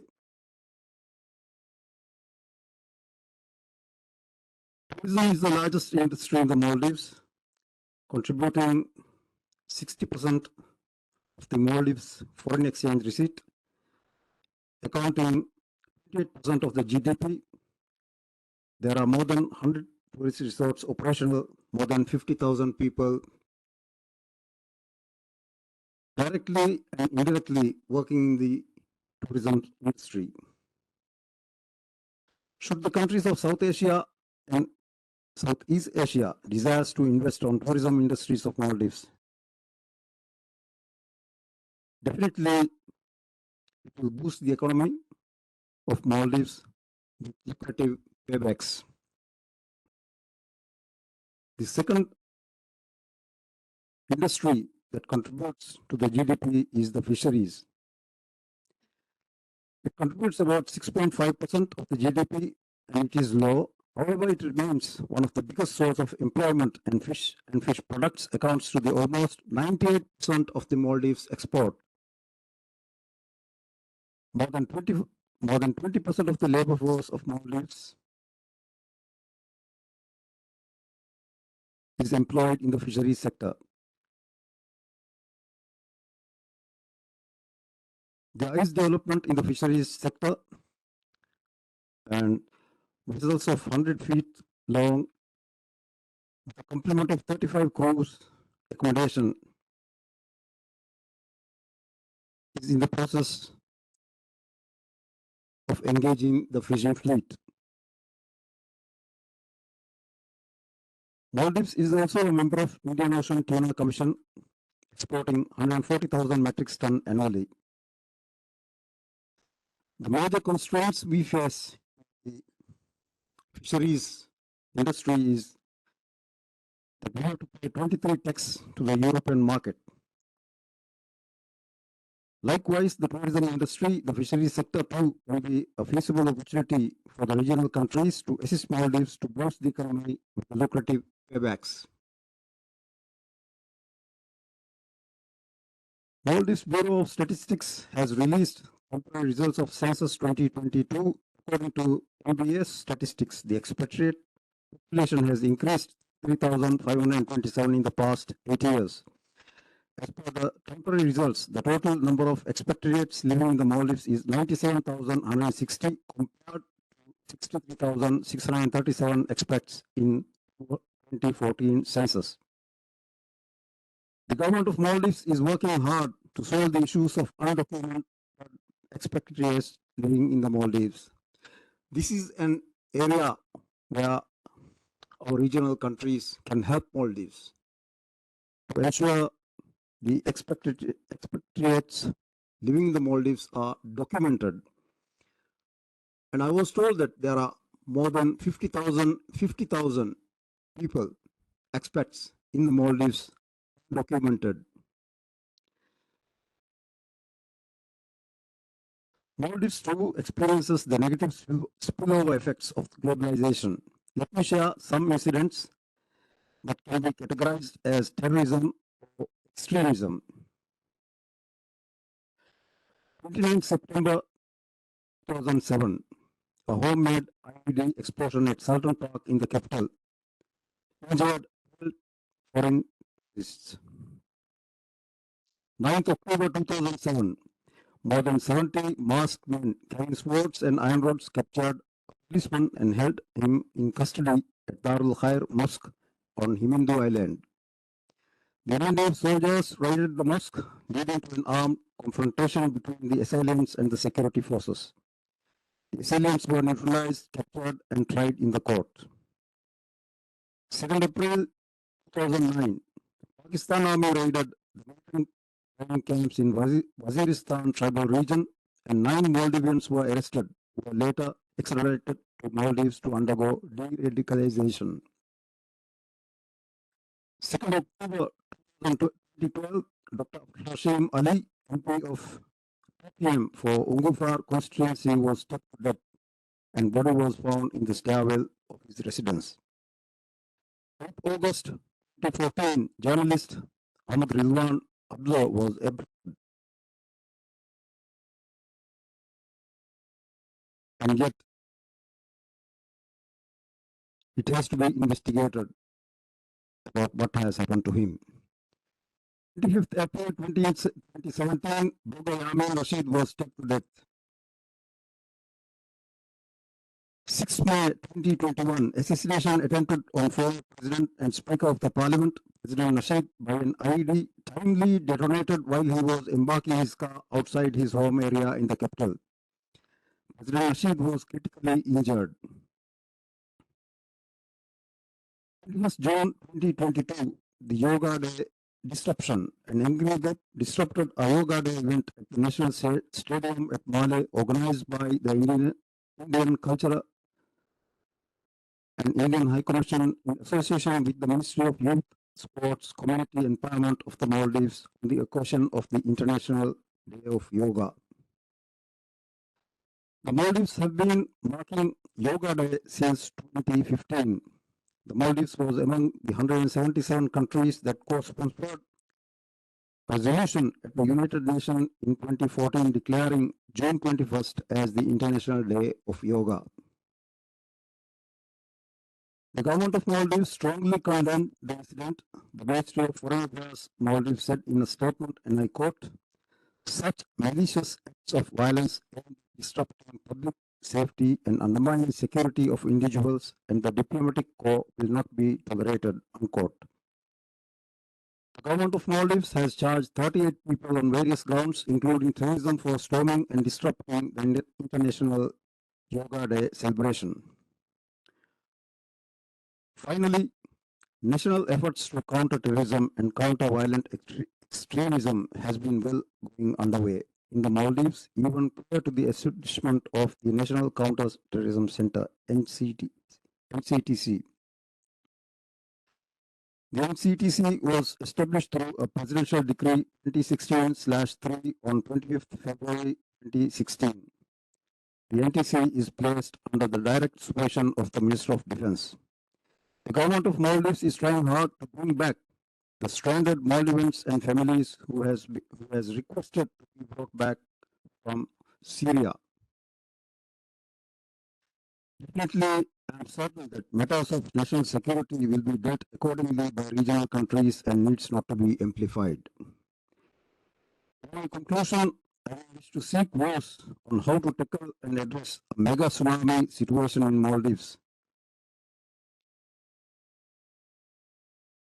This is what I leave behind, and then I have come to the conclusion. Thank you, and Almighty God may bless us all. Thank you.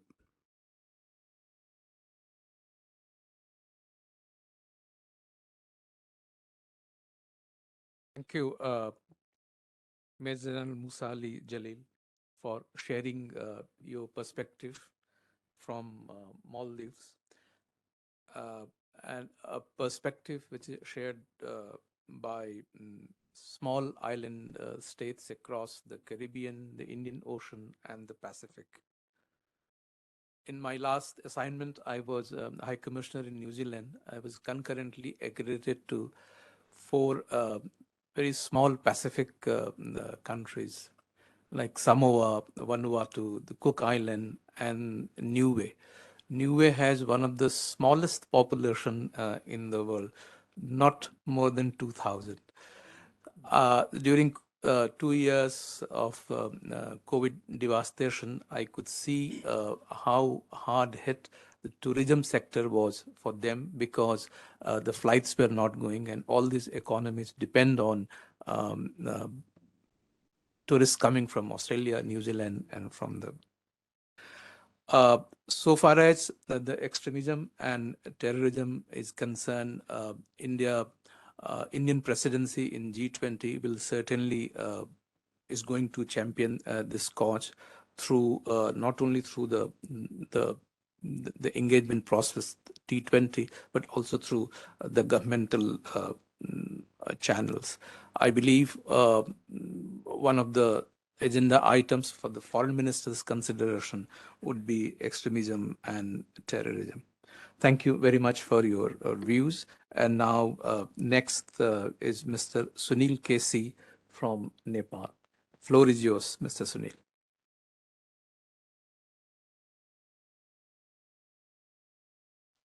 Thank you, Chair Pardesiji. Good afternoon to everybody. At the outset, I would like to extend my sincere thanks to Manohar Parrikar Institute for Defence Studies and Analyses for extending an invitation, and my compliments and congratulations to Ambassador Mr. Sujan Chinoy, who is the Director General of the IDSA and also the T20 Chair. And glad to see you here in New Delhi, sir, after our visit in Kathmandu. And also thanks for hosting such an important event while the region has been witnessing several challenges from multiple dimensions.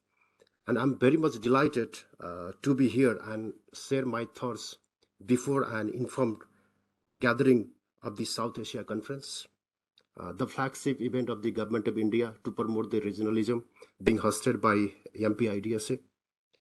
And yesterday we saw all the sessions and speakers talked about regional integration, regional cooperations overall. And Ambassador Rajiv Bhatia observed that the South Asia region is moderately integrated. And also Ambassador Harshvardhan Shringla found that we are 10 years behind in the regional integration program. Priorities of the G20 and South Asia region are well articulated in the 2 days deliberation. And South Asia region is vulnerable to the several issues, likewise climate change, energy issues, cross-border terrorism, and poor economic and social infrastructure. However, I found one issue that has been missing in the debate. That is, why is the regional integration imperative? Let me say a few words. Because the member countries face common challenges like the effects of climate change, pandemics, energy dependency, economic crisis, etc. In that case, no country, how big that could be, address these challenges without the support and cooperation from other small countries. And most importantly, many of these issues have cross-border implications, if we realize particularly. And BBI, and you know that Bangladesh, Bhutan, India, and Nepal are sub-regional group which was formed and being architected by India. And now all these three nations, BIMSTEC regions, now all three nations of the sub-region except Bhutan are facing energy crisis in today's world.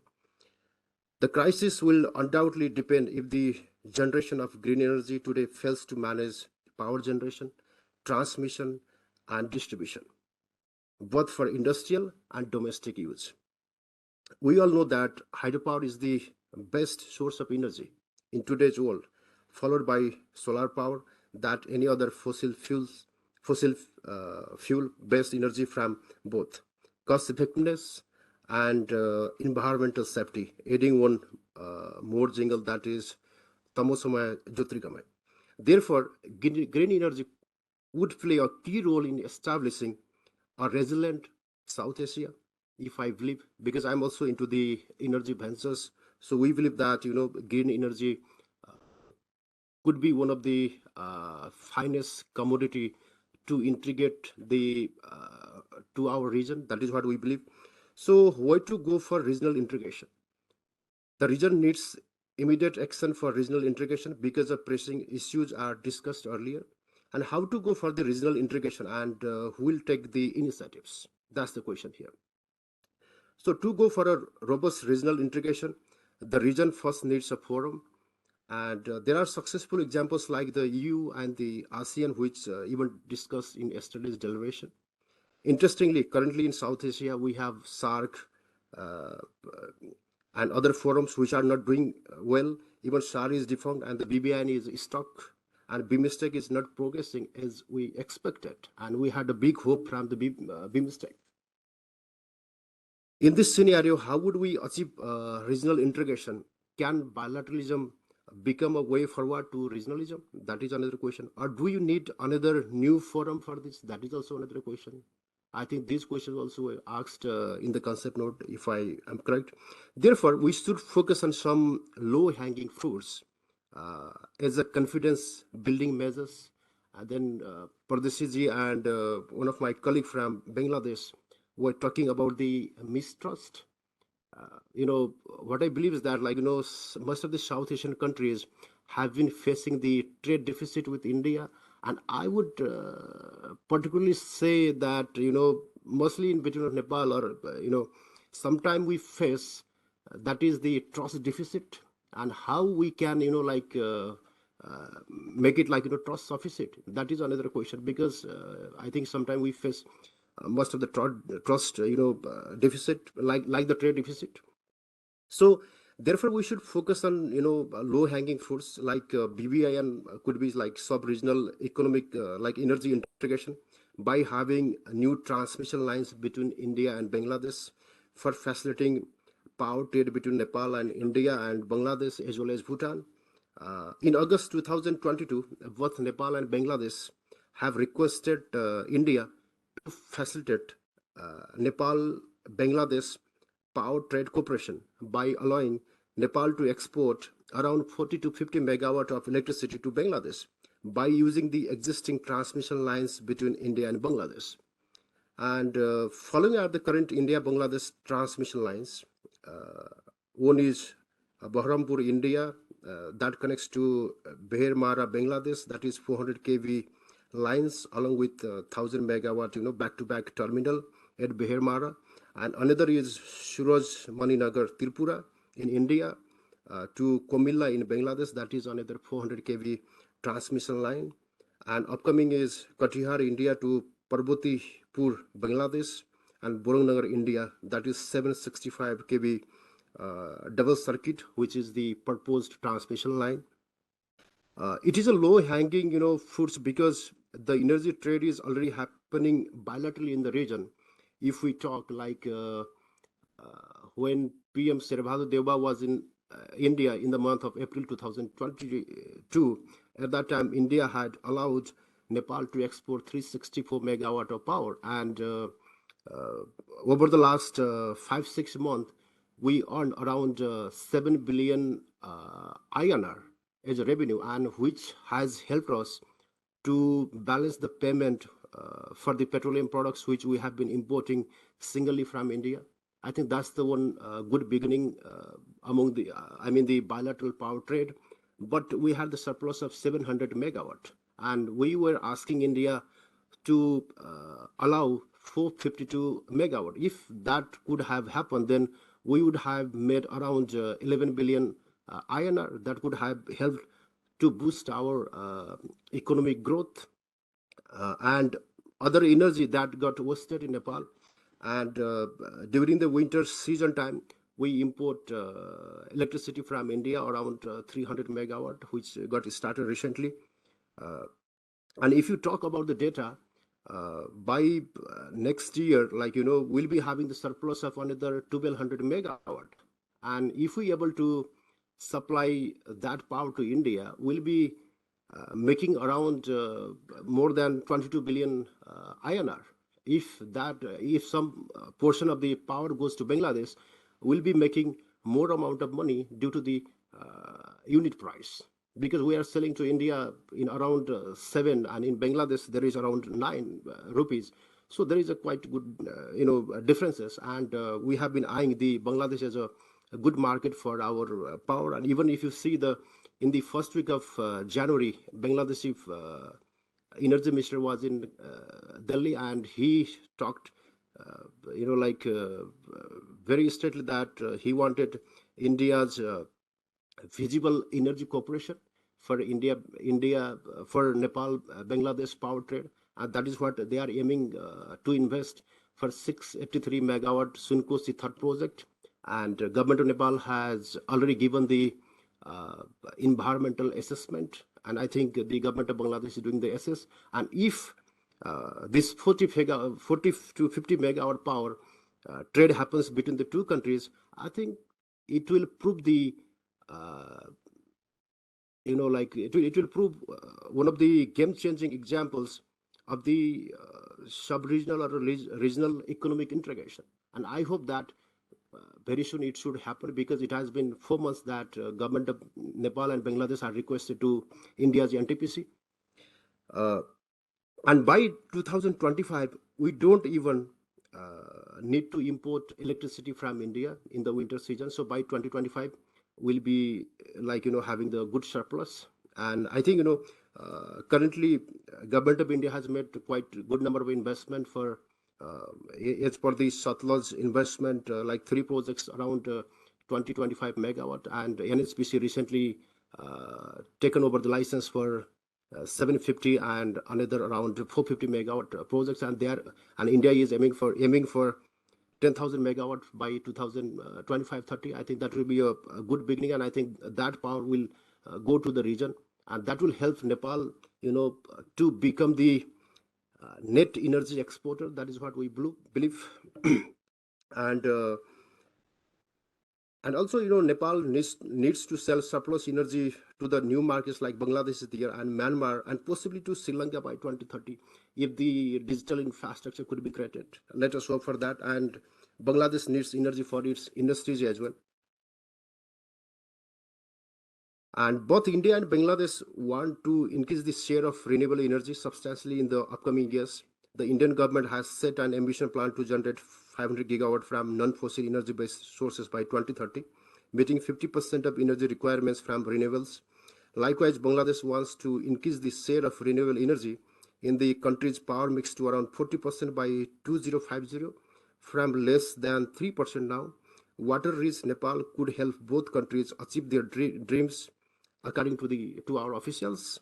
And Bangladesh has hence been exploring Nepal's hydropower to meet its renewable energy, and the few of the private sectors has already got the permission to invest in Nepal, and they have already visited some of these sites. And I think the investment would be around 1 billion. So that is another market. And so the beginning would be the power trade of 40 to 50 megawatt. That will be the start for us. And India can, earn foreign currency by facilitating this power trade. That is another important and advantage for India. And this will be also a major diplomatic victory for India. And like the other tradable items, standardization is not required in the case of hydropower energy. And this will also attract more investments into the region in the green energy sectors, like ADB, World Bank, and other multilateral institutions could finance to the private companies. And another idea would be like currently the government-to-government investments happening between Nepal and India and Bangladesh, also same thing. And there could be the possibilities of the creation of the consortium between Nepal, India, and Bangladesh. The private sectors can come together, and some of the companies are already working for this initiative. That will be another good examples in our investment, let us say investment integration. So that will be very good, to enhance the cooperation, and ultimately that will help to integrate the regional cooperation. And I hope that the conference theme, I hope that it will help to achieve the goal of the theme as well.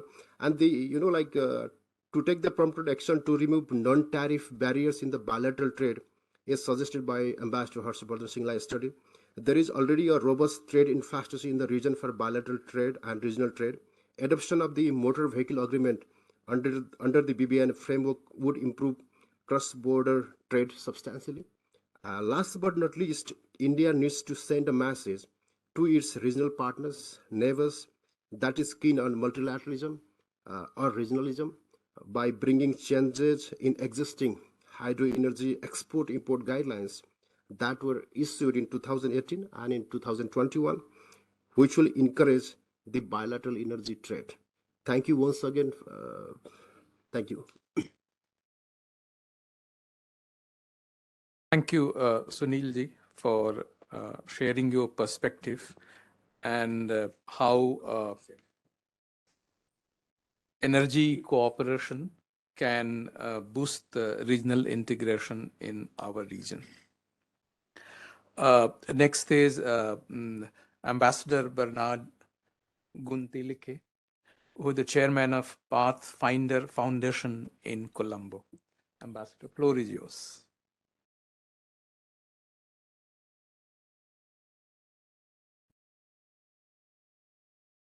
Thank you, Mr. Chairman, Ambassador Sujan Chinoy, dear panel members and participants. At the outset, let me thank MP-IDSA for inviting Pathfinder Foundation to this important event, which is timely as the slowing down of the global economy will adversely affect all developing countries. Feeding independent think tank perspectives into the G2G level deliberations among the world leaders hold promise, as such deliberations will address shocks and uncertainties prevailing in the global economy. The Pathfinder Foundation is pleased with India assuming the leading role of the G21 at a juncture where global economic outlook is looking increasingly gloomy and uncertain.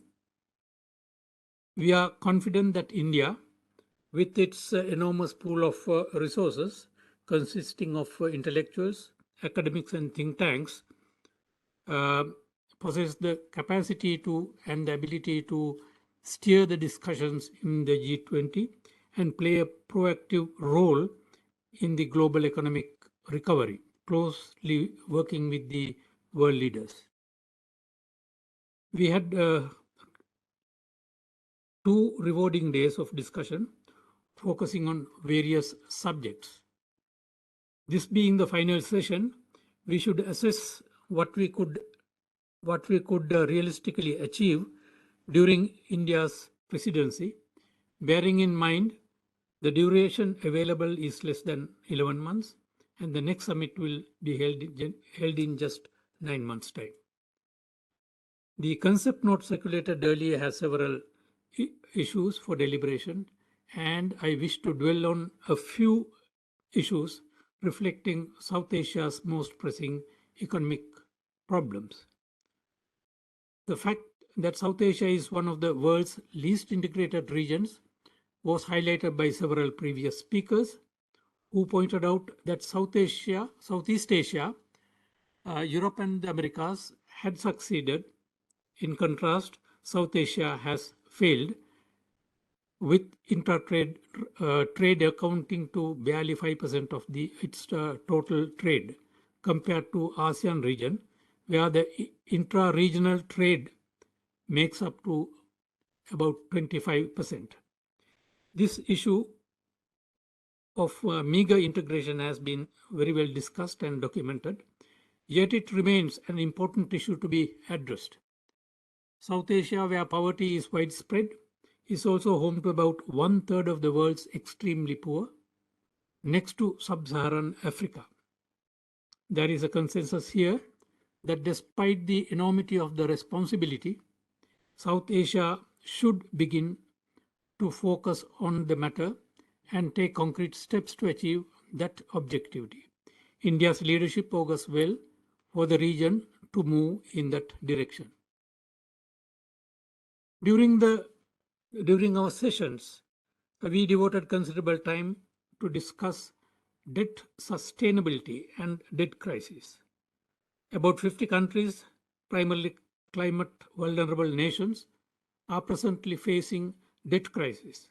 Among them, Pakistan and Sri Lanka from the South Asia face a grave situation. Several countries offered to help Sri Lanka during this period. However, the role played by India was unprecedented.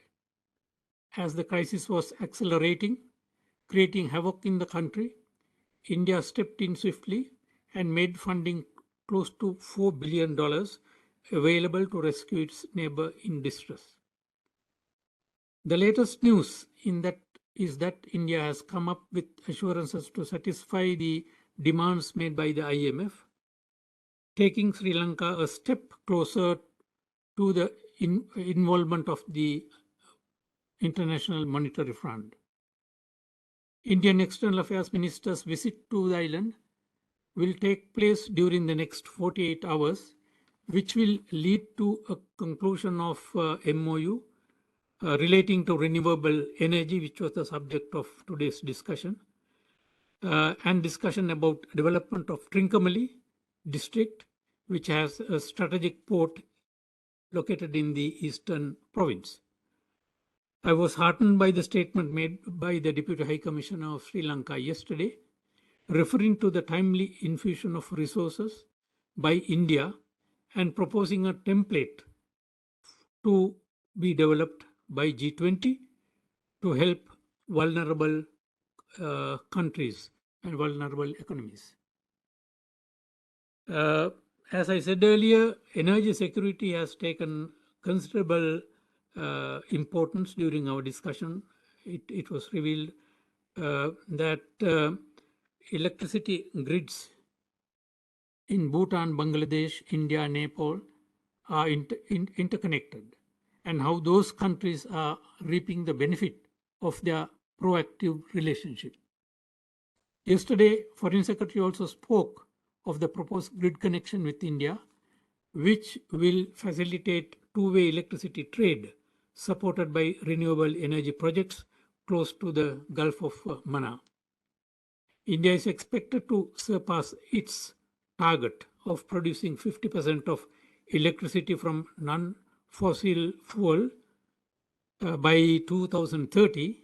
Meanwhile, Sri Lanka has an ambitious 70% renewable target by that year. Close collaboration is anticipated between India and Sri Lanka in renewable power production. However, global support and foreign direct investment are needed to achieve the targeted economic growth through renewable energy.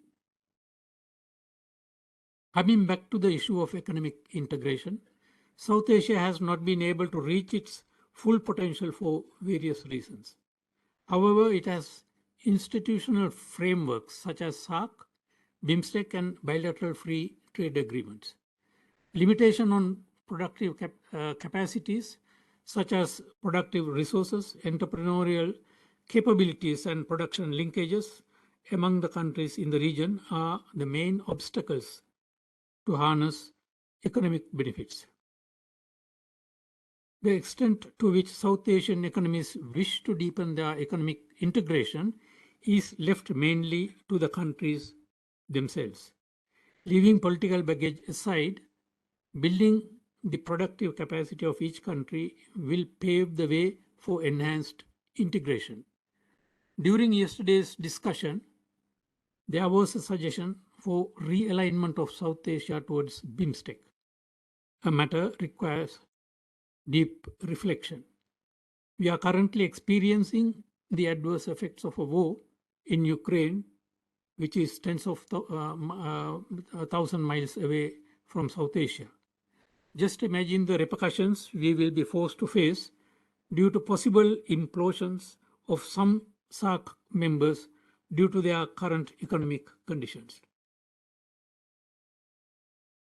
Moving on to the next subject, we have observed the tendency of some developed countries to impose unilateral sanctions against nations and extraterritorial application of national legislation. Such action contributes to disruptions of global supply chains and higher commodity prices. Affecting global economic growth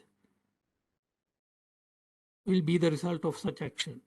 This issue is worthy of taking up with G20 to alleviate the impact of unilateral sanctions on developing countries.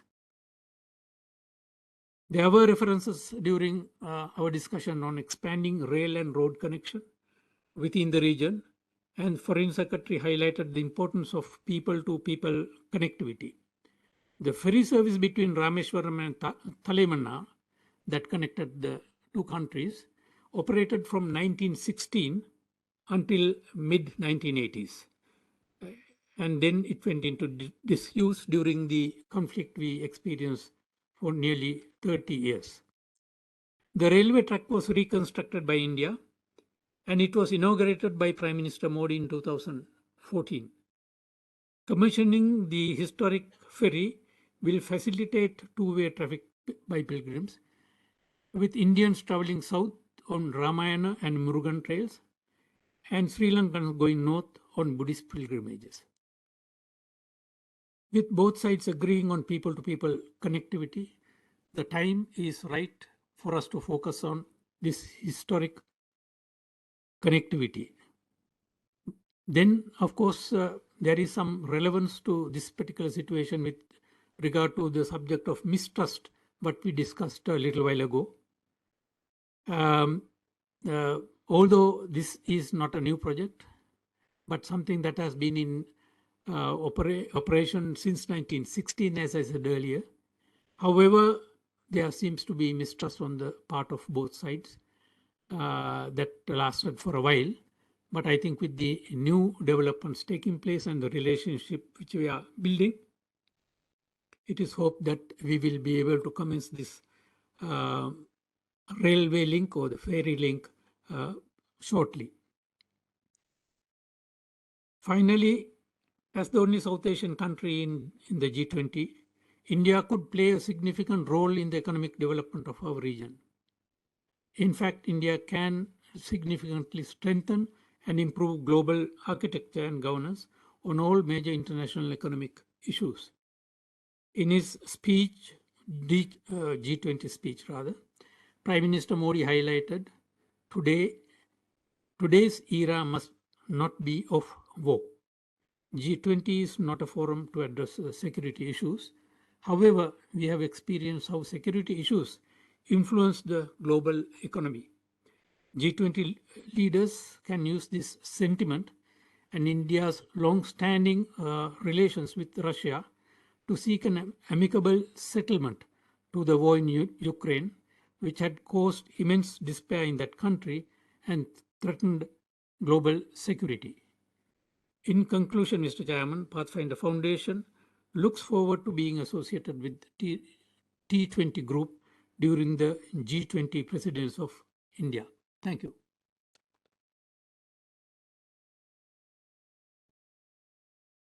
Thank you, Ambassador, for your presentation. You highlighted three salient points. One is economic distress in select countries, then obstacles to economic integration, and third, concerns on unilateral economic sanctions.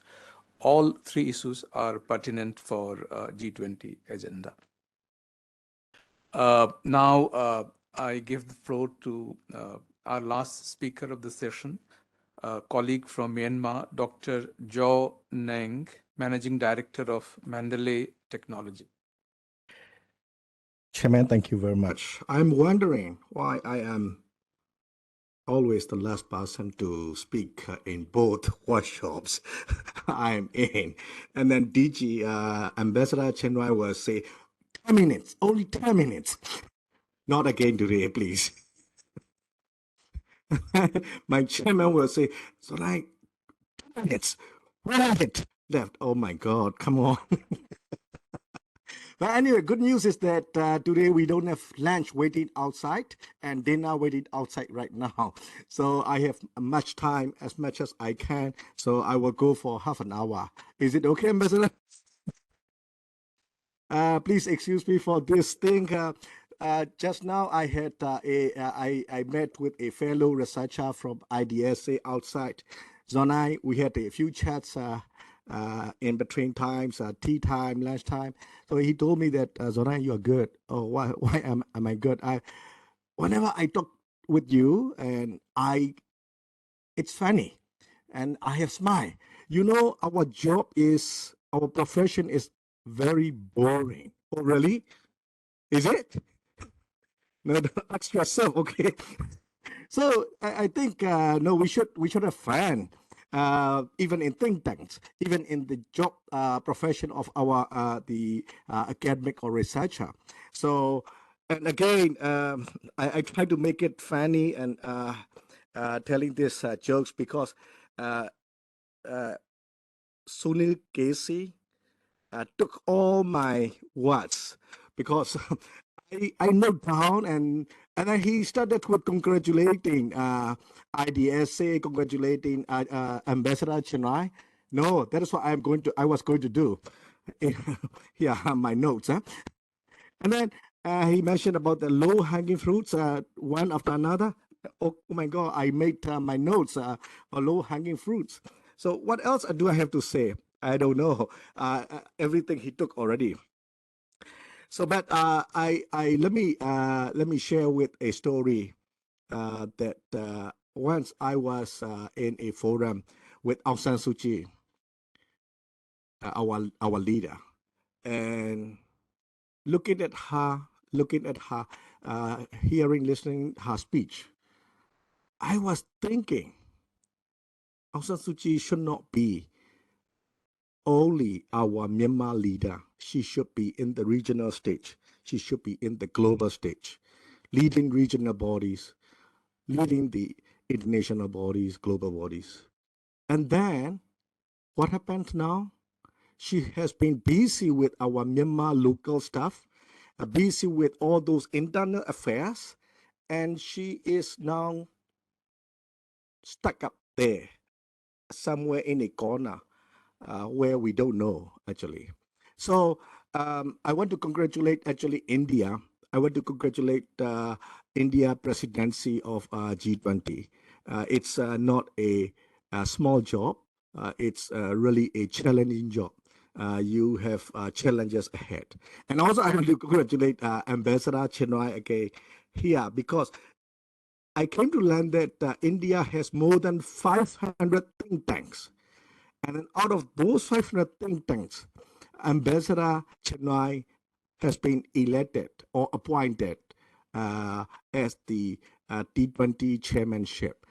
Congratulations. But again, you have the challenges ahead as well to work together with all those the think tanks in India. And yeah, great. Yes, yes, really, really congratulations. And another congratulations go to IDSA itself because you are continuous hosting this South Asian conference. It's really consistent and it's a really the very important job you are doing. Thank you very much for making this continuous and sustaining this effort, convening this South Asia conference. Thank you very much again, IDSA. And congratulating, and then after that, you have challenges like being the G20 chairmanship, being the T20 chairmanship. It's not easy. Sustaining the South Asia conference, it's not easy. There are many challenges ahead. But again, like not only those challenges as G20, India also have very big dream to be a permanent member of UN Security Council. Whether you like it or not, you have a dream. You must believe in it. And then there is also challenges ahead to make that dream true. So to make that dream come true, you have to prove that India is the real leader of not only India itself, but also the region, but also in the global issues as well. So it's you have to prove that, and Modi, Prime Minister Modi has to prove that, and Ambassador Chenoy has to prove that, and each and every Indian citizens, each and every Indian researchers, each and every Indian leaders in every level have to prove that you are leading in whatever you are doing, not only in India, but also in the region, but also in the global stage as well. And let me come back to what my friend Casey had started, low-hanging fruits. Okay, low-hanging fruits. Actually, you are ahead of many of us in the regional countries in terms of human resource development. Your people are very intellectual. Your people have brains, very good brains. There are many famous engineers, many famous politicians. Even the UK Prime Minister was born here in India. So you have very good human resource management, and you can help the other countries in the region and also in the global stage in terms of human resource development and also capacity building, not only capacity building of the government officials, capacity building of the think tanks, because you have over 500 think tanks. How many think tanks in Myanmar? Maybe I think less than 5. We have many NGOs, but not think tanks. So you may help us. You may help Nepal. You may help other regional countries to help capacity development of not only the government officials, but also think tanks, and also many other areas in engineering, medical, etc. And also water resource management. This morning, I was listening to the Director General Bharat Lal. He is the Director General of for Good Governance, but he was talking much about the water resource management, and I was thinking about water resource management in Myanmar. We had many campaigns, and we have many capacity building initiatives, and we have many projects in integrated water resource management. But all of those projects, all of those capacity development works has been led by the Western countries like Netherlands, Belgium, United States. Why not India? I was listening to Mr. Bharat Lal, and he is very resourceful person, and also India is very much ahead of us in terms of that water resource management area. Then why don't we work together? Why don't you help us? Not only Myanmar, but also other countries like in Nepal and India border river issue. We had this morning presentation, and also we also had those issues in our countries as well. So why don't you help in those areas of water resource management, for example? And also we just talked about International Solar Association, and it's really sad to say, in terms of solar, you are not the leader yet. I just add yet. I want you to be the leadership in the solar energy, because we had many solar projects in Myanmar, because our Myanmar electrification is still around 50%. So we have a long way to go to electrifying the whole country of Myanmar. Then we have solar power projects, many different solar power projects. We spent many millions of hundreds of millions of dollars buying the loans from the World Bank and from everywhere we can get loans from. All of those loans go to China. All of the money, almost about 100% of all those money go to China. Why not India? We can, I think, working on such solar energy leadership will give another economic advancement for India, and also it will give a competitive, market mechanism, because solar at the moment, the China is leading in monopoly. And how about electric vehicles? Again, you have this Mahindra XUV 400 electric vehicle, but that is what I came to learn about your electric vehicle. Why I Google it, but nobody from Myanmar knew about that. We are importing electric vehicles 80% from China again. So you have to go for those technical advancement, technological advancement to lead in these days of technology-driven world as well. And again, digital transformation. That is what you are you have the leadership right now. And then, but again, I have a few meetings last week with the telecommunications operators in Myanmar. And then all of them are buying everything from China.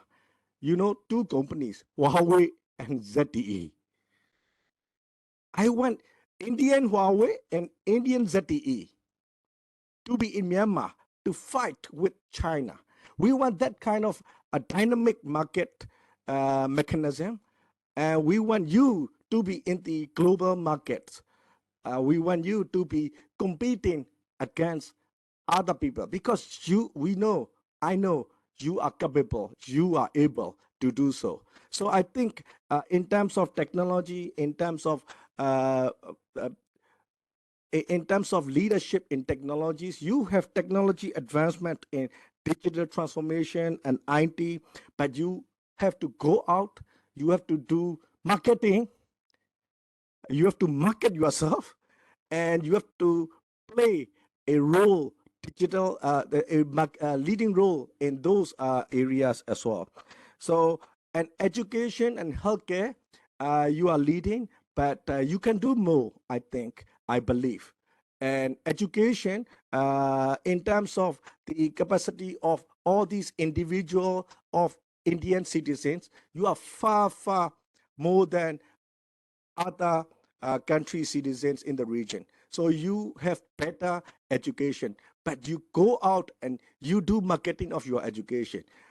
Many people in Myanmar today, like I mentioned, we go out. Many young people left Myanmar for jobs and also for education. How many percentage of those students come to India? Very little percentage. And most of them go to uh, Thailand. And then many of them go to Western countries like US, UK, and Australia, etc. You have very good educational institutions.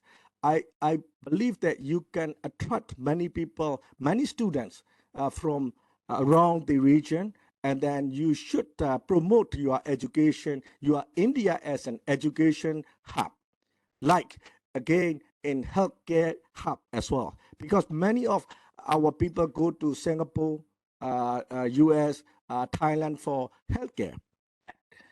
We come here to Delhi, or we come here to India for some special medical healthcare, especially for to replacement of these kidneys, for example. And only for such special cases, we come here. But I believe that you have very good medical hospitals and institutions, and also they are I don't want to use this word. They are very cheap. I mean, affordable compared with other countries like Singapore, even with Thailand, for example. So that you should promote your educational and medical institutions, hospitals, etc. So in such a way, I hope you can prove your leadership in the region. You can prove your leadership in the international bodies by those small, low-hanging fruits, like Suni Casey mentioned before.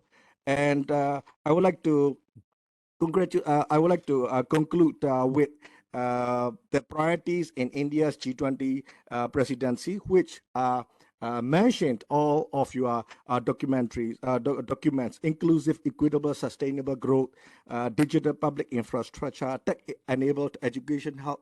I'm reading it because I want you to we excel in those areas which you wrote as well. So climate financing, circular economy, disaster risk reduction and resilience, global food security, energy security, green hydrogen, etc., and development cooperation. I would like to make a toast and make cheer up India to succeed in all those prioritized area, and also the low-hanging fruit which we mentioned previously. Congratulations again, and thank you very much.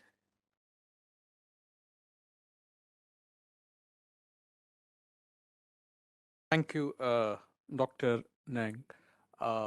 We invite questions? Is MC, you are going to coordinate, or? So the floor is open for questions. Please introduce yourself and identify the speaker to whom the question would be targeted.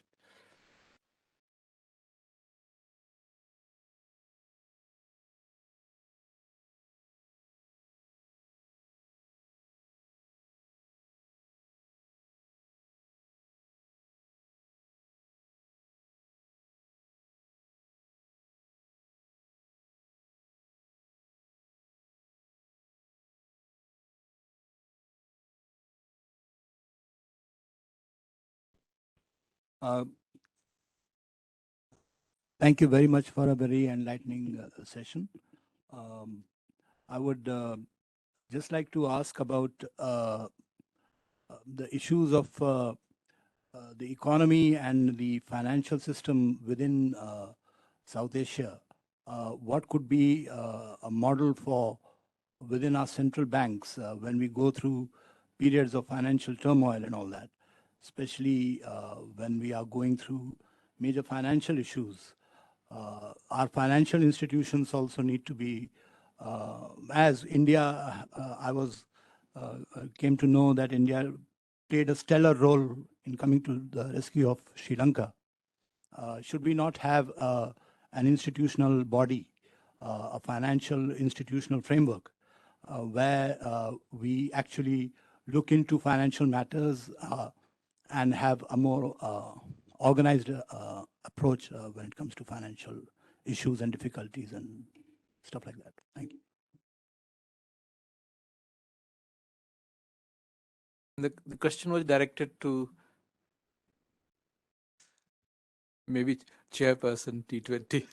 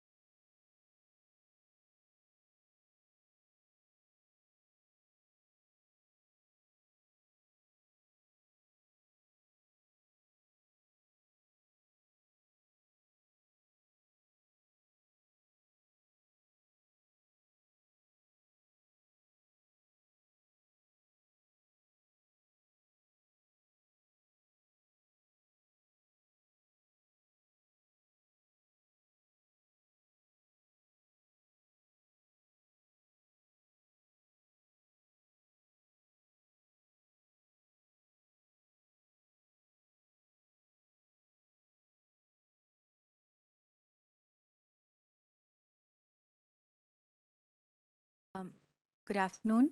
I'm Neha Bansal and I'm from the UN, but seconded to the Ministry of External Affairs. My question is really for all the panelists. I think we heard a range of ideas from each one of you. And I was wondering, in terms of consolidating those ideas, as you know, the G20, the Indian presidency, one of the deliverables is an engagement platform with developing countries. That's one of the proposals on the table under the Indian presidency.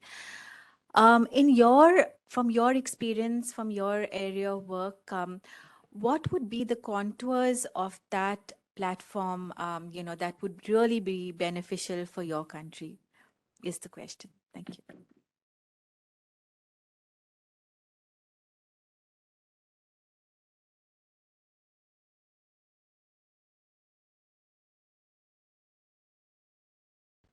I'm Deepika Saraswat. I work here at the IDSA. My question is directed to panelist Mr. Sunil Kesi. In your remarks, you mentioned that you struck a rather pessimistic note on BIMSTEC and BBIN as a alternate regional forums, compared to SAARC. So if you could just throw a little further light why you think the way, what you said about these two forums.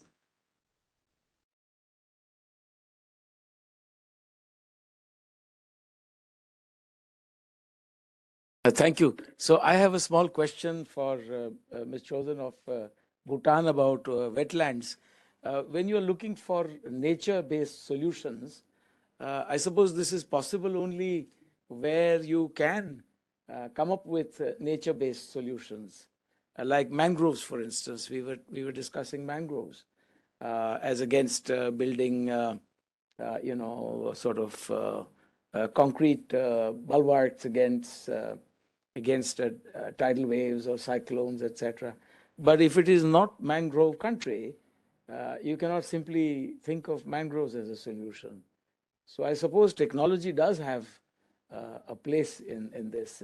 It's not possible to solve all of nature's problems only with, homegrown sort of nature and related measures. Would you agree? I mean, I'm advocating a place for technology, which may have a geometric kind of effect, not an arithmetic kind of effect, in coming up with a solution. Where possible, you can go in for local materials and local nature-based solution, but this may not always be possible. I mean, if you want to have breakwaters in the Andaman and Nicobar Islands, I doubt very much if I can go in for any kind of natural solution. And this is not related to wetlands, but the topic had come up, if you recall, in one of the presentations about mangroves. I think it was our colleague from Bangladesh who was speaking. I mean, that gentleman could respond if possible. Would you like to respond first and then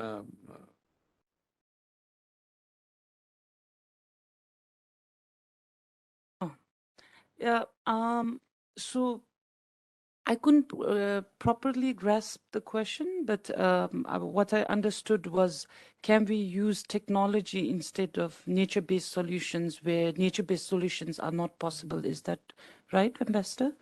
I believe that, there's nature-based solutions are always better than any other artificial solutions because of the fact of the unintended consequences.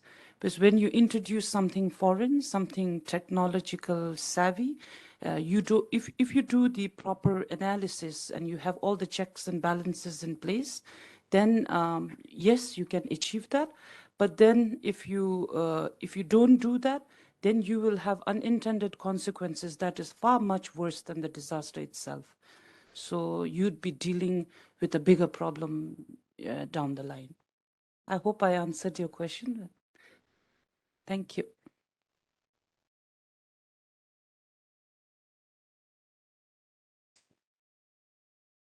Mr. Zou, my question about, he talked about Nouriel Rubini and the financial issue.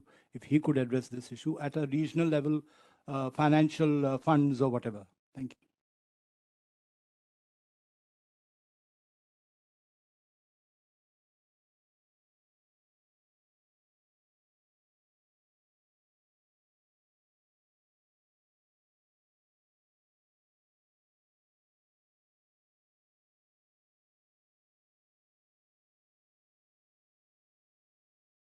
Sir, I'm Colonel Arun Agarwal from Center for Land Warfare Studies, CLAWS. My question is to Ambassador Chinoy as well as Ambassador Mukkesh.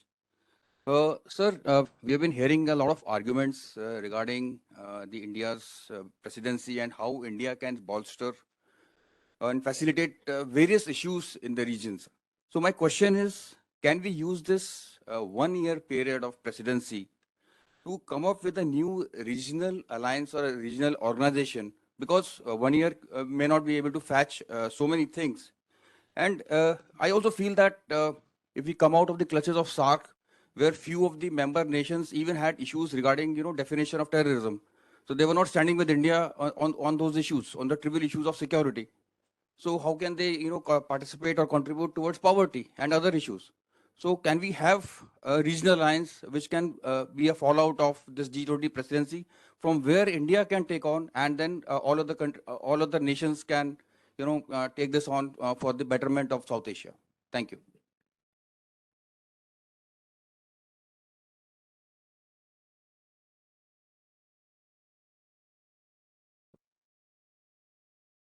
Yeah, thank you very much. My question does not precisely relate to South Asia, but I extend this question to Ambassador Chanoy and Ambassador Mukesh.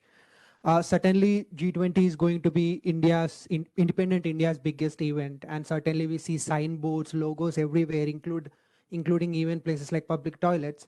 But how do we take this idea of G20 to the streets? How do we connect streets to the lieutenants? How do we encourage civilian diplomacy? And secondly, what is the role of youth in this G20 that India is coming up with?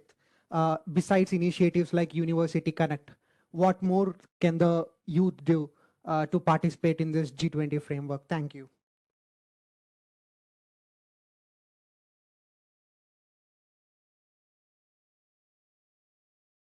I'll respond to the last question first. Well, when we speak about inclusive presidency, inclusive is not only this inclusiveness, but inclusiveness within India. How does G20 connect with different segments of society like youth, women, and intelligentsia and other sections of society? So there is a Y20 track through which younger generation is engaged. India has taken initiative called Startup 20, which is focusing mostly on the business issues related to the younger generation. These are the two concrete initiatives, apart from several other public diplomacy initiatives like University Connect. We are reaching out to schools as well and taking the G20 message to schools, colleges, and different segments of younger generation. G20 is a rotational presidency. 1 year is a very short period to create an organization. G20 works through norm setting. What is important is when you have India at the hem of affairs and other developing countries, the agenda itself gets concretized. That itself is a huge step forward. So the concerns of the developing countries and the global south will filter through the agenda making process, and some of the issues to get concretized takes years. Fortunately, we'll have the Troika consisting of the developing countries. Now we have Indonesia, India, and Brazil. And then it will be India, Brazil, South Africa. Then it will be Brazil, South Africa, and some developed country will take over. So for next few years, what is expected is that agenda and the voice of the global south will be heard for the first time in a G20. Creation of any organization will take time, and we'll see how outcomes are generated.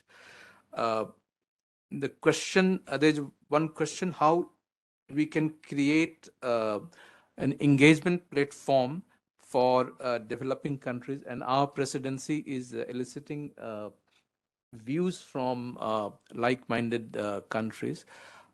How can we create a platform? And we would like to throw open this question to the panelists.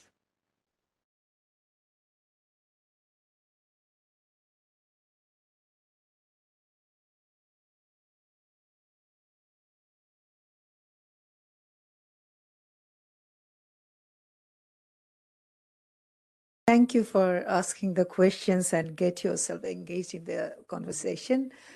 So, there is a question regarding engagement with developing countries. That is one of the priority deliverable on the table right now for G20 presidency. And the question was, what benefit my country will be expecting, my country, their countries, and what we are going to, gain. Is it so?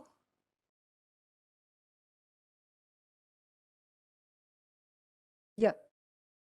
that engagement? How should we plan for that engagement so that your country can benefit? I mean, should it be along a certain sectoral lines? Okay, thank you.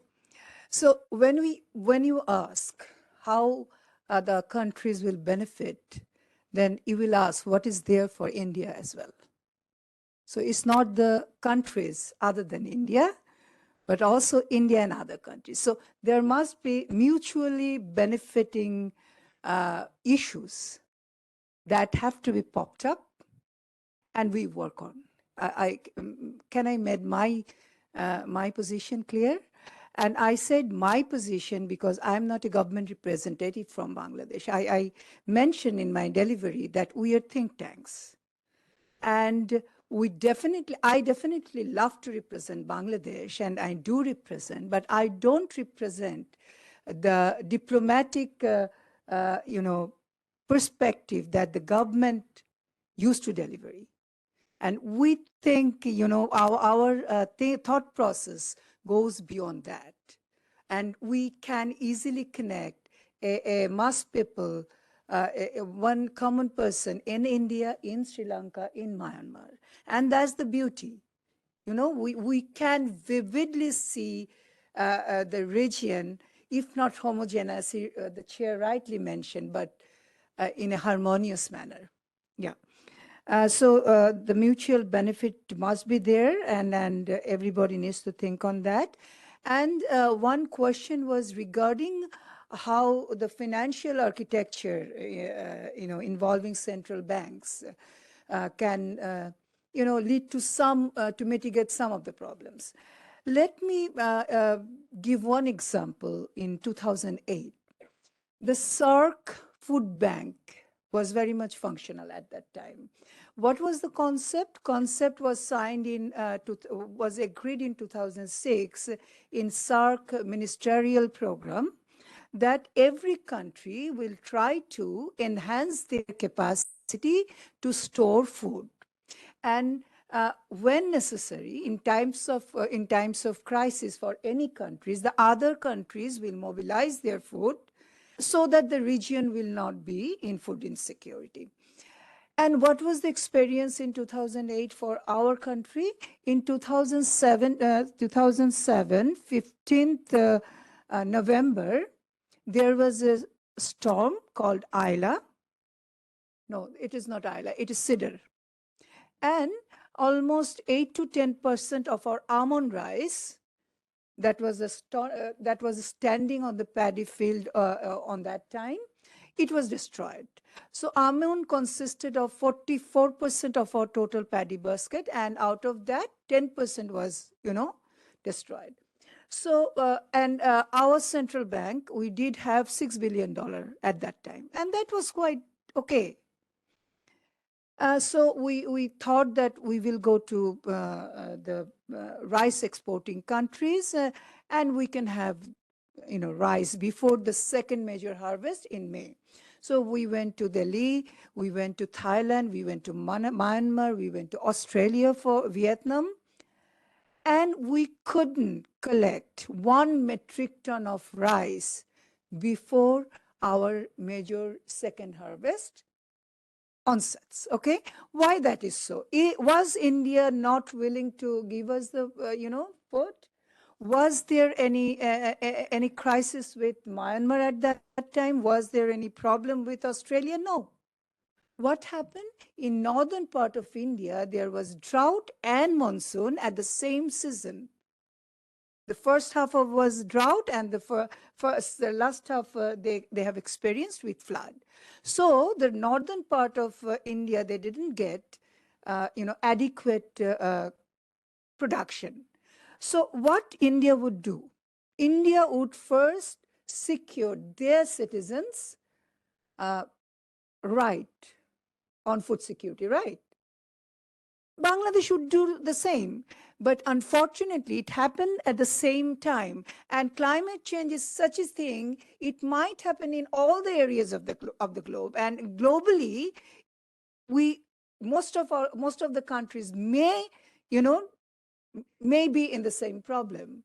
So it might not work when we all indulge in a crisis, the cooperation might, if with all good intents, it might not work. But you raised a very good point that, yeah, what I referred to, very short-term policy framework for the short time, for the debt crisis and the crisis within the globe for 2023-24, for next few years.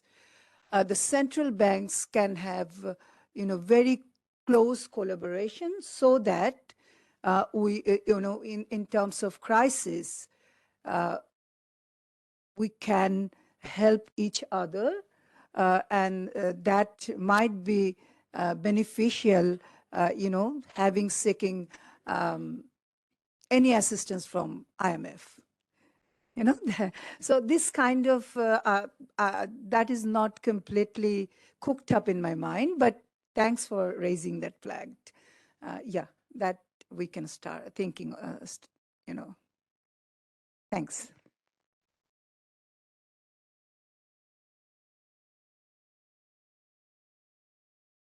May I just follow up and seconded what Professor Nilomar just suggested, that there should be a more closer cooperation between the central banks within the region. I don't think that we have ever done that kind of central bank meeting as part of the BIMSTEC or part of the SARC, or I never heard of it. Maybe perhaps I'm wrong, but it would be a good timing to start with that. And if I may just answer the gentleman's question about what the Indian G20 should do, I think the India should really take up the issue of the debt relief mechanism, because the last Indonesia G20 leadership, they have what they call the Debt Service Suspension Initiative, DSSI. But Indonesia was not very much prepared when this issue came up, because it was just beginning of, the end of the COVID, and then the economies are beginning to have the debt stress around that time, so it was not ready. So what happened is the other G20 actually pushed the agenda, and then finally under the DSSI, 3 countries became the candidates for the relief. It's all African countries like Chad, Ethiopia, and Zambia, right? So maybe I think this is because this is an African time. African, countries already received the first debt relief arrangement. Maybe I think this is the time that, it will be perfectly natural for India to work on South Asia, because not only that all these economies, but also this is probably, I think the world leaders can accept that South Asia can be the next candidate after Africa, right? So then there are other 3 reasons. One is, right now, India has all the economic relationship with all the country under stress, because you have a trade surplus with many of these economies, because a part of the debt relief and debt treatment arrangement is to also ease the import pressure on many of these countries, and then India is a very perfect position to do so. And then you can not only provide the leadership in terms of arrangement, but also you could actually offer some sort of assistance to these countries. So that could be a very good, you could already help many of the South Asian economies, but it would be nice to have a more global arrangement that you do it, and then that will also give you a kind of a global leadership position. And then also the second reason is that unlike Latin America or other countries, I think our debts in the region is very much related to the Paris Club and OECD multilateral debts, not the private sector debts. Like, of course, the Sri Lanka is the exception, but like Nepal, Myanmar, we all owe to the multilateral and then the institutional debts. So maybe I think this is where it is much easier to handle. And then I think world bodies like IMF and World Bank could also work very closely with India. And then lastly is that since debt treatment needs to be followed up with the economic reforms and restructuring, then India could also take, advantage and then also help these countries to restructure so that regional integration agenda can be also achieved through the debt relief arrangement. So because some of these countries can be complacent and some of these countries still want to push the reform, but with the debt relief agreements, then maybe I think they can also do the economic reform so that our long-term agenda on the regional integration can also be achieved through that. Yeah. Thank you. Some of the points which you highlighted, I believe is already on the agenda of the finance track. But I'm not sure about whether there is a provision of a regional meeting of central banks, but the point is well taken and I will take it up with the finance. Please. South Asia already has a system. In the case of Sri Lanka, we allowed Sri Lanka to delay their payments under SARC payment system. So South Asia already has a system. And moreover, besides creating this regional architecture, mutual trust works better because in the case of Bangladesh after COVID, India helped them by supplying onions, tomatoes, and other basic commodities through railway. Actually, that was the time when transportation through advantage of transportation through railway was also discovered.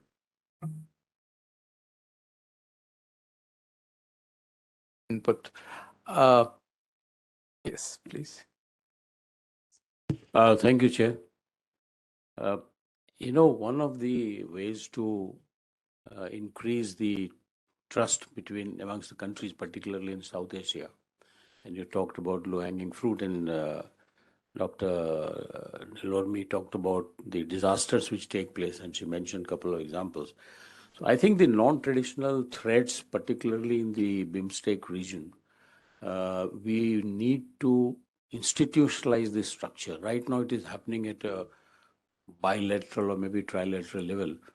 And if we institutionalize a mechanism and a setup amongst these countries, include Maldives from the other side, I think it will go a long way in improving the trust as to who, at the time of disaster, has helped another country, because you will have a proper institutionalized mechanism, as somebody talked about structure. So an architecture for non-traditional disasters, I think, is the way where we can start, and nobody will have any problem. One of the very military ways to do it was, when we have major exercises, for example, the Malabar exercises, some of the countries were quite alarmed initially. So we invited them to come as observers. So some countries, including Sri Lanka, their navies, they come on board and sail with these 3-4 countries that we do the exercise. So that has given a little more confidence to Sri Lanka that, okay, it is all happening for a collective security of this whole region. So I think the non-traditional threat, I would still recommend that as in your capacity as think tanks, I think in your own country, you should encourage this discussion and make it heard by the governments. Thank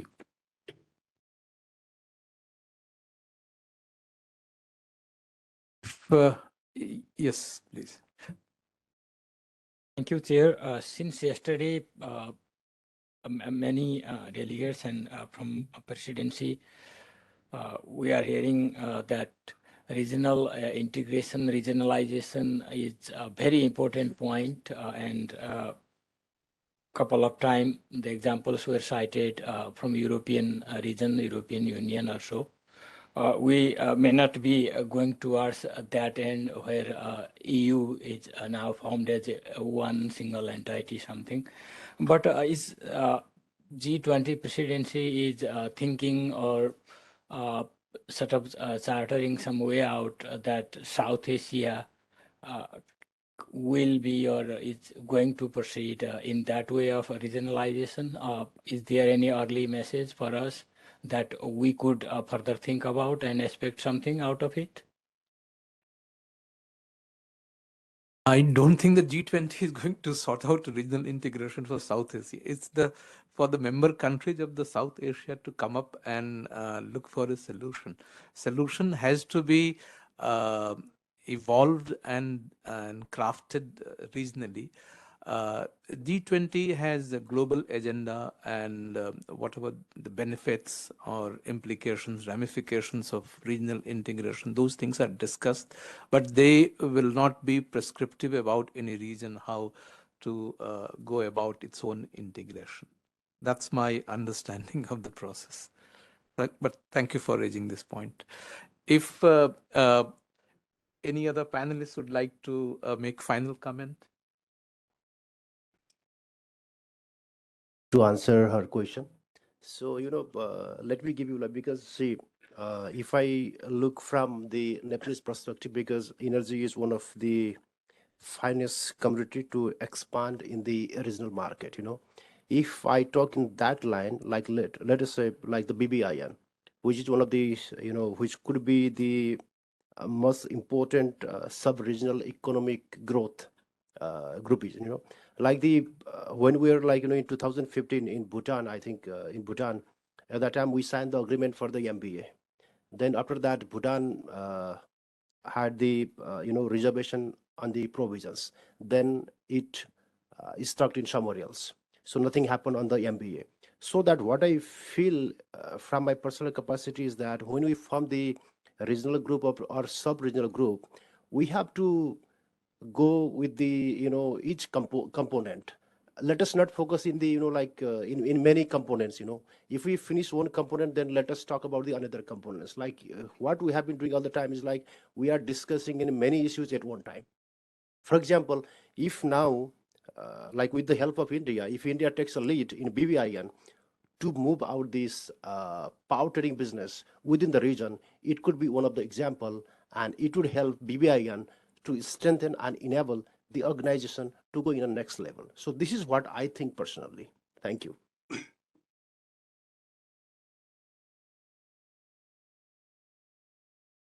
Let me make my comments on the engagement platform we just talked about.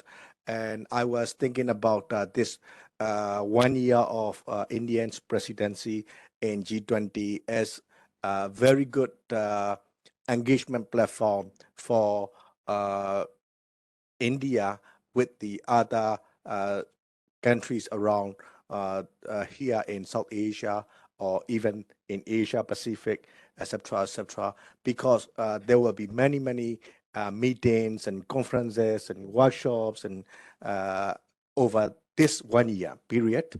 And then you have a platform called IDSA. That is under the Ministry of External Affairs. There are courses and trainings offered for those countries, including Myanmar. Many of Myanmar people come and study and get the short-term courses and trainings. But those IDSA trainings are just trainings and courses. But here in this term of 1 year, you will have many more than IDSA.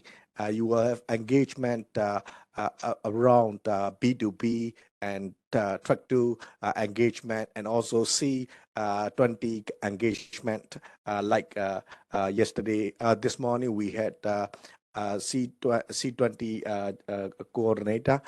So Mr. Nambia was kind of heading the C20, like Mr. Ambassador Chenoy heading this G20 engagement. So there will be many engagement opportunities in this 1 year. And then I would like to say that this 1 year presidency of G20 is not making and laying out the engagement platform. And then I would like to encourage you, this is the beginning. And but the beginning is very important, and I would like to have this kind of engagement, a momentum for 2024, 2025, and far beyond. So this 2023, I would like to take that beginning year of what we call engagement platform for not only for the trainings and courses, but also for the B2B, C2C, think tank to think tank, academic to academic, and also G2G, all, at all levels, track 1, track 2, track 3, track 4, each and every tracks among all the countries and regions. Thank you. Now it's time for me to thank all co-panelists. Thank you very much for your inputs, suggestions, and futuristic assessment with regard to looking ahead. I believe the engagement with the think tanks in the region has been worthwhile, and the ideas which were floated, which came across here, will be distilled and will be taken forward through the T20 process. Thank you very much, and thank you IDSA for making this happen. On behalf of Director General MP-IDSA, I thank all the panelists for their meaningful contribution. Indeed, the last 2 days have been thought-provoking and insightful. I'm sure the inputs from this conference will greatly enrich the T20 agenda. Before the formal vote of thanks, I would like to request Ambassador Chinoy to deliver his concluding thoughts on the conference.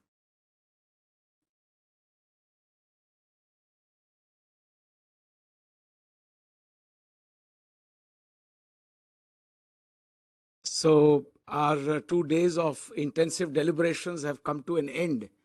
And I'm sure you'll all agree that it was very, very enriching. The scale, scope, content of our discussions were very useful, very productive in my view. But there were a few thoughts that occurred to me. I'm not about to make a long concluding statement. I know that everybody is tired. But it's my duty to firstly thank you all for your physical participation as well as online participation for those that didn't make it in person. And for all those who came across and sat through these 2 days, again, a very big thank you. I want to thank my colleagues also who made this possible. I couldn't have done it alone. So it's teamwork that's enabled me to pull it off. But 2 or 3 points here that were raised from the floor. A gentleman there had asked a question about SARC being dysfunctional and whether it should be torn down and whether India should immediately set up some other South Asian structure based on an alternative geography. I wouldn't take it to such lengths, because this kind of dysfunctionality that we see in multilateral organizations, A, it's not new, B, it's not unique to SARC. To start with, we see this kind of dysfunctionality, the stasis in decision-making, the impasse, as I might call it, in the apex structures as well. The United Nations, its Security Council, is also afflicted with issues, infirmities. And when you look elsewhere, we have seen that it's equally true of the WTO on trade issues, where the dispute resolution, dispute settlement mechanism has been held hostage for quite some time for want of replacement of the people who man that, the appointments. We have seen that kind of infirmity in the WHO during the pandemic, when the politics of the pandemic overwhelmed that organization. Sometimes we have seen how lack of funding can overcome an institution and render it dysfunctional. And I'm talking about withholding of funding, not simply because there's lack of funds, but on political grounds, because you have a viewpoint about the functioning or the composition or the agenda. So SARC, I'm afraid, is not unique in that it may have some issues, some infirmities on account of certain countries not being able to fully step up to the plate and participate in a fulsome measure. And I don't want to go into those details. We have seen the same with APEC, for instance, the Asia Pacific Economic Community. I mean, who talks about it these days? Nobody, because the East Asia Summit process has long overtaken anything that APEC may have wanted to do. The trend, ladies and gentlemen, today is towards regionalism, strengthened bilateralism, strengthened plurilateralism, and also the while keeping the door open, so to speak. And that applies even to organizations rather structured, I shouldn't say organizations, groupings like the G20, which is also speaking of expanding its interlocutors, the set of interlocutors, by engaging more with the African Union. We have seen that even in smaller groupings like the Quadrilateral Security Dialogue. It also has a Quad Plus. So the door is open these days. But the groupings are quite clear. And there are no clear-cut lines here because there's a lot of overlapping loyalty, overlapping membership. And that is why you will have a Turkey from NATO voting against the United States and the West on a human rights resolution which has been tabled in Geneva against China. So Saudi Arabia, a strategic partner of the United States and the West, also going the other way. So this is a world of multiple alignments, so to speak, issue-based alignments, as is often said. So let's keep this flexible. What we are trying to attempt here also through our T20 process is to engage as broadly as possible without pinning anyone down or without trying to reject a particular organization or create something in a hurry that doesn't really take off or deliver in the manner in which you imagine it would. The second point I wanted to make is that the Think20 engagement is really casting its net far and wide. And as far as outreach is concerned, it's not just the Think20 that's reaching out to the people of India, to people across the world. We heard yesterday how people on arrival have also noticed that the G20, sort of placards and banners are everywhere. So the people of India, in their millions, are being involved in some manner. And I think W20 and Y20 in particular are stepping out to last mile areas, to women's groups, and to rural areas as well. We, the Think20, are also going to do the same thing. I'm not sure if you're aware, but we are planning a very large number of engagements with universities around India. And these will be town hall kind of events in Gujarat, in Punjab, in Karnataka, in Odisha, in Assam. These are already earmarked for our calendar. So that's how we propose to do it. We are going to be engaging people around the world, from Kigali to Sydney to Berlin to Rome, to other parts of Asia, Tokyo. So rest assured that we will take this as far as possible. As far as continuity is concerned, with regard to Think20, that is a good point of inflection for some more deliberation. After all, every G20 presidency comes in with its own unique stamp and imprimatur. And so where is that continuity that we are looking for? There are many issues that have a somewhat extended shelf life. As you look at that pattern, you can see that some last for 5 years, some for less, some for more. And some are simply existential issues that will continue to be there.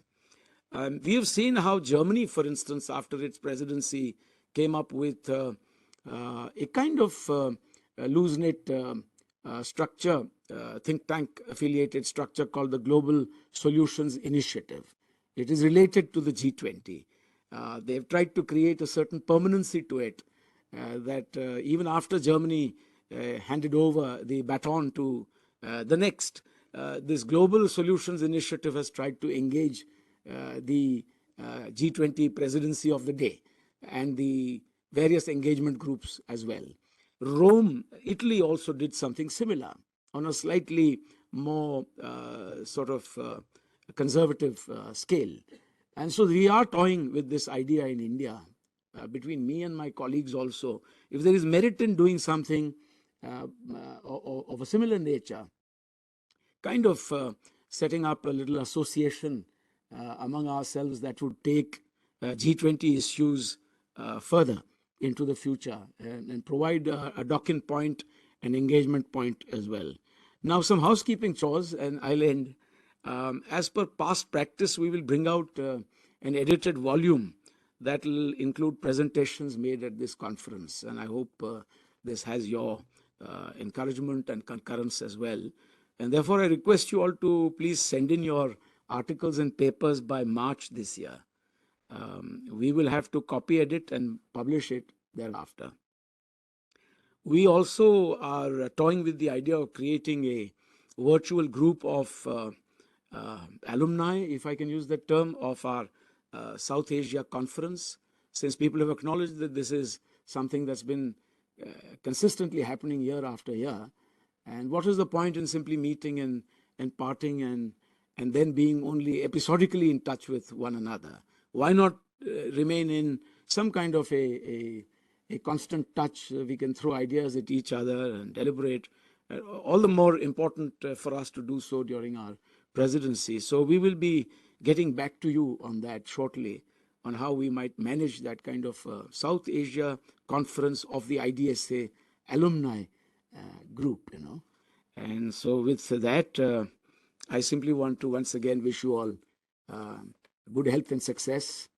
Bon voyage to all those who are traveling. Thank you very much.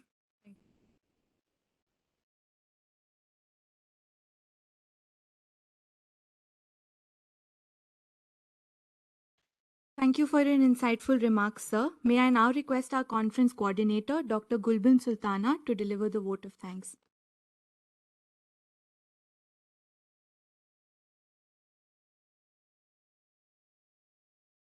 Distinguished guests, dignitaries, ladies and gentlemen, you will all agree we had an engaging and intellectually stimulating conference. The rich inputs have greatly enhanced our understanding about issues of common concern in South Asia. I'm sure these valuable inputs will be duly fed into the T20 process. I deem it an honor to propose a vote of thanks on the conclusion of the 14th edition of South Asia Conference on behalf of the co-coordinating team, Dr. Ashok Behuria, Dr. Smruti Patnaik, and Dr. Uttam Kumar Sinha. First and foremost, our heartfelt thanks to the speakers and diplomats from Bangladesh, Bhutan, Maldives, Nepal, Sri Lanka, and India to make this conference a success. We value their views and recommendations.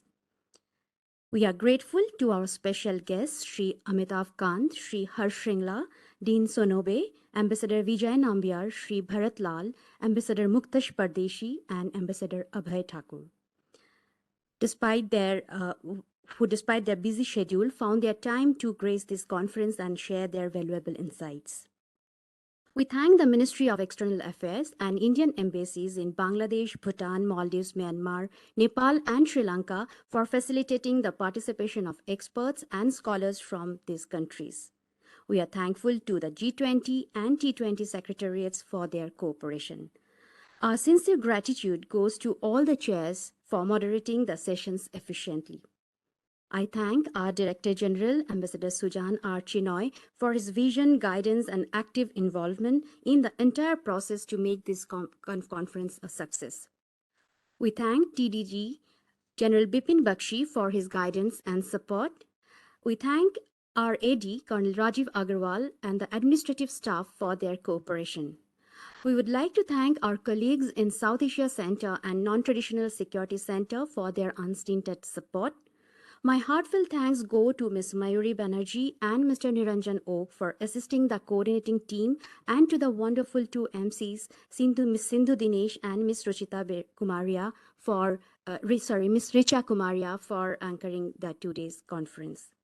My thanks to all the rapporteurs, Mr. Ayush, Dr. Vignesh, Ms. Priya, Mr. Afroz, Mr. Raja, Dr. Mir, Mr. Bipandip, Mr. Niranjan, Dr. Jatin, and Dr. Opang.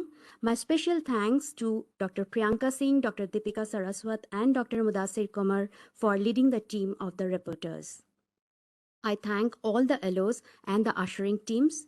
My sincere thanks to the tweet team, Dr. Zainab Akhtar, Ms. Anandita, Ms. Mayuri, Ms. Priya, Mr. Ayush, and Dr. Jason, Ms. Esha, and Nikhil. 3 cheers to all of them. I thank Conference Cell Ms. Amita Narang, Ms. Aparna Krishna, Mr. Dharajit, Ms. Grita, Mr. Virendra from DTP section, Ms. Deepika and Ms. Jolly from DG's office, Ms. Nilima Rawat, the account section, technical and audiovisual teams of Ms. Gauri Mishra, Mr. Sumit Singh, Mr. Surinder, and the catering and estate cell. Last but not the least, I must thank the audience for their patience and participation in the deliberations over the last 2 days. A big thank to all of you for making the conference a success. Thank you.